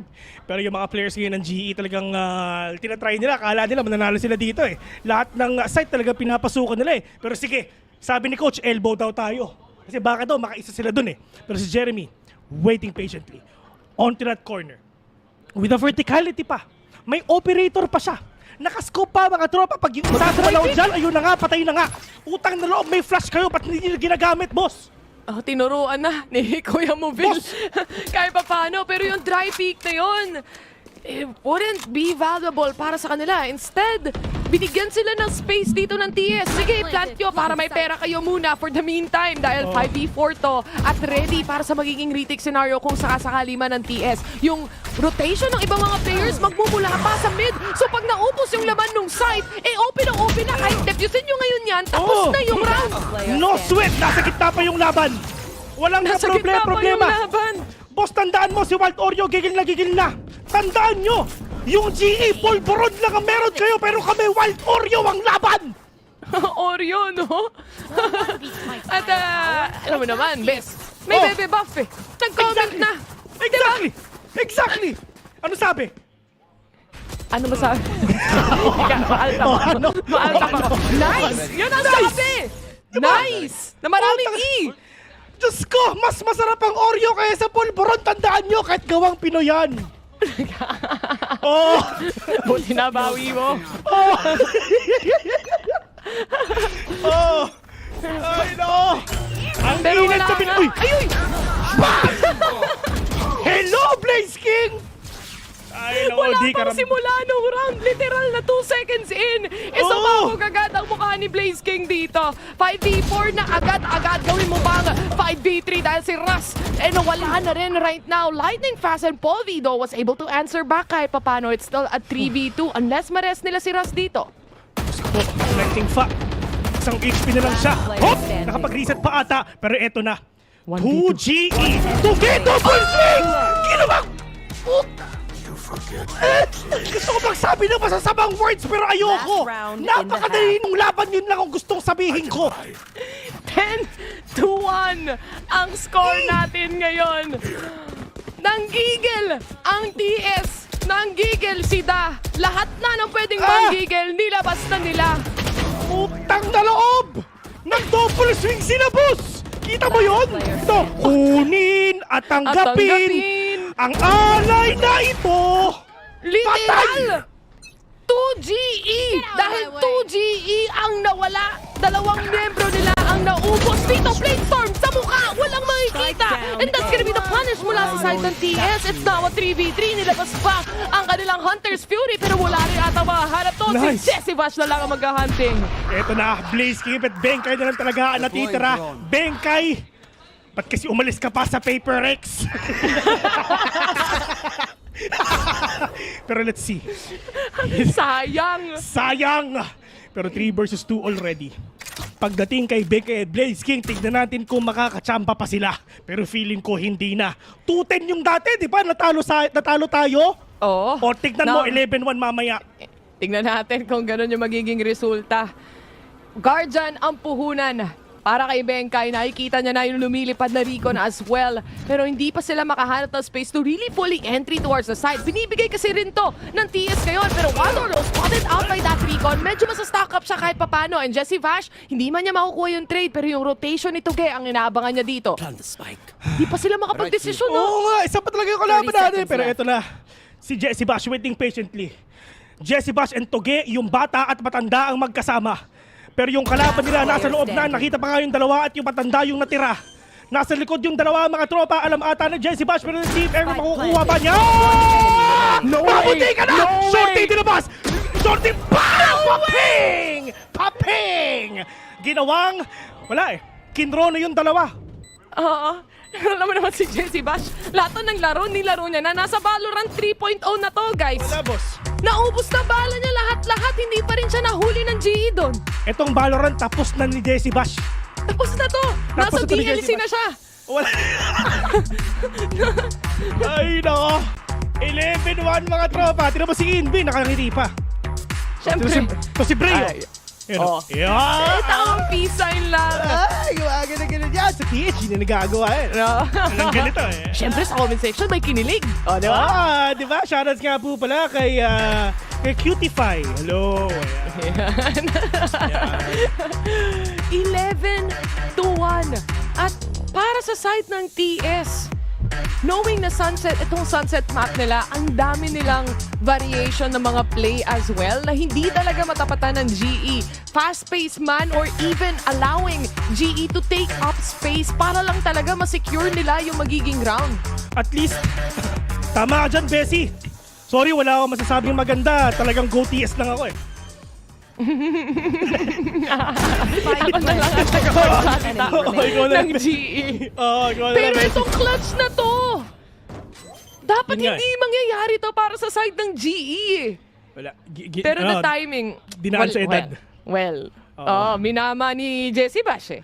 Ay, Bessie, hello nga po pala sa mga nanonood dyan sa Facebook, sa Twitch, sa mga YouTubero. Ayan, nag-hello kami dyan. Hello guys. Ayan, sana mga YouTubero natin dyan. Sim. Yung mga nag-watch party sa Discord, hello nga po pala sa inyo dyan. Mga nasa raid call, TeamSpeak. Wow, nag-komento. Sa YM. Ayan, Buzz, hello sa inyo. Hello nga po pala sa inyo. Ang galing-galing mo talaga. Sorry, strict ang parents ko dahil si Jeremy pasok na sa bahay ng GE ngayon. Paranoia, makakatapat na dito kahit papano, and Blaze King finally finding one shutdown mula sa side ng TS. Pero may sagot din ang Team Secret dahil si Ras nabura. Ito nga, si Ras nga, hindi ko alam kung nagagamit na nila lagi yung flash niya kasi nga laging dry pick. Yung mga pinapakita nila, mala El Nino ang galawan nila mga tropa. Pero Saan ba siya pwede I think sumilip? hanggang doon lang kasi yung IGN eh. Bakit kasi hanggang doon lang? Opo, Si Paul V din, hindi rin siya makahanap ng talagang kills dito. Kahit yung Blade Storm niya, ang bilis mapunish siya, totoo lang eh. Ayun nga, punish yung mga tropa. Tuge! Mawawala. Blaze King, no, dalawa ang katapat mo. Diyos ko, nakasama pa ng isa. Envy will catch one already, pero Jesse Vash, 1 versus 3. Ito na. Ginawa tong clutch na to para sa kanya, Bessie. Oo. Tandaan mo yan. Kasi kailangan niya ng 3 orb eh. Para daw umabot sa last round yung magiging Hunter's Fury niya. Para naman merong highlights. Pero A-site, definitely open para makapag-plant ng spike dito. Again, it's a pistol round. Ready na agad yung Recon as well sa site. Para lang sa double bounce ata yung sinetup niya dito. Pero sama-sama ang GE. Kailangan ng 3 para mapatay si JC Bash. Takes 3 mga tol. Si Paul B nakita na niya. Right click walang tatama. Pero yun nga, 4K already. Tandaan nyo, 1 versus 3 yun guys. Mahirap talaga manalo. Ang galing magtanggol. Napakahirap manalo sa 1v3, lalo na sa pistol. Oo, tsaka kailangan nyo ng GE. And after 11 rounds mga tol, nasigaw na rin nila ang word na nice. Nice. Indeed. Dahil dito nagsimula na naman, at least para sa GE, yung round nila on the defense itself. A good hold mula kay Blaze King dito and making sure na mapunish din agad si Jeremy na pumapasok at may entry pagdating sa market. Kasi literal, nakakasetup pa lang ng Cypher nila ni Blaze King. Nandun na agad si Jeremy. Diyos ko, NT sa TS, nice throw. Pero... Wala na ako nasasabi maganda, Bessie. Guys, pag hindi na ako nakita sa next broadcast, alam niyo na kung bakit. Alam niyo kung bakit ha, pero si Taylor kasi, mabait yan eh. Diyos ko, may... Ano yan eh? May condo sa heaven yan eh. May lupain na ako doon, nakahanda na. Tabi sila na San Pedro eh. Ayun eh. Pero yung mga players ngayon ng TS, at least sila ginagamit talaga yung mga utilities nga nila. Pero grabe naman talaga yung mga trip war ng GE. Si Blaze King ang pangit ng trip mo. Pero Blaze King, at least nayugyug yung buhay niya. Yung mga players ng TS, Bessie, unti-unti na pumapasok yung si Jeremy muna. Makakita ng isa, importante, naka-sheriff yung iba. Drone muna daw, giving them info at least for the time being. Saan nga ba nagtatago itong GE? Naka-hold na lang talaga sila sa positioning nila. Alam nilang lamang sila pagdating sa mga barel. Pero Jesse Vash at least punishes one here with just a classic. Lightning fast, also very low. Wild Oreo naman, tatama ba yung sheriff shots na yan? Mukhang hindi muna for the meantime as they move back after this aftershock. At kitang-kita mo naman for the side of GE. Talagang long-range duel para lamang na lamang sila. NT-best. Well, naman talaga ang GE sa baril nun, at saka naka-sheriff, tsaka frenzy lang naman ng TS. So talaga mahirap naman talaga dito guys. Pero ang importante, si Blaze King nawala. So, good for NT kung ano pinapakita nga nila dito. Ang importante, talagang nakuha pa rin nila yung site pa unti-unti. And na-plant ba nila? Hindi, no? So, mamaya mapaplant na. Bro, this is the beginning, Oh, this is the beginning. This is the beginning. And this is your end. Exactly! Hindi kasi nila tinapos, kaya tatapusin na lang daw namin. Diyos ko! This is the beginning. 11 na yung score ng kalaban nyo! Sisimula pa lang pala sila. Ay, no! Kasi kami nasa late game na. Yun nga! Diyos ko! Isipin mo yung TS naka-divine na, pero yung GE, tango lang yung gamit nila. Ay, nako. 11-3.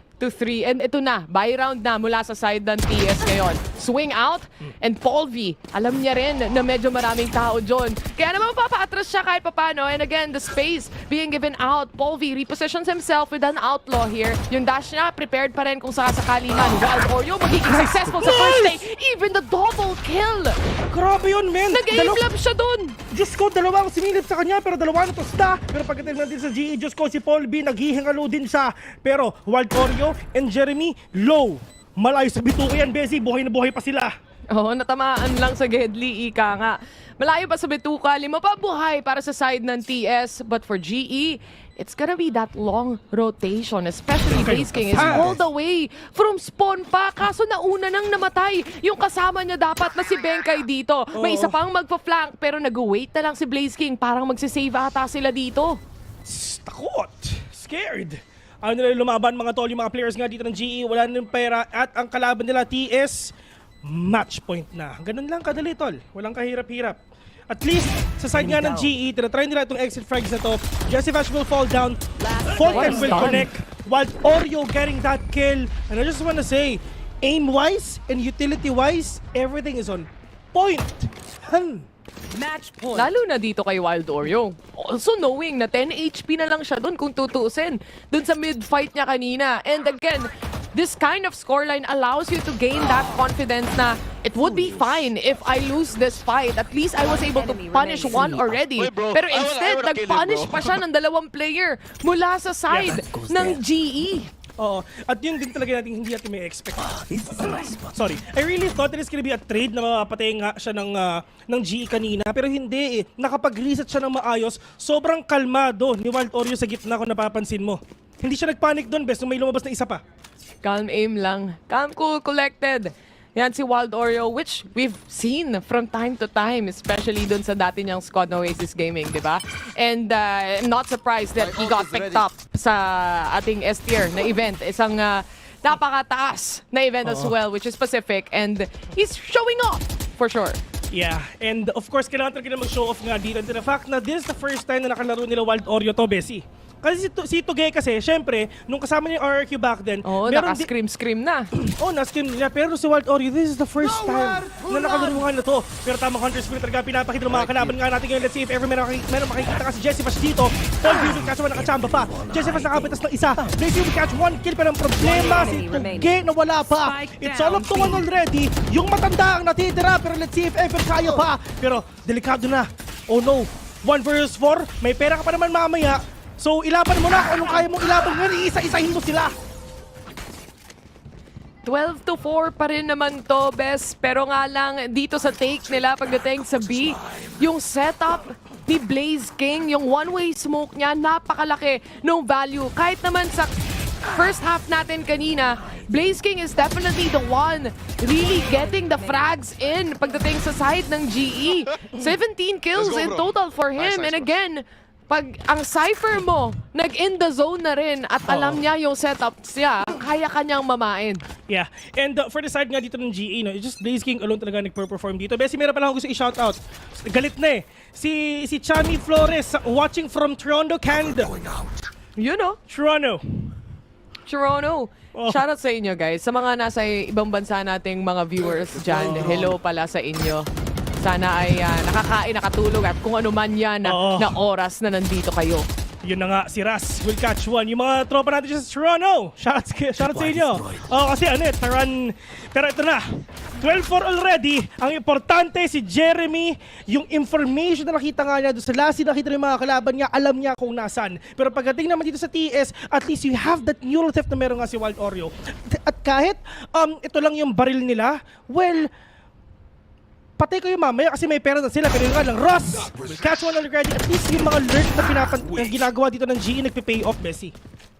Yeah, ang ganda ng timing nung lurk na yon. Kahit na nakatingin si Wild Oreo, it was just split second decision. Ika nga, nasasabihin natin dito. Agad stun mula naman kay Envy. May pa-shock start pang follow-up doon. Pero Paulzy, narinig din dito ni Tugay. Cancel yung plant para sa kanya. And Jessivash onto the side. Mapapalibutan ng GE for now. Envy, the only man remaining. Flash off na rin siya dito. And Ross, nakabawi na siya. Kung kanina, parati siyang patay. Ngayon, makaka 4K na siya. Bessie, kinakabahan ka ba? Hindi. Ako rin. Ano lang to, reset round, ika nga kailangan ng TS. Tsaka, knowing na yung previous 4 rounds, 5 rounds, wala silang pera, force kung force. Kahit dito sa round na to. Talagang gusto rin talaga nila, fino-force sila guys, para sirain din yung ekonomiya nga ng GE dito. Kasi ito yung oras na nagbibuild na sila ng economy, nagbibuild na sila ng momentum, and for themselves, at least ang team secret, nakukuha na nila itong mga rounds na nga talagang kailangan nga nila.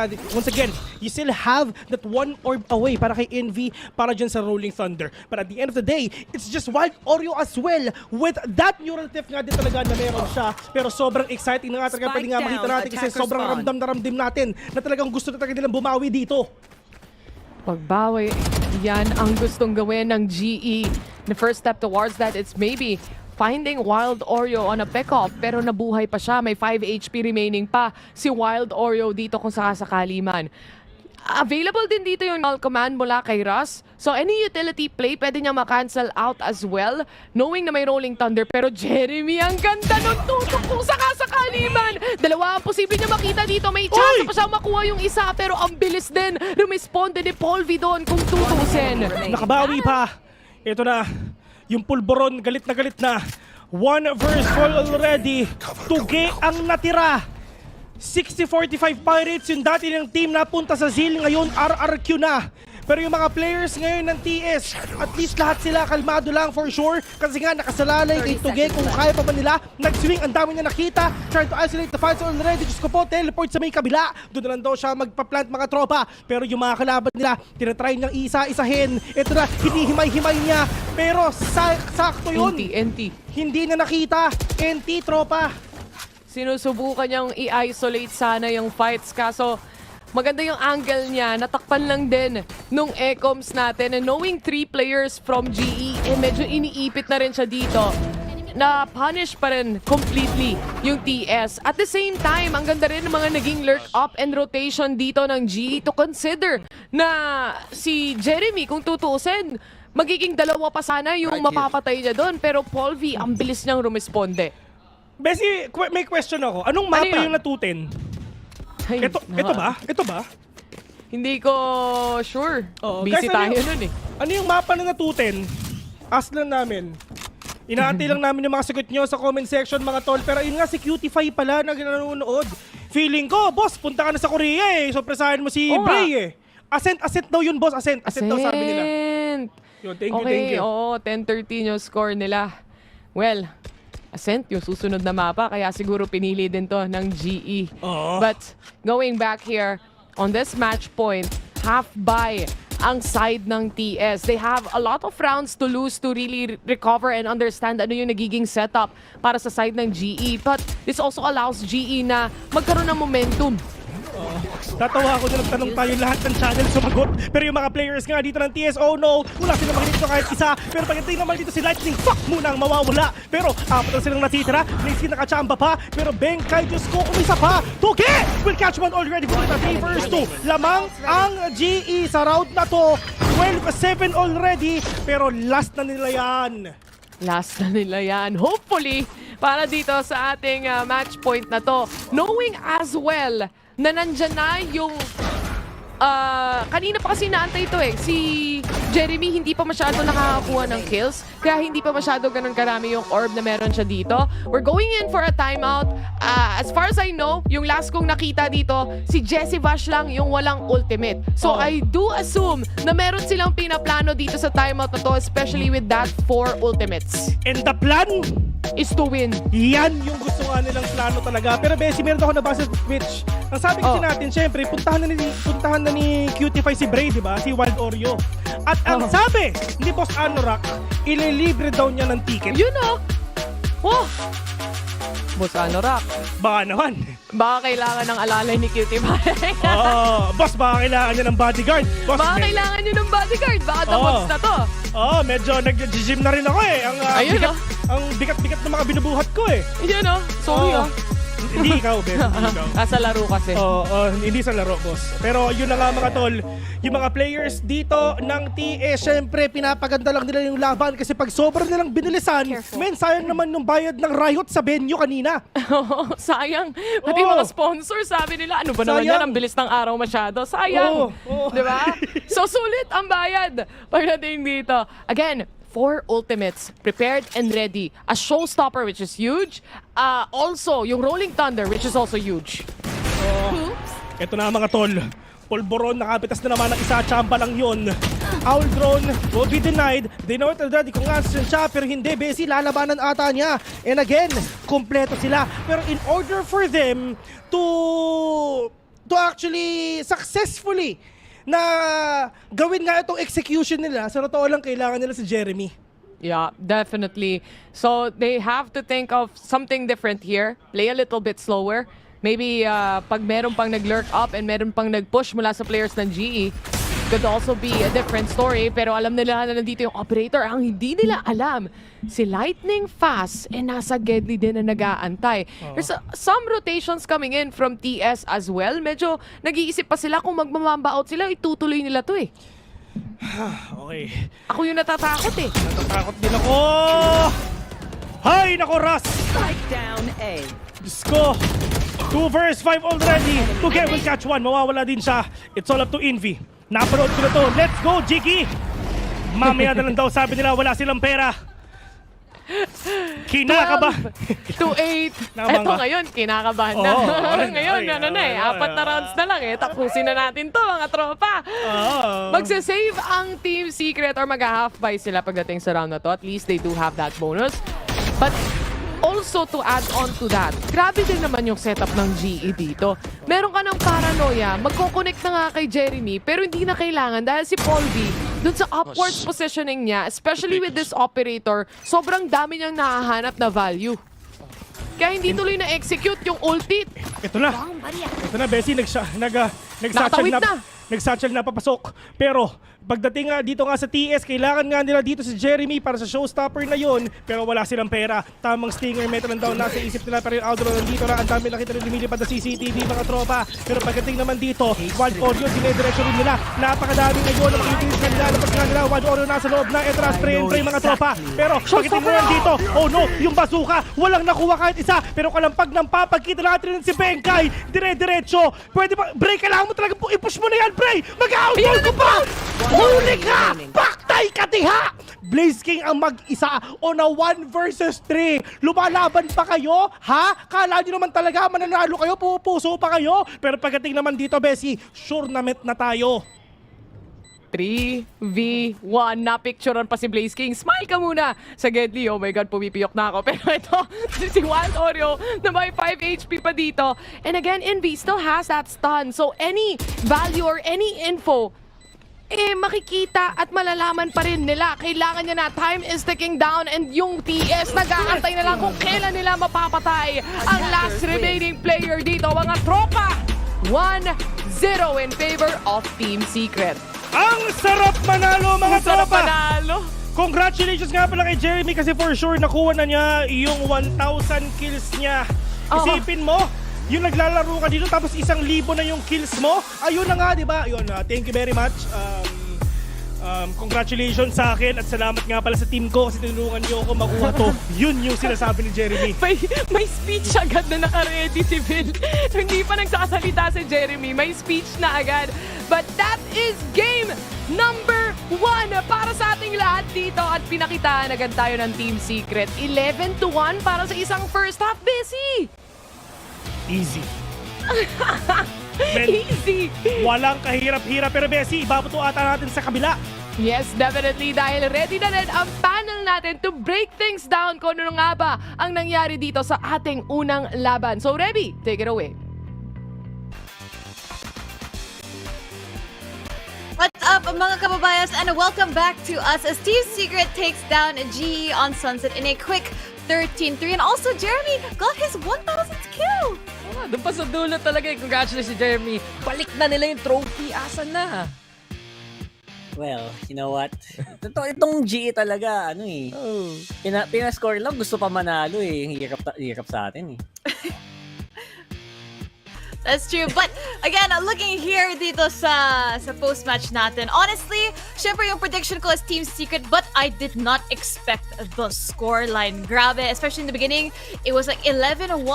Pero Global Esports, props to them. Syempre, they did manage to come back all the way to 8-13. Again, a really good performance from them. But again, ang crisp ng aim ng Team Secret today. And honestly, medyo awkward yung Global Esports in the beginning, no?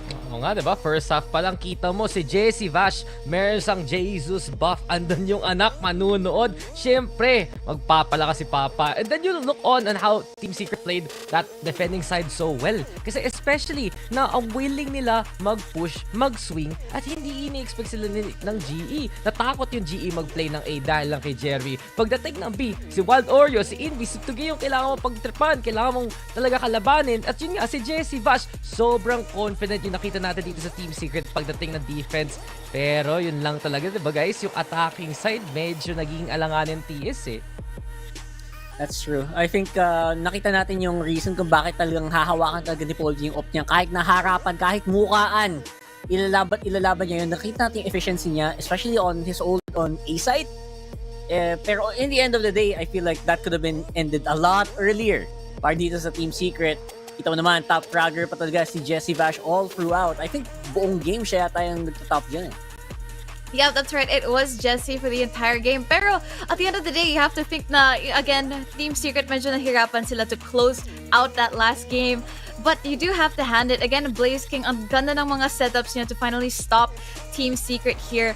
And I think Jesse, sinasabi natin kanina, we were talking about this on the panel earlier, na all of these teams have had a hard time enabling their duelists. And I think that's why si Jesse Vash yung MVP natin, because he was able to successfully do that. Kasi you could see Wild Oreo and Jeremy had so much freedom on that Sunset map.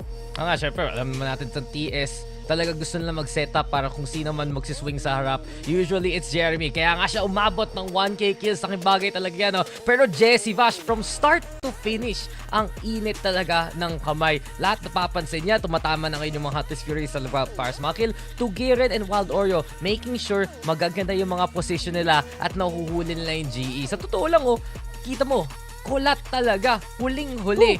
And I guess the biggest problem from GE pagdating ng first half sobrang nawawala sila kung saan nakapwesto yung TS dito.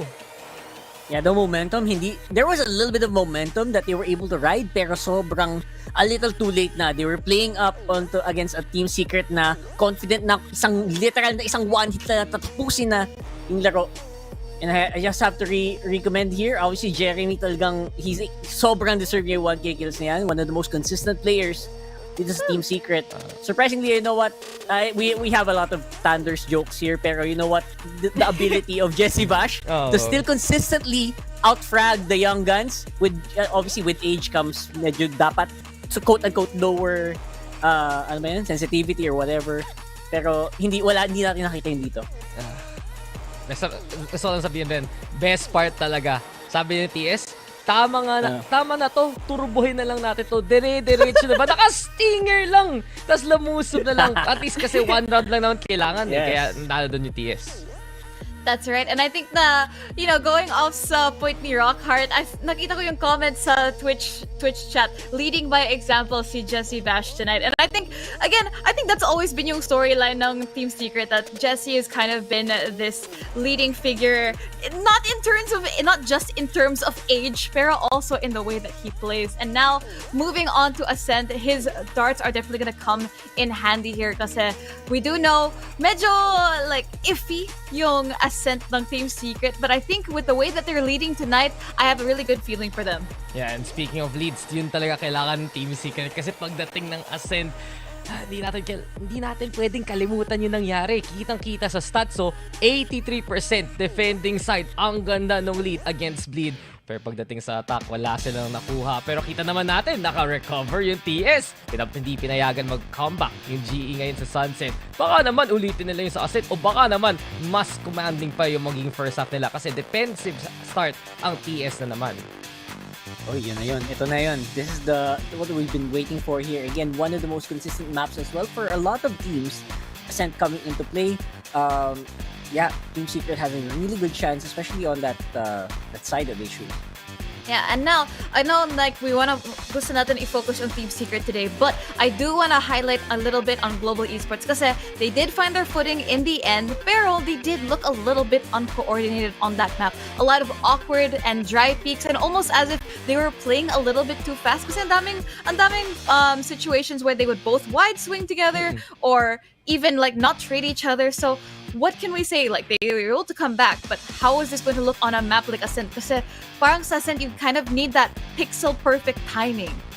Alam mo, okay lang sa akin. Kasi pag ganun sila maglaro ng Ascent, di 2-0 na nga to. Pero, sa totoo lang, Reby, I think it's more so na uncomfortable sila sa tingin ng Sunset. If you look at their records nung split number 1, mababa lang talaga yung score ng GE. Ito na yung pinakamataas ng GE ever since that one matchup kickoff na nanalo sila versus Bleed. So right now, ito yung sinasabi natin kanina. Pagdating ng Ascent, pagdating ng Icebox, mas magiging fine-tuned ang global esports. Pero, alam naman natin, itong Team Secret, high yung momentum ngayon, maayos talaga yung nagiging plays, and especially pagdating ng depensa, dun sila nakaka-dominate. Siyempre naman, grab muna. Habang nag-aantay tayo ng game number 2, guys, mag-grab muna kayo. Ano ba yan?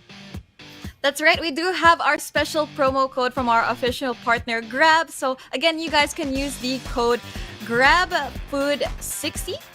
GrabFood60 for 60 pesos off on your order with a minimum of 550 pesos. So again, if it's not just food, if you guys are trying to go from place to place, we also have our Grab Car Saver with up to 15% cheaper fares. And again, if you want to get some food, we have up to as low as 15 pesos delivery fee with Grab Food Saver delivery, and of course thousands of budget-friendly meals as low as 99 pesos with Grab Food Saver meals. So what are you guys waiting for? Use the code because it's already live since 11 a.m. this morning, and again, it's already 7 p.m. So time now for dinner, and again, to reward yourselves with some good food for this Team Secret win. But it looks like it's time for game number 2. So the mods, back to you guys. Game number 2 tayo dito, mga tropa. At syempre, ngayon sa series na to, Team Secret pa rin ang maglalaro. Kaya naman, double VAL ang makikita nyo dahil dala-dala niya na ang bandera ng Team Secret. Akala nyo siya yun, pero joke lang pala. Dahil pagdating dito sa series na to, Bessie, matindi-tindi ang gagawin natin. Kaya bumalik ka na, umupo ka na, halika na dito. Sige na, magkakas na tayo. Fast games lang daw eh. Fast games lang daw. Oh. Ito na lang yung magkakas. Huwag mo akong iwan. Walang iwanan. Yeah. Upo ka na. Yan ang mga tropa. Ngayon mag-aayos siya, di ba? Live sa stream. ITVL. Hindi niya na matanggal. Bakit mo nilayo? Nilayo niya na sobra yung upuan niya. Nawala na completely. Eto na, punta na tayo sa laro. Dahil TS, mananalo na sa 2-0 na to. Hindi ka makatayo, no? Kita shorts mo, no? Babalik muna sa upuan niya si Vin, guys. Alam niyo naman, lahat ginagawa namin para manalo ang Team Secret, di ba? Kaya naman, dito sa Ascent, hindi na natin dapat hayaang makambak ang kumakambak. Dahil last time na nilaro to ng Team Secret, yung total nila naging 13-10. Ang hassle, nakalimutan ko mag-unmute. Okay lang, camera naman ang kailangan. And yun nga mga tropa, debated kayong lahat, no? Akala nyo ako yun, no? Ha?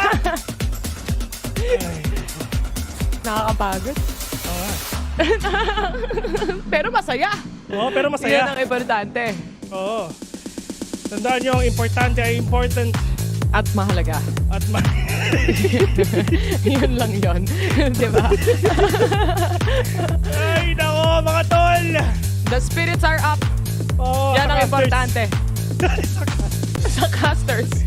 Casters pa lang, lugi ka na sa cheer eh. Oh, wala eh. Shoutouts nga pala mga tropa natin dyan sa India. Yan, sa Global Esports. Ay, sa Global Esports. Sa South Asia. Tama ba ako? SA. Tama. Yan. Shoutouts nga po pala dyan. Biryani or adobo? Tinuruan pa natin mag 0.5 Gen Z selfie. Oo! May-ari ng Global Esports. Oo, tama. Last time. Meron akong nasabi kanina. Si Bill pala marunong magkagibunshin.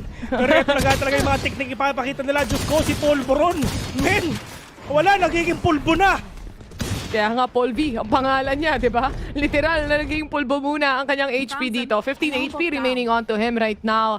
But the alarm, nag-ping na rin para kay Wild Oreo. He's willing to give up space here for the meantime dahil pa-rotate na rin yung mga kakampi niya and ready to take on the action ang TS. Wild Oreo secures one here pero si Russ mukhang nag-iinit na rin. Pero yung mga players ngayon ng GE, oh no, kompletong-kompleto pa sila. Pero pagdating naman dito sa kabila, Tuge, Jesse Fashion, Envy, hinahanap pa nila actually kung nasabi yung mga kalaban nga natin. Hindi pa naman nila napaplan yung spike, sa tao lang, pero ito na nga. At least, bukas na. Envy, nakapitas ng isa. Yung turret nandyan, sabay babanga nila. So, delikado nga to kasi yung tao sa heaven nakuha pa. Pag si Envy, nakapitas na. Pero yung mga players nga dito ng GE, oh no, kinakabahan sila. Kasi yung pulbo, siya na lang. Oh no, meron pa siyang angle nga dito, pero literal na 1 bullet na lang siya. Utang na loob, tamaan nyo na. Men, 1 bullet na lang yan. Utang na loob naman. And ito na nga, hop, tamang isolation play lang. Wide swing ka pa. 1-0 already. Pinagsapak-sapak sa mukha. KO literal para sa side dito ng GE ngayon, but it was still a little bit too close if you think about it. Ang sakto lang talaga pagdating kay Paul V dito, 15 HP na lang talaga ang natitira sa kanya. So the comfort really to swing out and really go for the fight and the duel, not much comfortability, I would say. And for TS naman, even through smokes, at least na-punish yung ibang mga players dito, making sure na makuha nila yung retake na yan. Pagdating naman dito, and again, binabati nga natin ulit, happy 1K kills dito kay Jeremy. Sabi nung mayor namin dito sa Marikina. May patarpuli na nga eh. Oh, may tarpuli na si Jeremy sa Marikina. Happy 1K kills. Oo, sa yung mga congressman, antayin nila yung mga tarpaulin. Yan! Ang dami nilang nakita! And eto nga yung delubyo. Diyos ko, si Lightning, nakaisa pa. It's a 3v4. Again, the pistols and even the utility play mula sa side ng GE. Nakaka-punish pa rin kahit papano. TS has to be really careful with this. They're holding on to the sheriffs that they have right now. And ngayon si Wild Oreo pa ang matitira. Nagkaroon pa ng baril ang kalaban nila. But he secured 1 kill. A double not gonna be enough damage para kay Paul V dito na 1-1 pa. Sakit nun ah. Sakit nun ah. Miski yung casters na nahimik dun ah. Oo. Si Bill wala siyang nasabi. Sakit na. Wait yun, man. Pero at least 1-1 pa lang naman yan. So, kumbaga, sa lahat ng entirety nga ng laban dito ng GE and TS, ito na yung pinakamalapit so far. And for the score nila. Ito lang na 1-1. Pero, Bessie, pagdating nga dito nga sa GE, at least they have the momentum already. They have the firepower, economy as well. They're gonna go on a 3-man push. Meron sila nakuha nga dito, pero nasan ba yung overhead na flash nila dito?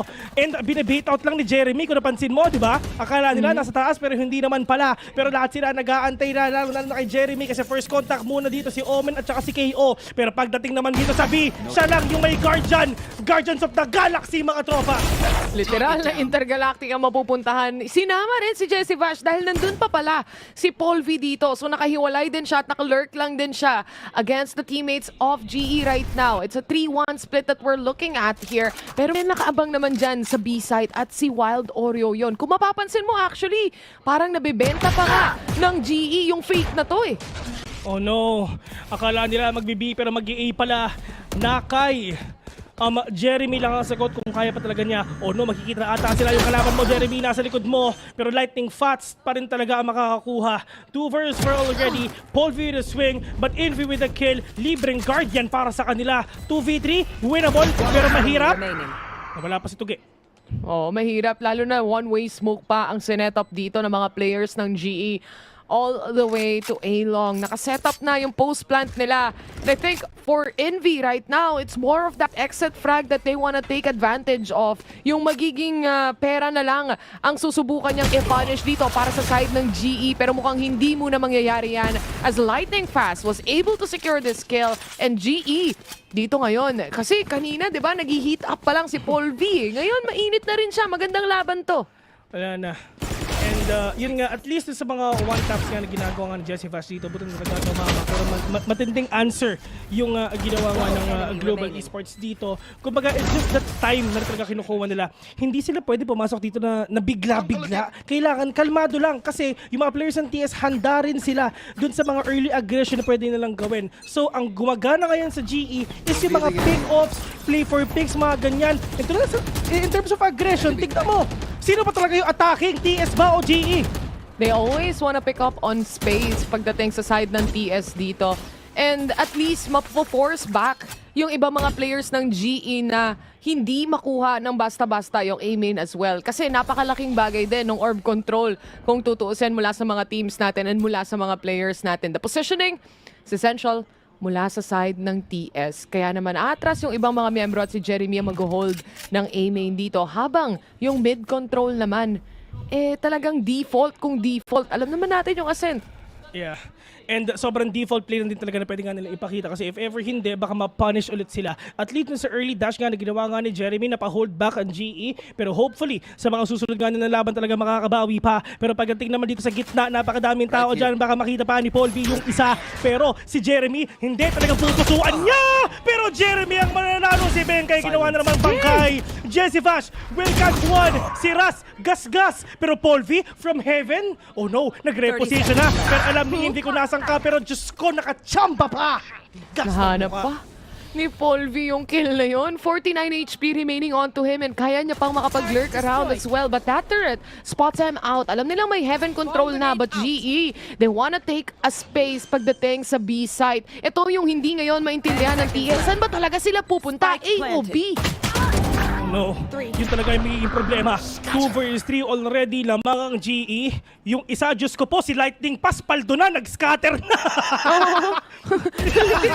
Scatter papuntang B site indeed dahil gusto niya na makuha yung space. Ang kaso nga lang, Jeremy, napitas niya pa rin si Paul V dito kahit papano ha. It's still a 2v2 and it's still a retake in play. Na-trap man or nakita man ng turret to pero pasok na sa loob ng site and tinap niya pa yung spike. Kitang-kita kung saan magagaling si Blaze King. But Lightning Fast still on B main. He secures the first kill here, but the time is not in the favor of TS right now. It would be a save and a kill, maybe? No? Sobrang sayang, hindi nga niya nakuha yun. Actually, si Blaze King, ayun, nice one! Nice! Sige, nice! Nice one, scatter pa, yan kasi. Pero pero at least sa side nga ng GE, lalong-lalong si Blaze King, sobrang kalmado niya. Nung pagkatap niya sa spike, hindi siya sumilip doon, men. Talagang hold position lang, ika nga. Parang nararamdaman din kasi nila, it's all about the timing anyway, plus the recon na nag-connect pa dun sa backside. A good catch actually from the player playing B main, which was Russ, to make sure na hindi makakatawid ng ganon-ganon lang itong TS. It's a 3-1 right now. Available yung null command para sa atin dito, Bessie. Pagka dito ay NV pero Sheriff lang sila. So they really need to rely dito nga sa pag-a-anchor nga ni Toge at saka ni Jeremy. Pero sabi ni Paul V, alam naman niya na baka nga mag-half armor yung iba kaya mag-auto na lang siya. At least si Wild Oreo wala na. Pero on to the side nga na pwede nga ipakita nga ni NV. Ito yung push na ginagawa nga ng GE. Pero in terms of patience, sobrang pasensyoto nga talaga sila. Pero si Toge and NV magpupush ata! Pero nice one! Toge! Masyadong mababa! Masyadong mababa yung pagkaka-hold niya dun. Yun nga lang, si Blaze King kahit papano, na-secure niya yung trade indirectly. But again, that's a big kill mula sa side ng TS. On the other hand, it's still a 3v4 at pasok na sa B-side itong mga players ng GE ngayon. Remember, ang hilig nila mag-lurk around dito kaya may iiwan pa rin isa at si Lightning Fast yun.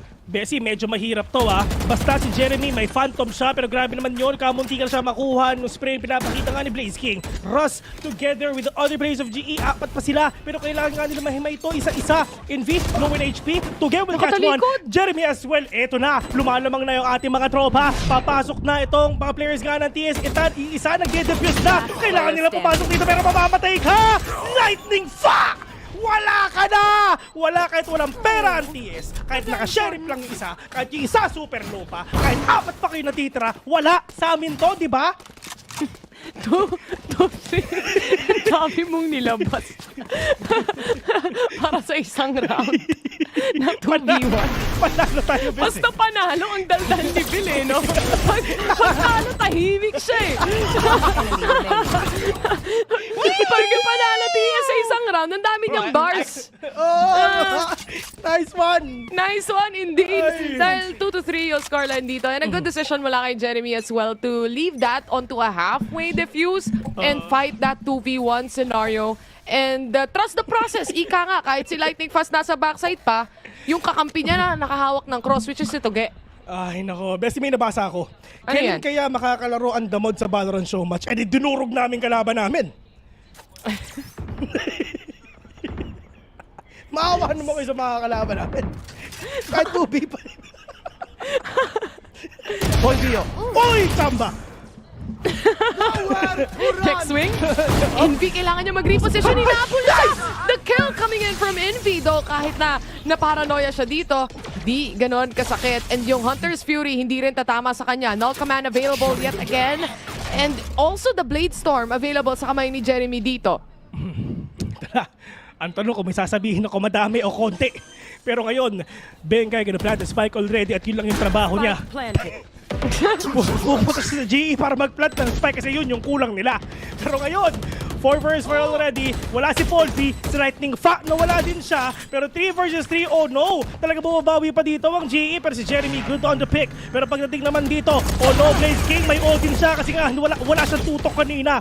2 versus 2 already. Pupuso sila. Jesse Bash! Nasa harapan niya pero makakakuha pa rin. Kumambiwi no? Ay nako.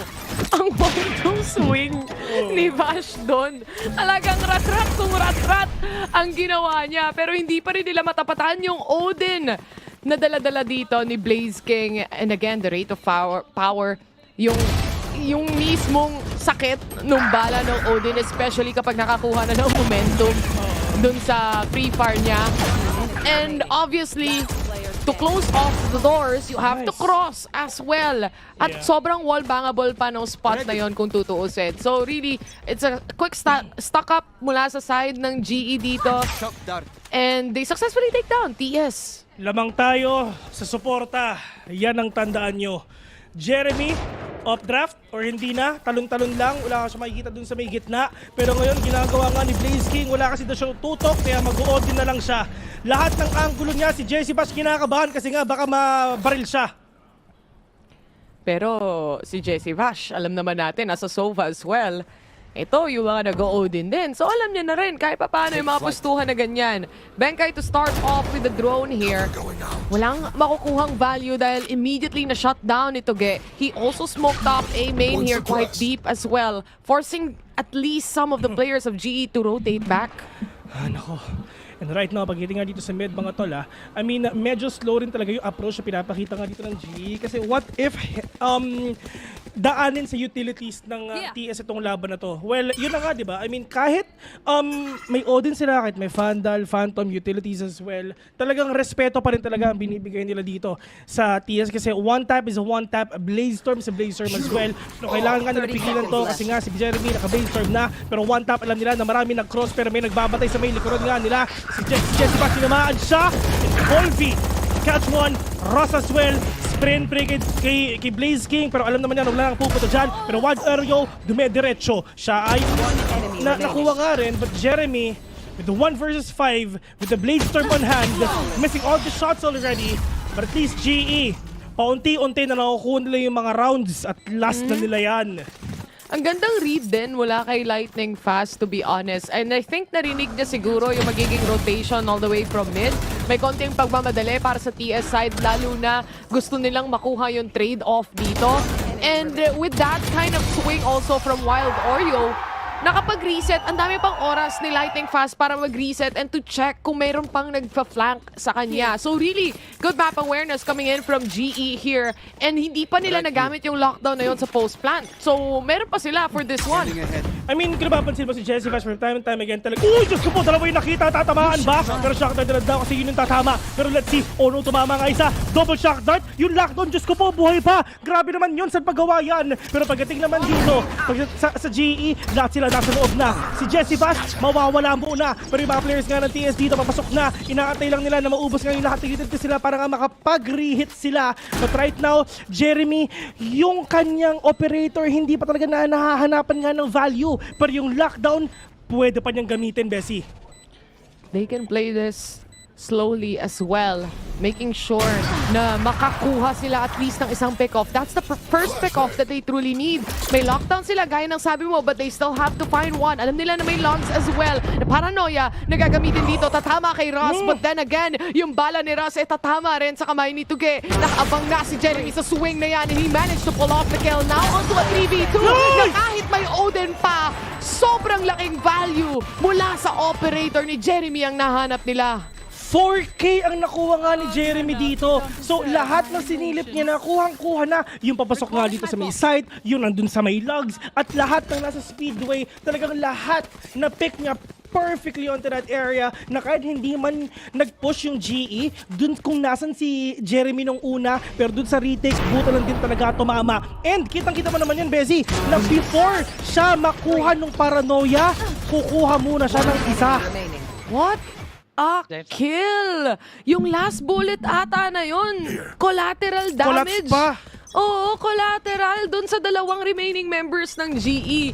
So really, when it comes to this operator setup, I think ito rin yung isa sa mga inaantay ng TS, knowing na syempre, ang GE yung nanalo dun sa mga pistol round nila and sunod-sunod na round din as well. Ngayon lang talaga sila nakapag-invest sa isang operator. A good catch mula kay Wild Oreo. Nashook siya. Si Paul B through that smoke, mga Sige na tropa. nga, Pero alta pagdating muna. naman dito, Jeremy na naman talaga makakuha mga tol. Pero ang maganda, si Lightning Fa is super low na niya. At yung mga players nga ng TS, kompleto pa. Pero rehit na naman papuntang mid. Men, ang dami na nga napatay dyan. Dalawa pero hindi pa rin sila natututo, di ba? Feeling din kasi nila magre-reposition din yung operator ni Jeremy dito kung sakali man. So, if they wanna go for that re-hit as well, that would be the perfect place to be. But there's also an alarm bot here na magbibigay ng info sa side ng TS. They're just waiting patiently. Smoked off yung alarm bot na to. Medyo sneaky moves ang galawan nila. And all the way from mid, wala silang idea na nandun na sila. Lahat sila si Jeremy! Timing! Buti na lang talaga, nahuli niya. Pero meron pang dalawa. Anong ginagawa mo dyan? Lightning pa! Hoy! Jesse Bash, inodi na lang si Benkay sa mukha. 4 versus 5 already. Nakakatakot yung timing na yon, Bessie. Doon sa Jeremy, umikot siya. Tumingin siya sa mid. Doon sa perfect timing na tumingin yung GE nga sa kanila. For sure, nagulat din yung GE doon. Maganda gising ng Jeremy ng Team Secret ngayong araw na to. The shots are hitting. And especially on this operator as well na napaka-importante to find those initial pick-offs and make sure na makapitalize mo yung malaking investment na ginawa ng team mula dito. And with that, Bladestorm is also available sa kamay ni Jeremy right now. A lockdown even from Wild Oreo also available. So, dahil silang utility play para sa isang retake scenario kahit na maipit. Yun nga, ang dami nilang pang sagot nga dito, Bessie. Pero pagdating nga kay Paul V, mawawala din siya. 2GE, si Tuge! Ang mga push nga na ginagawa nila, sobrang perfect na rin. And inside of counter, naka-counter initiate nga nila mga kalaban nila, Bessie. Pero ang GE, eto na, magpa-plant na. Pero mamaya na lang muna kasi si Jesse Vash, tamang wallbang lang sa Odin kay Ras. Good recon, may shock dart pang kasama. Saan kaya papunta ito? You know. Op. Ayan. Para sa mga gustong mag-plant, ito yung shock dart lineup. Nakita niyo na kay Jesse Vash. At syempre, para sa GE, waiting game. Patience muna. Syempre, lugi sila pagdating sa tao. And nilabas pa nila yung Hunter's Fury dito. Dalawang pop nga lang dahil yung knife nilabas din nila. So immediately na-cancel out nila to. And now, with Jeremy catching one, Benkay is the only player left at alam pa nila saan manggagaling because of that Hunter's Fury. Pinalamang gusto pang manalo, mga tol. Yung 5 na score na yan, sinabi na nga natin kanina na last na nila yun. Napakadami nilang pera, hindi na kailangan mag-scatter ni Wild Oreo. Men, kasi paldo na sila. Pero ngayon, for the side of TS, in terms of utility play, hindi na nila kailangan gumamit ng ultimation. Kasi yung pala nila, tama. Lalo na yung operator ni Jeremy. And I do think na, seriously speaking though, para sa side ng GE dito right now, especially on their attacking, Paul V is the one really creating that space in general para sa side ng GE. Minsan nga, siya yung nagiging lurk instead of the killjoy himself eh. So, para lang talaga mailang yung TS and really think na, okay, pull natin yung rotation pabalik dito dahil nandito yung duelist nila. But that's not really the case. Time and time again, Paul V proves naman na nakakahanap siya ng pick-off. But I do feel like na this would be a bigger strength for them kung meron din siyang kasabay, kasama. Kagaya ng parang Jeremy in B combination. One of the problems talaga na pinapakita nga nila, it's just yung nakita natin yung sa sunset, yung pagda-dry peak nga nila, no? Which is, that can actually support si Paul V nga dito kasi kailangan niya si Russ as well to perform. Pero paano ka makakapag-perform kung lagi ka rin dito na may pick off? And dun sa pag-pick off nga dito, nahanap ni Jeremy yung value ng operator niyan. And in terms of value, Bessie, kanina pa siya ROI dyan. Kanina pa nga. Hindi pa ata natatanggal. Hindi pa ata siya bumibili ng pangalawang operator niya kung tutuusin eh. So, pagdating sa kaban ng bayan para sa TS, marami, paldo ang mga players natin dito. Hindi sila mamomroblema sa economy. Kung kanina sila ang save ng save, this time, that's really not the case. Instead, GE ang kailangan mag-save dito. And this round as well will be gauged with that Blade Storm na available kay Paul V. Jeremy, ito na naman. Nagkikita lang sila, nag-aanapan lang, pero nararamdaman din na Blaze King na baka nga meron nga tao doon. Kitang-kita natin sa X-ray, but at least pagdating nga dito sa A, it's just tamang play for picks, contact play, pero yun na nga, Diyos ko po, wide swing si Jeremy na one tap pa. Nawala rin yung focus niya doon kung tutuusin eh. Sakto na yung timing ng scope out kung tutuusin. And after nun, syempre, Blaze King, mas aware din sila dito sa operator na to. Siya naman daw ang gagawa ng play as he gets a triple already. Itong Odin naman, yung tatlo, 4 na knives. Actually, gamit na. Paul V has this one chance to hit the shot in the head and he can reset. Pero lightning fast na daw ang tatapos sa isa dito. And now we're down to a 5v1. Napitas nila isa-isa ang TS. Napakadami nilang pera dito I mean, lalong-lalo na, tira mo si Envy, pa 7k pa. Pero nilang hanapin dito si Envy para nga mawala yung operator. And it's just the economy game na lang for themselves para nga maubos. Pero what if nakuha pa rin ni Envy to? Kasi mala sheriff operator, sobrang on point nga talaga niya. Pero pagdating naman dito nga dito lang sa may A main, yung sa may B main, andun si Blaze King. Pero updraft nga dito kay Paul V, and support system na meron sila. And on that round, it's actually a Blaze King game. Yeah, triple kill, initial round start.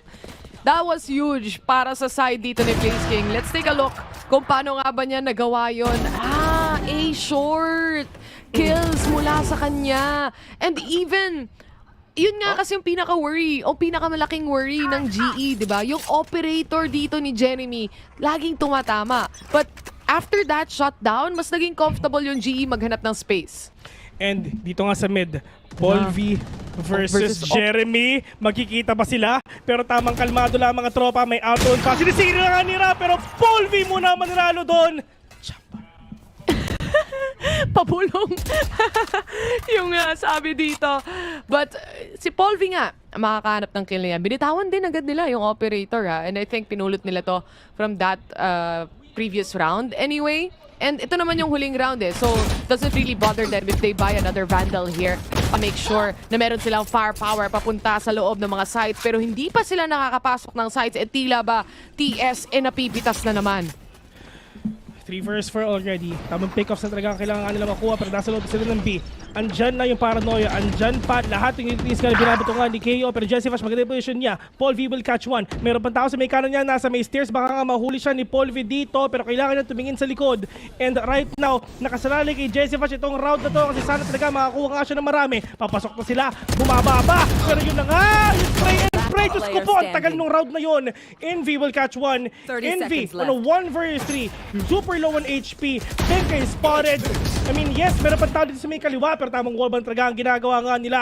Pero just gonna plant the spike too. Pero it's just the knife. It's just the nade that you have. But lightning fast with a shorty. That is actually an almost clutch na by Envy. Grabe! Tumama yung nade. Sakto naman pero lightning fast with that quick wit thinking to really get that positioning, knowing na gano'n naka-close yung last remaining player dito sa side ng TS. Ginamit niya na yung kanyang shorty. Muntikan pa sila dun, bes. 5-7 ang score natin dito sa first half. And lamang ng 2 puntos ang Global Esports. And para sa TS, importante yung magiging nila dito, magiging pistol round nila for the next one. Yeah. So far, itong Ascent attack defense win, makikita mo, yung data natin, hindi pa tayo nagkakaroon ng win. Kasi hindi tayo nag-cast niyan. Oo. Kaya ngayon, Nag-jump kaya in ngayon, na kami. Take one for the team, guys. Kaya for sure magnanalo na sila. Seryoso ba yun? 0%? What naman ang trip na yun? Tandaan mo, si Jessie Bash nga, 0 kills doon sa feed niya. Nanalo sila eh. Ito na si Ruby. Talagang dami. Sorry. Si Dami. Dami. Pero ayun, kung nawala man si Dabi, andito si Dami. May pumalit. Oo. May kapalit naman, walang problema. But, of course, this pistol round, pwedeng maging equalizer para sa side ng Team Secret, syempre. And, alam naman natin, no, dati sobrang notorious ng TS na hindi napapanalo yung pistol round. Pero, they've really, ano tawag dito? Nag-training talaga sila. Really, finukusan din nila itong mga pistol round nila, making sure they get that early advantages pagdating sa mga rounds, especially here in the second half. Kasi lalo na yun, back then, naging parang nasasabi natin, di ba? Pag talo ang TS sa pistol, okay lang yan, di ba? At gulot nga tayo pag nananalo sila. But right now, onto this round, this is Jeremy trying to advance even further. But look at Bengkai! Ooh! What a wonderful flash nga talaga. Ginagawa nga nila, pero bulot na lang si Dugain nandiyan para patayin lahat sila. Pero meron pa naman siyang armor dito. Blaze King, oh no! Kaliwat kanan yung kalaban niya. Hindi niya alam kung sila titingin ngayon. But Polvi and Lightning Fast ang natira. Nasa loob lang sila ng B. Pwede silang mag-A, pero hindi. Speedway talaga. Lane na papasukin nga nila. Gusto po na isa-isa pa. Pero all up to Lightning mga tropa. 2 versus 1. Swing, kaliwat kanan. O no, sa siya pupunta. Wide swing sa may pakanan. Lightning papaikot-ikot lang sila tulad ng ginawa ng mga players sa kanila ngayon. 6-7 already and TS just trying to prove yung 0% pa yun. Magbabago na indeed. And knowing as well na nawala na at nabura yung mga players pagdating sa mid-control nila, syempre walang magiging trade-off dahil nga yung last 2 remaining players kanina pa nakaposisyon actually dito sa B-side. Inaantay na lang din talaga nila na pumasok yung TS. So I'm not surprised na makakahanap sila ng mga first kills dito dahil TS also pushes that all together. Kahit isa-isa pa, at least yung info na bigay pa rin nila at yung manpower buo pa rin para sa kanila. They have the advantage pagdating sa barrel this time. And alam naman natin yung GE kanina na 1-1 agad nila yung pistol, ah. So they have to be careful. Kanina yun, Bessie, pero ito classic lang sila eh. Mas kalaban nila, puro bulldoggy pa eh. So napakahirap nga talaga. Pero ngayon, grabe naman yung lineup ng 3. Kala mo! Nakabang na eh, no? 4 sila. Actually, yung isa, flash yung lineup. Kala mo, naghahanap ng ano eh. Ang tawag doon, nung binibigyan ka ng pera, pagkain, ang tawag doon? Hindi ko alam. Hindi, nung pandemic, sikat yun eh. Letter A yun eh. Gets ko yung sinasabi mo daw. Pero nakalimutan ko din. At ito, 4-man strong, A short, GE, nag-aabang na, Bengkai, tinamaan ng mga bala, they check the left corner, pero Wild Oreo, makukuha niya pa rin yung punish na yan, na quick thinking mula sa niya, quick trigger as well, 8 bullets remaining, give him the ace. 30 seconds Give me the ace, sabi ni Wild Oreo, welcome to Korea, Bray. Pag ito, na-ace mo, magbe-bebe time kayo mamaya ni Cutie Fight, tandaan mo. Pero Ras, nagbabantay. Ito na si Wild Oreo, napakadami yung orb stall.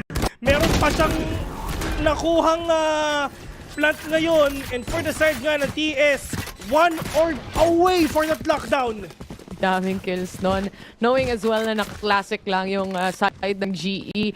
And also very good decision from TS to really play this as slow as they can. At mabilis na na-shutdown at nakapag-react pa si Wild Oreo dun sa mga shots niya pagdating dito sa Bulldog. So really well-executed A short take here mula sa side ng TS and pulling us to a tie scoreline. Best naalala ko na, ayuda daw. Ayuda, oo, ayuda. Ayuda daw.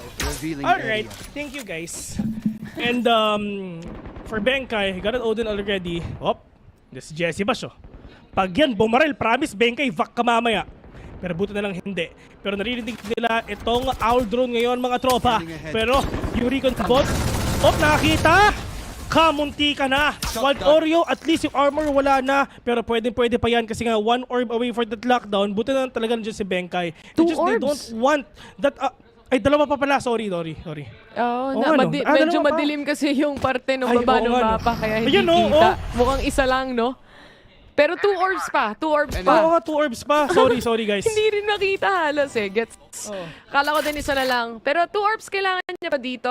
Nonetheless, for TS side, again, it's a default map. They play for default picks and default picks, especially when it comes to mid control.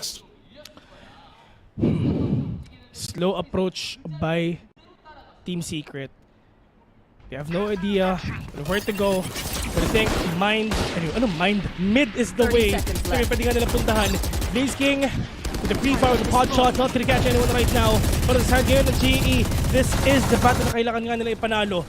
And si Benkay, bahala na kung meron akong mobile mabawasin because damage still a damage for them to get.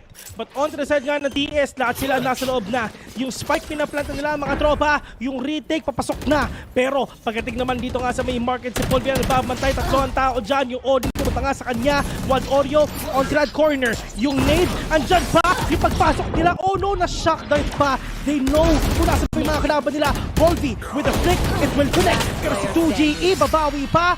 On a 3 versus none, GE, panalo nila yung round na to kasi ito yung round na may pera sila. The thing is, para sa side ng GE, mahilig silang sama-sama talaga na tatlong players by pumupush. And the thing is, anticipated din nila yung mga close encounters, kagaya na lang nung pag-aantay sa labas ng doors na third nga ang kumapit para kay Wild Oreo. But at the same time, yung positioning ni Jeremy, once na nabasag yung doors na yon, hindi na siya nakalaban sa dami ng players na bumabaril na sa kanya. Just, kumbaga sobrang na-overwhelm na talaga ang mga players dito ng TS. They don't know how to recover onto that moment. But Jesse Vash, with that Odin play, and we're really expecting, Right here. and actually, na mas solid na aggression dito. Kasi meron silang rifle eh. So pwede talagang bumawi. Pero yun na nga, Jeremy with a 2K already onto the transfer, onto the heads of GE. 4 versus 3, meron pang knife, pero yung isa nasa loob na. Pero Ras muna makakakuha. Pop flash, it will connect. Really good utility play, pero Envy is better than you, Ras. Tandaan mo yan. KO versus KO. Tago muna sa hindi nawawallbang para kay Envy. At hindi kakapit to. May recon pa si Benkay na pwedeng gamitin. Yung shock darts niya as well just to try and punish Envy onto site here. And now with that recon na mababasag din agad dito ng Team Secret, it's still a 3v2. Spike planted. Paano nga sila makakuha? Wild Oreo, 1 orb away. For sure na to. Envy is low. Blazing, really good flash nga na pinapakita nga dito ni Envy. At least, nalalaman nila yung mga posisyon ng mga kalaban nila. Para yung mga positioning din ng GE is mahirapan sila. 1 versus 3. Blaze King, sumilip. Nakapitas nga ng isa. At sabi nila, sige, nasa may short siya. Envy and Jesse Bash yung magtatay. Ang natira. 8-8. Closing Good game. cross.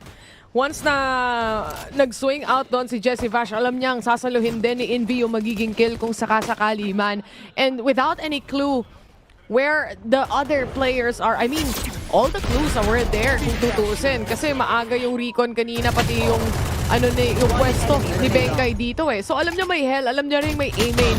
It's just really a matter of the Odin being such a heavy machine gun here in the game. Eh, masakit talaga yung initial damage niya, yung tag sa'yo. There's a lot of possibilities para nga nila makuha to. Pero with that shot, ito nga na ginawa nga ni Paul V, they have an idea kung paano nga sila makaka-recover. Pwede nilang i-smoke yung mid though, for them to go here. Pero pagdating naman dito, it's sort of pot shots, pre-fires, ambahan, information, sound cues, pwede nga nilang gawin para malito ang GE. PS, swing out, Russ is low. 1 bullet remaining. 1 HP. Pwede. Basag traps lang para sa mga players dito ng GE para madagdagan lalo ang babantayan, syempre. And sakto din yung timing na pagkakaalis dito ni Blaze King. So wala siyang early na pick or early na angle kung tutuusin. Nakatawid si Wild Oreo.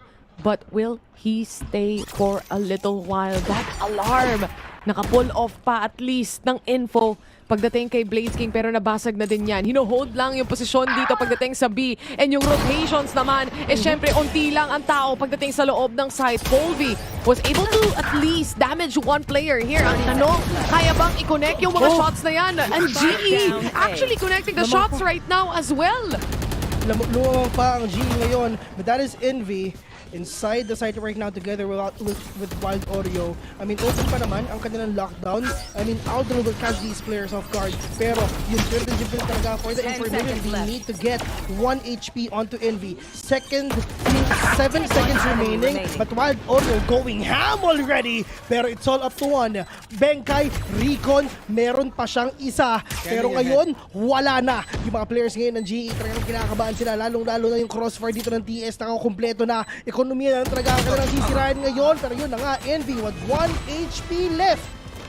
To take down Benkai, 9-8, TS, kahit yung struggle lang dito, ang importante na nananalo sila. At si Kuya Vil ay pagod na.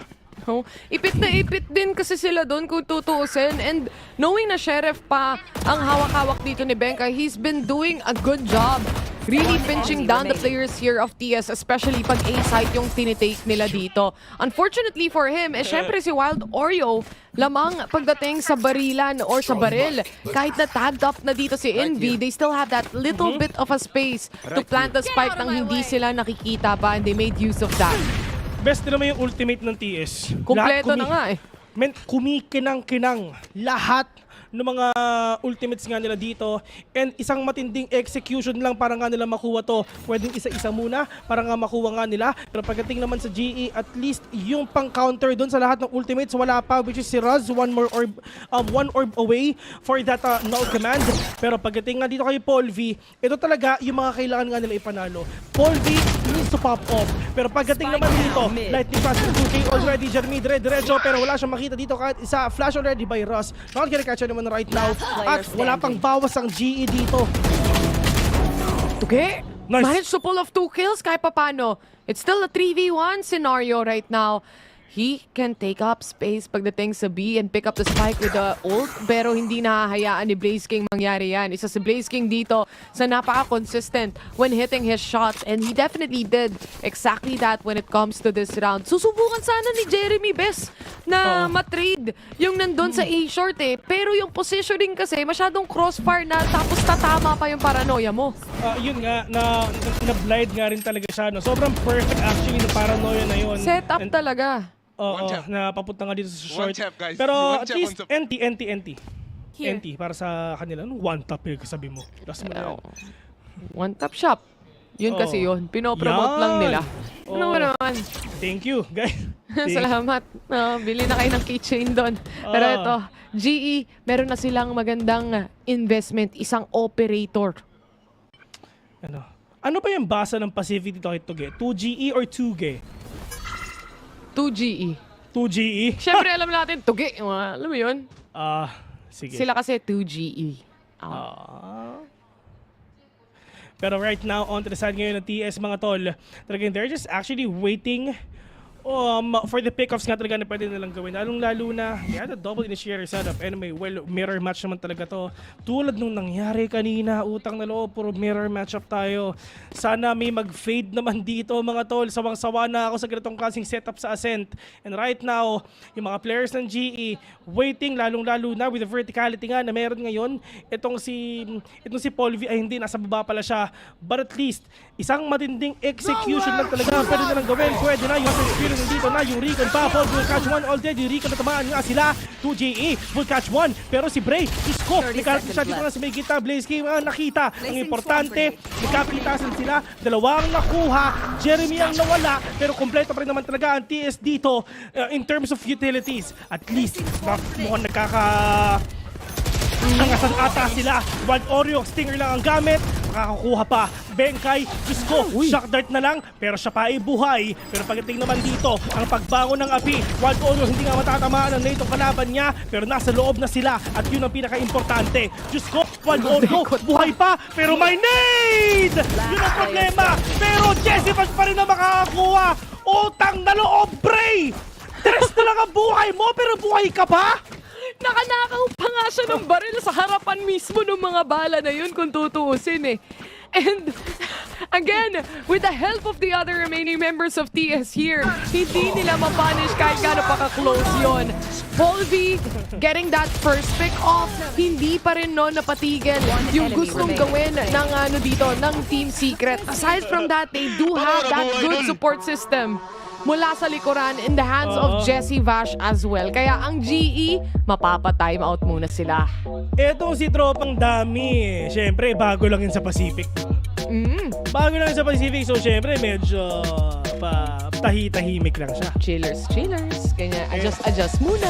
Oo, pero yun pala, pag nagalit yan, mga baka Alex ang galawan. Ang importante namang na tayo, Bessie. I mean, expected naman na talagang lalamang nga tayo dito sa Global Esports. Pero sino ba yung susunod nilang laban? Para sa GE or para sa TS? Sa atin. Sa atin, ang next nating laban ay T1. T1? Tapos kasunod ng T1, next nating kalaban, Gen G. Ay! Easy! Hindi ako kinakabahan. Sa atin Hindi yun, ako kinakabahan. T1 and Gen G. Easy. Pero natalo na ng TS ang Gen G one time. Oo, tapos nag-champion sila, di ba? Men, syempre, tayo ang Korean Slayers. Korean Slayers? Oh, man. Ang Pacific Kings, wala sila sa King ng Pilipinas. Totoo. Ngayon ko na nalaman, medyo monarchy pa rin pala tayo. Yung shotgun na to, nakakatakot para sa kanila dahil one-way smoke yan. Pero Jeremy, quick on stones, at least nakuha niya agad yung trade. Yung flash coming in ba? Mula kay Russ, nagsiset up lang siya dito. Nate, pang-delay, sabay Mamba out. Magmamamba out na nga rin sila. Kasi nga together, wala pa. Burdo na talaga yung Tomar na wala! Pero Paul Francisco nakachamba pa kasi hindi pa nakuha. Pero with the reposition already, yung mga bala nandyan na. Yung turret inakit na nila. Pero may lockdown pa si Tropa. Pero let's see if ever lalaban sila. Okay, mukhang hindi na ata. Nilapag nila yung lockdown. Pero hindi lalaban sila. Oh no! Tignan natin. Oh, Mamba out! Hindi na, mag-isip-isip kayo, boss! Ano pa talaga? Hindi na natin alam kung ano yung next step di ko nila. na alam! Si Ras nanginginig! Wala na siyang nagawa. 3v3 scenario. Blades still in play. Jeremy with 5 HP. Wild Oreo with 36. Paano gagawin ng TS to? Nasa kanila pa yung spike kung tutuusin. At may oras pa sila dito pagdating sa rotation. But I think it's gonna be that re-hit. Nakastack na yung tatlong players. Aim duel ang labanan dito, Bessie. Sino ang mauuna? At mukhang si Blaze King ang tagapagtanggol ng A-side. But we still have this 1v1 against Benkai here. Drone sa mukha. Gagamitin niya. Inakyatan! Nice! What a decision making from Wild Oreo! Ay, naku po! Wild Oreo! Napakaganda ng decision mo! Diyos ko, nung narinig niya yung Alam ko na Aldon, yan. syempre, Bessie, meron pa yung cooldown, di ba? Syempre, meron pa yung 2.532 seconds nga na talagang mag-aantay siya para nga makuha yung baril niya at ginamitan ni Jeremy yung 900 IQ niyang utak ngayon. Inakyat niya, pinatay niya si Benkai, literal na ginawang bangkay. Lamang na nga dito yung GE kanina pero tayo pa rin talaga ang nakakuha. Kasi tandaan nyo, mas masarap ang adobo kaysa sa biryani nyo. Grabe! Ginamitan ng 1,000 IQ netong ni Wild Oreo, yung last remaining player ng GE. And this is what Benkai has been doing for the past rounds. It's always that delay na ginagawa niya dito. Yung multiple darts, multiple utility play na ginagawa niya. Kaso masyadong open para sa kanya yung posisyon na yon para sa isang 1v1. Ito, shoutouts nga po pala sa mod sa YouTube. Si Nightbot, pinagbaban lahat ng tao nung naka-all caps eh. Hoy Nightbot, umayos-ayos ka. Yung trabaho mo, yung mga tao, binaban mo kahit walang sinasabing masama, ha? Inaway ni Phil yung AI, Diyos ko. Hoy Nightbot! Pag tayo sinakop ng mga robot, kasalanan ni Phil to. Naiirita ako sa Nightbot eh. Pinagbaban niya. Let's go lang naman yung sinasabi. Suporta pero ayaw niya. Pero pagdating naman dito, grabe naman yung Nightbot. Diyos ko, GE ata ang gustong manalo. 5v2. At mukhang magma-match point para sa side ng TS ngayon. Lamang na lamang sila pagdating sa tao. Lamang na lamang sila pagdating sa barel. Pero Lightning Fast still able to punish one player here. Alam na nila kung nasan yung huli. At si Russ na nag-aantay mula sa spawn. Siya at least ang makaka-rotate at wrap around. Pero kakayanin niya ba sa 4 na players na pinag-hunting siya? TS, isa na lang. Ang sarap manalo mga tropa, match point na. Ito ba, pinalamang lang gusto pang manalo, yung nagsasabi ng choke, Diyos ko. Ano pinagsasabi nyo? Yung mga players nga dito ng TS, kalmado lang sila. Ito nga si Jeremy, muwalbang lang, tatama ba? Nakatukay pa, walang nakuha yung mga kalaban nila. So toge, dire-diretso lang, masaya pa siya. Grabing kas sa replay yan, Lods. Yan nga, di ba? Siyempre, ba't tayo sasaya sa nanatalo tayo? Siyempre, mabubuhayan nga tayo ng enerhiya kasi nananalo tayo.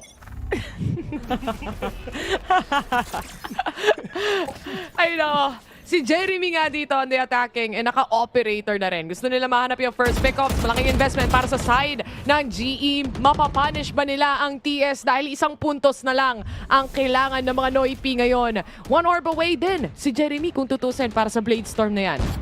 Pero, tignan natin. Russ, super low on HP.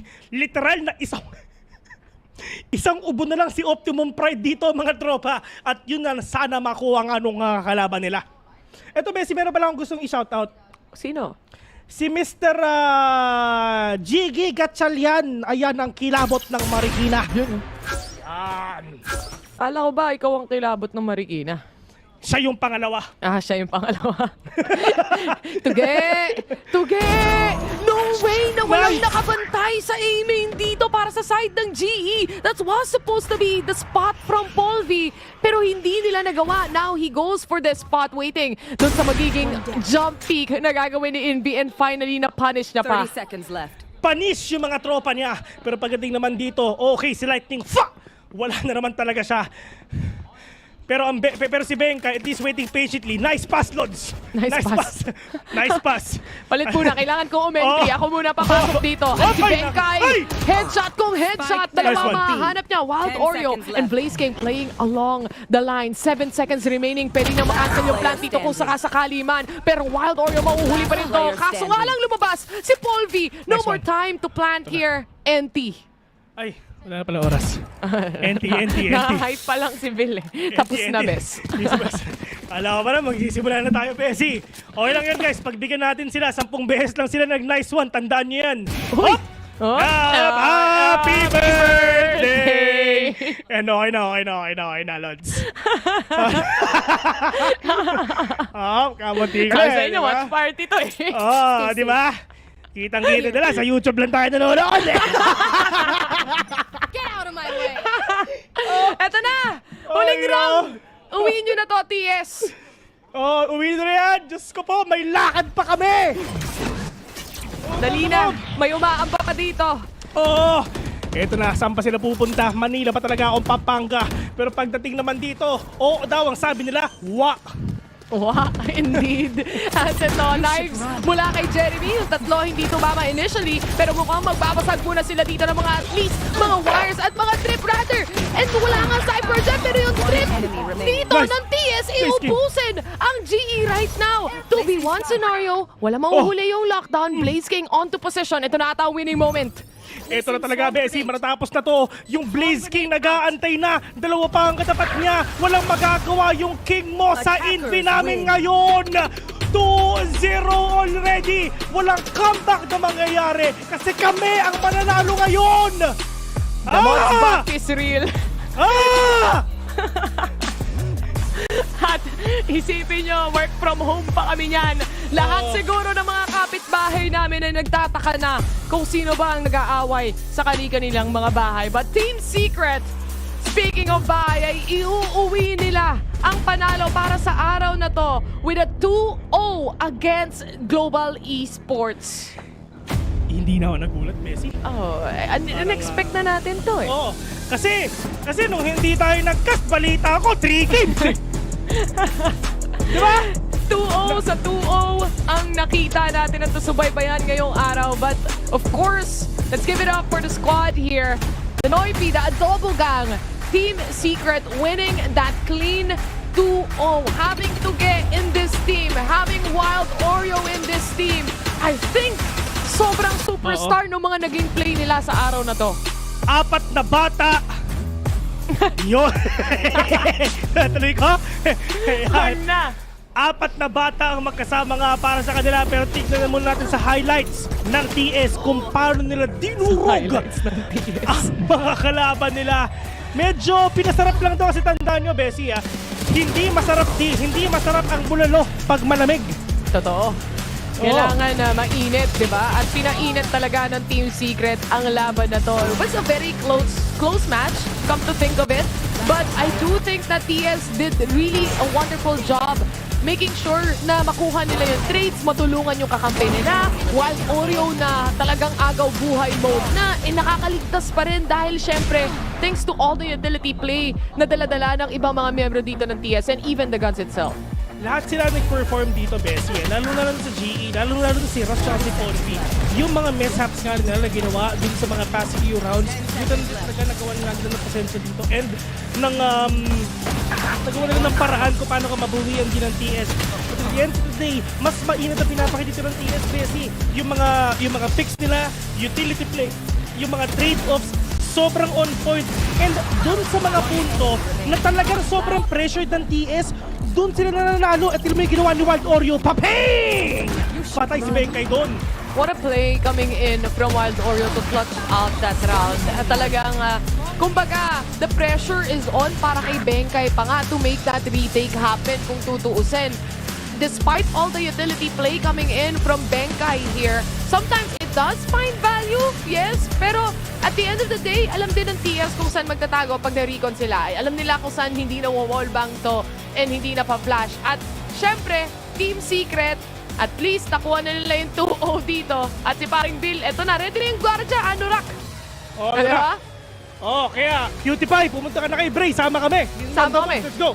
Sama kami, ayun na nga. Tapos na ang laban ng TS dito. Tapos na rin ang pagkakapanalo. Syempre, ng isa pa nating series kanina. But to finally cap things off, ipapasa na natin sa ating mga panelists, which is Sina Reby and the others.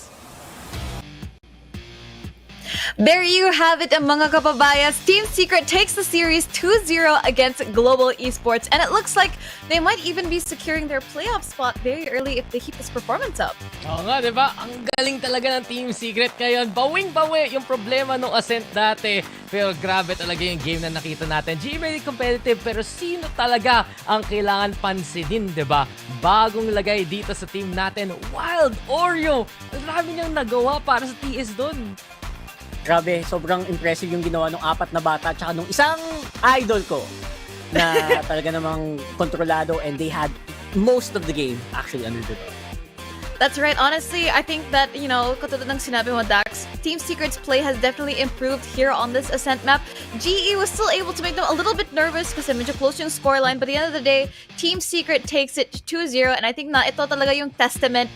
The doubters, again, have been silenced for Team Secret. I'm watching the comment section now. Agree ako sa sinabi ni Laika. The comment section is a little bit, is quiet today, which is a very good thing kasi it really means na this roster has now gained the trust of the fans, and I think again that speaks volumes for a team, and I really feel like the prospective future for Team Secret looks very, very good. Buti pa kayo, pinapansin pa nga yan eh. Pero totoo naman, di ba? Team Secret, we did say rin na mas maganda kung mabilis na lang matapos ng series ito. Kasi mas magiging competitive ang GE pagdating ng last 2 maps. We did see that.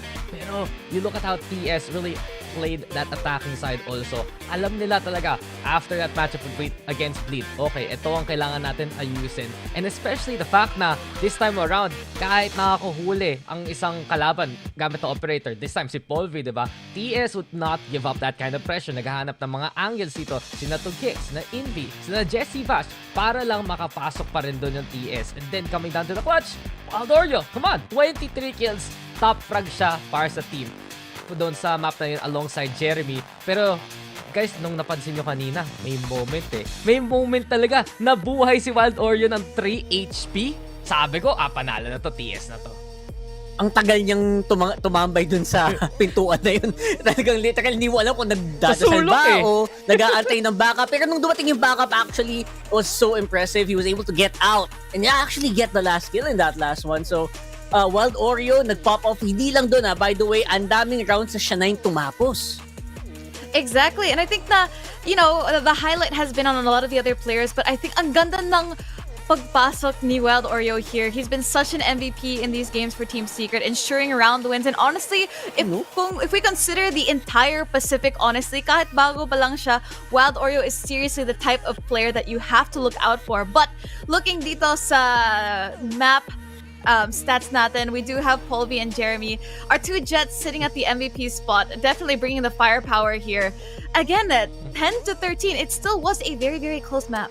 Yeah, I gotta agree with you. At least nga, GE nakita natin na ina-try nila ayusin yung mga pagkakamali from split number 1. They are focusing more na tulungan si Polvi, give him the chance to play the operator kasi dun talaga siya komportable. But then, Team Secret it's so much more confident, no? Yung mga looks dito ng Team Secret na feel nila kayang-kaya nila manalo no matter what the clutch situation is. And kung sino man ang nag-pop off dun sa map na yan, kaya nila gawin. Ito yung nakita natin kanina kay Jesse Bash. We see it right now for Wild Oreo. Jeremy has been consistently fragging out for the team. And ito talaga, ang ganda ng iteration ng TS ngayon. Yeah, absolutely. I feel like ito na yung inaantay natin. Pero syempre, maaga pa lang, it's a really good time to actually just reevaluate. I think kung yung Team Secret dito, okay, atras tayo konti. Yung Game 1, may mga nakababasa tayong, ay, ito na naman tayo. Pero you know what, nabawi naman nila. Maybe yung mga klase ng games na pwede nating panoodin ulit at aralin. What can they have to fix there? Maybe this could have been a lot faster series. Pero overall, still a big up for Team Secret. Siguro 4.8 out of 5, 4.9 stars out of 5. Oo, ayaw kong bigyan ng 5 stars. Bakit 5 stars, Rocket? Grabe ka naman. Taas ng standards ito, no? Well, I think it's good that we do hold them to a high standard because at the end of the day, we want them to keep getting better and better. I mean, we did see it on game number 1. Yung scoreline na yun honestly shook me to my very, very core. But again, Team Secret, things looking very, very good for them. Global Esports, on the other hand, they did have a little bit of a mishap, a little bit of a slip up on that Sunset map, but they got it back on Ascent, and it's really good to see that they're still up to the plate here at the end of the day. So we do have to hope that they find their footing later on in this tournament. But I heard that we're going to be going to a winner's interview with Team Secret. And Team Secret takes the win for the last match of the day. Up on the stage with me, I have Jesse Bash and our special little guest, Zeus. Say hello, everyone. Hello. All right, Jesse, congrats on your second win here at Stage 2. I want to know how that back-to-back win feels like. Feels good. I think we really need this win to build the confidence of the team before we face T1 and Genji. Right, building up the confidence to, face the big teams. And Zeus, how do you want to rate your dad's play today? Out of 10? Yes. 10. Oh, 110? Well, you gotta choose one. 11. 11, okay. Very cute. Oh, loving the support. And so, Jesse, how has it been getting the 2 new members, getting up to speed with the team? I think they really help the team when it comes to discussion and everything. We really improve a lot from inside the game and even outside the game. We are really active, discussing everything, like building a strategy and anti-strat. Like, we really talk a lot about Valorant. Yeah, open communication is the key to everything, right? And good news for you, next week Haven is back. So how excited are you for that? Really excited. We already practiced the map like this week and we are really excited. But we just have some minor issue also because of the patch. So we're not sure yet if Ray's satchel is still be good there. We don't know. Okay, we'll have to see when you actually play the map, right? And so every win matters for you guys at this point. And next match is up against T1. What are your expectations going into that? After watching them play against Genji, I think they played really good. But I feel like we can win. Oh, that's good. Well, they're good, but we'll win. Yeah. Right? Okay, Zeus, do you have any words for T1 for your next match, for your dad's next match? Good luck, have fun. Good luck, have fun, because dad's gonna win anyway, right? Alright, that was Jesse Bash from Team Secret and Zeus for the interview. We'll be back on the 22nd for our next Day 4 match. Alright, thank you everyone for watching, and good night!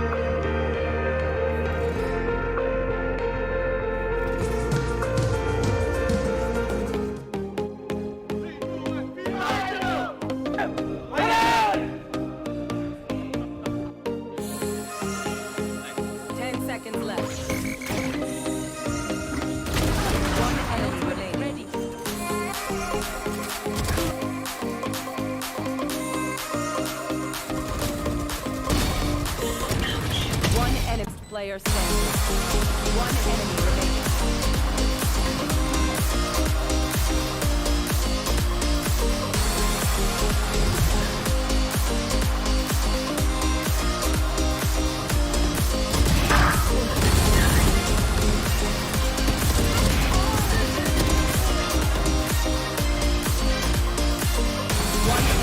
Look at me!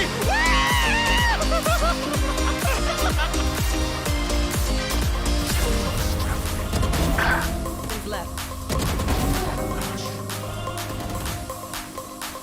One enemy remaining.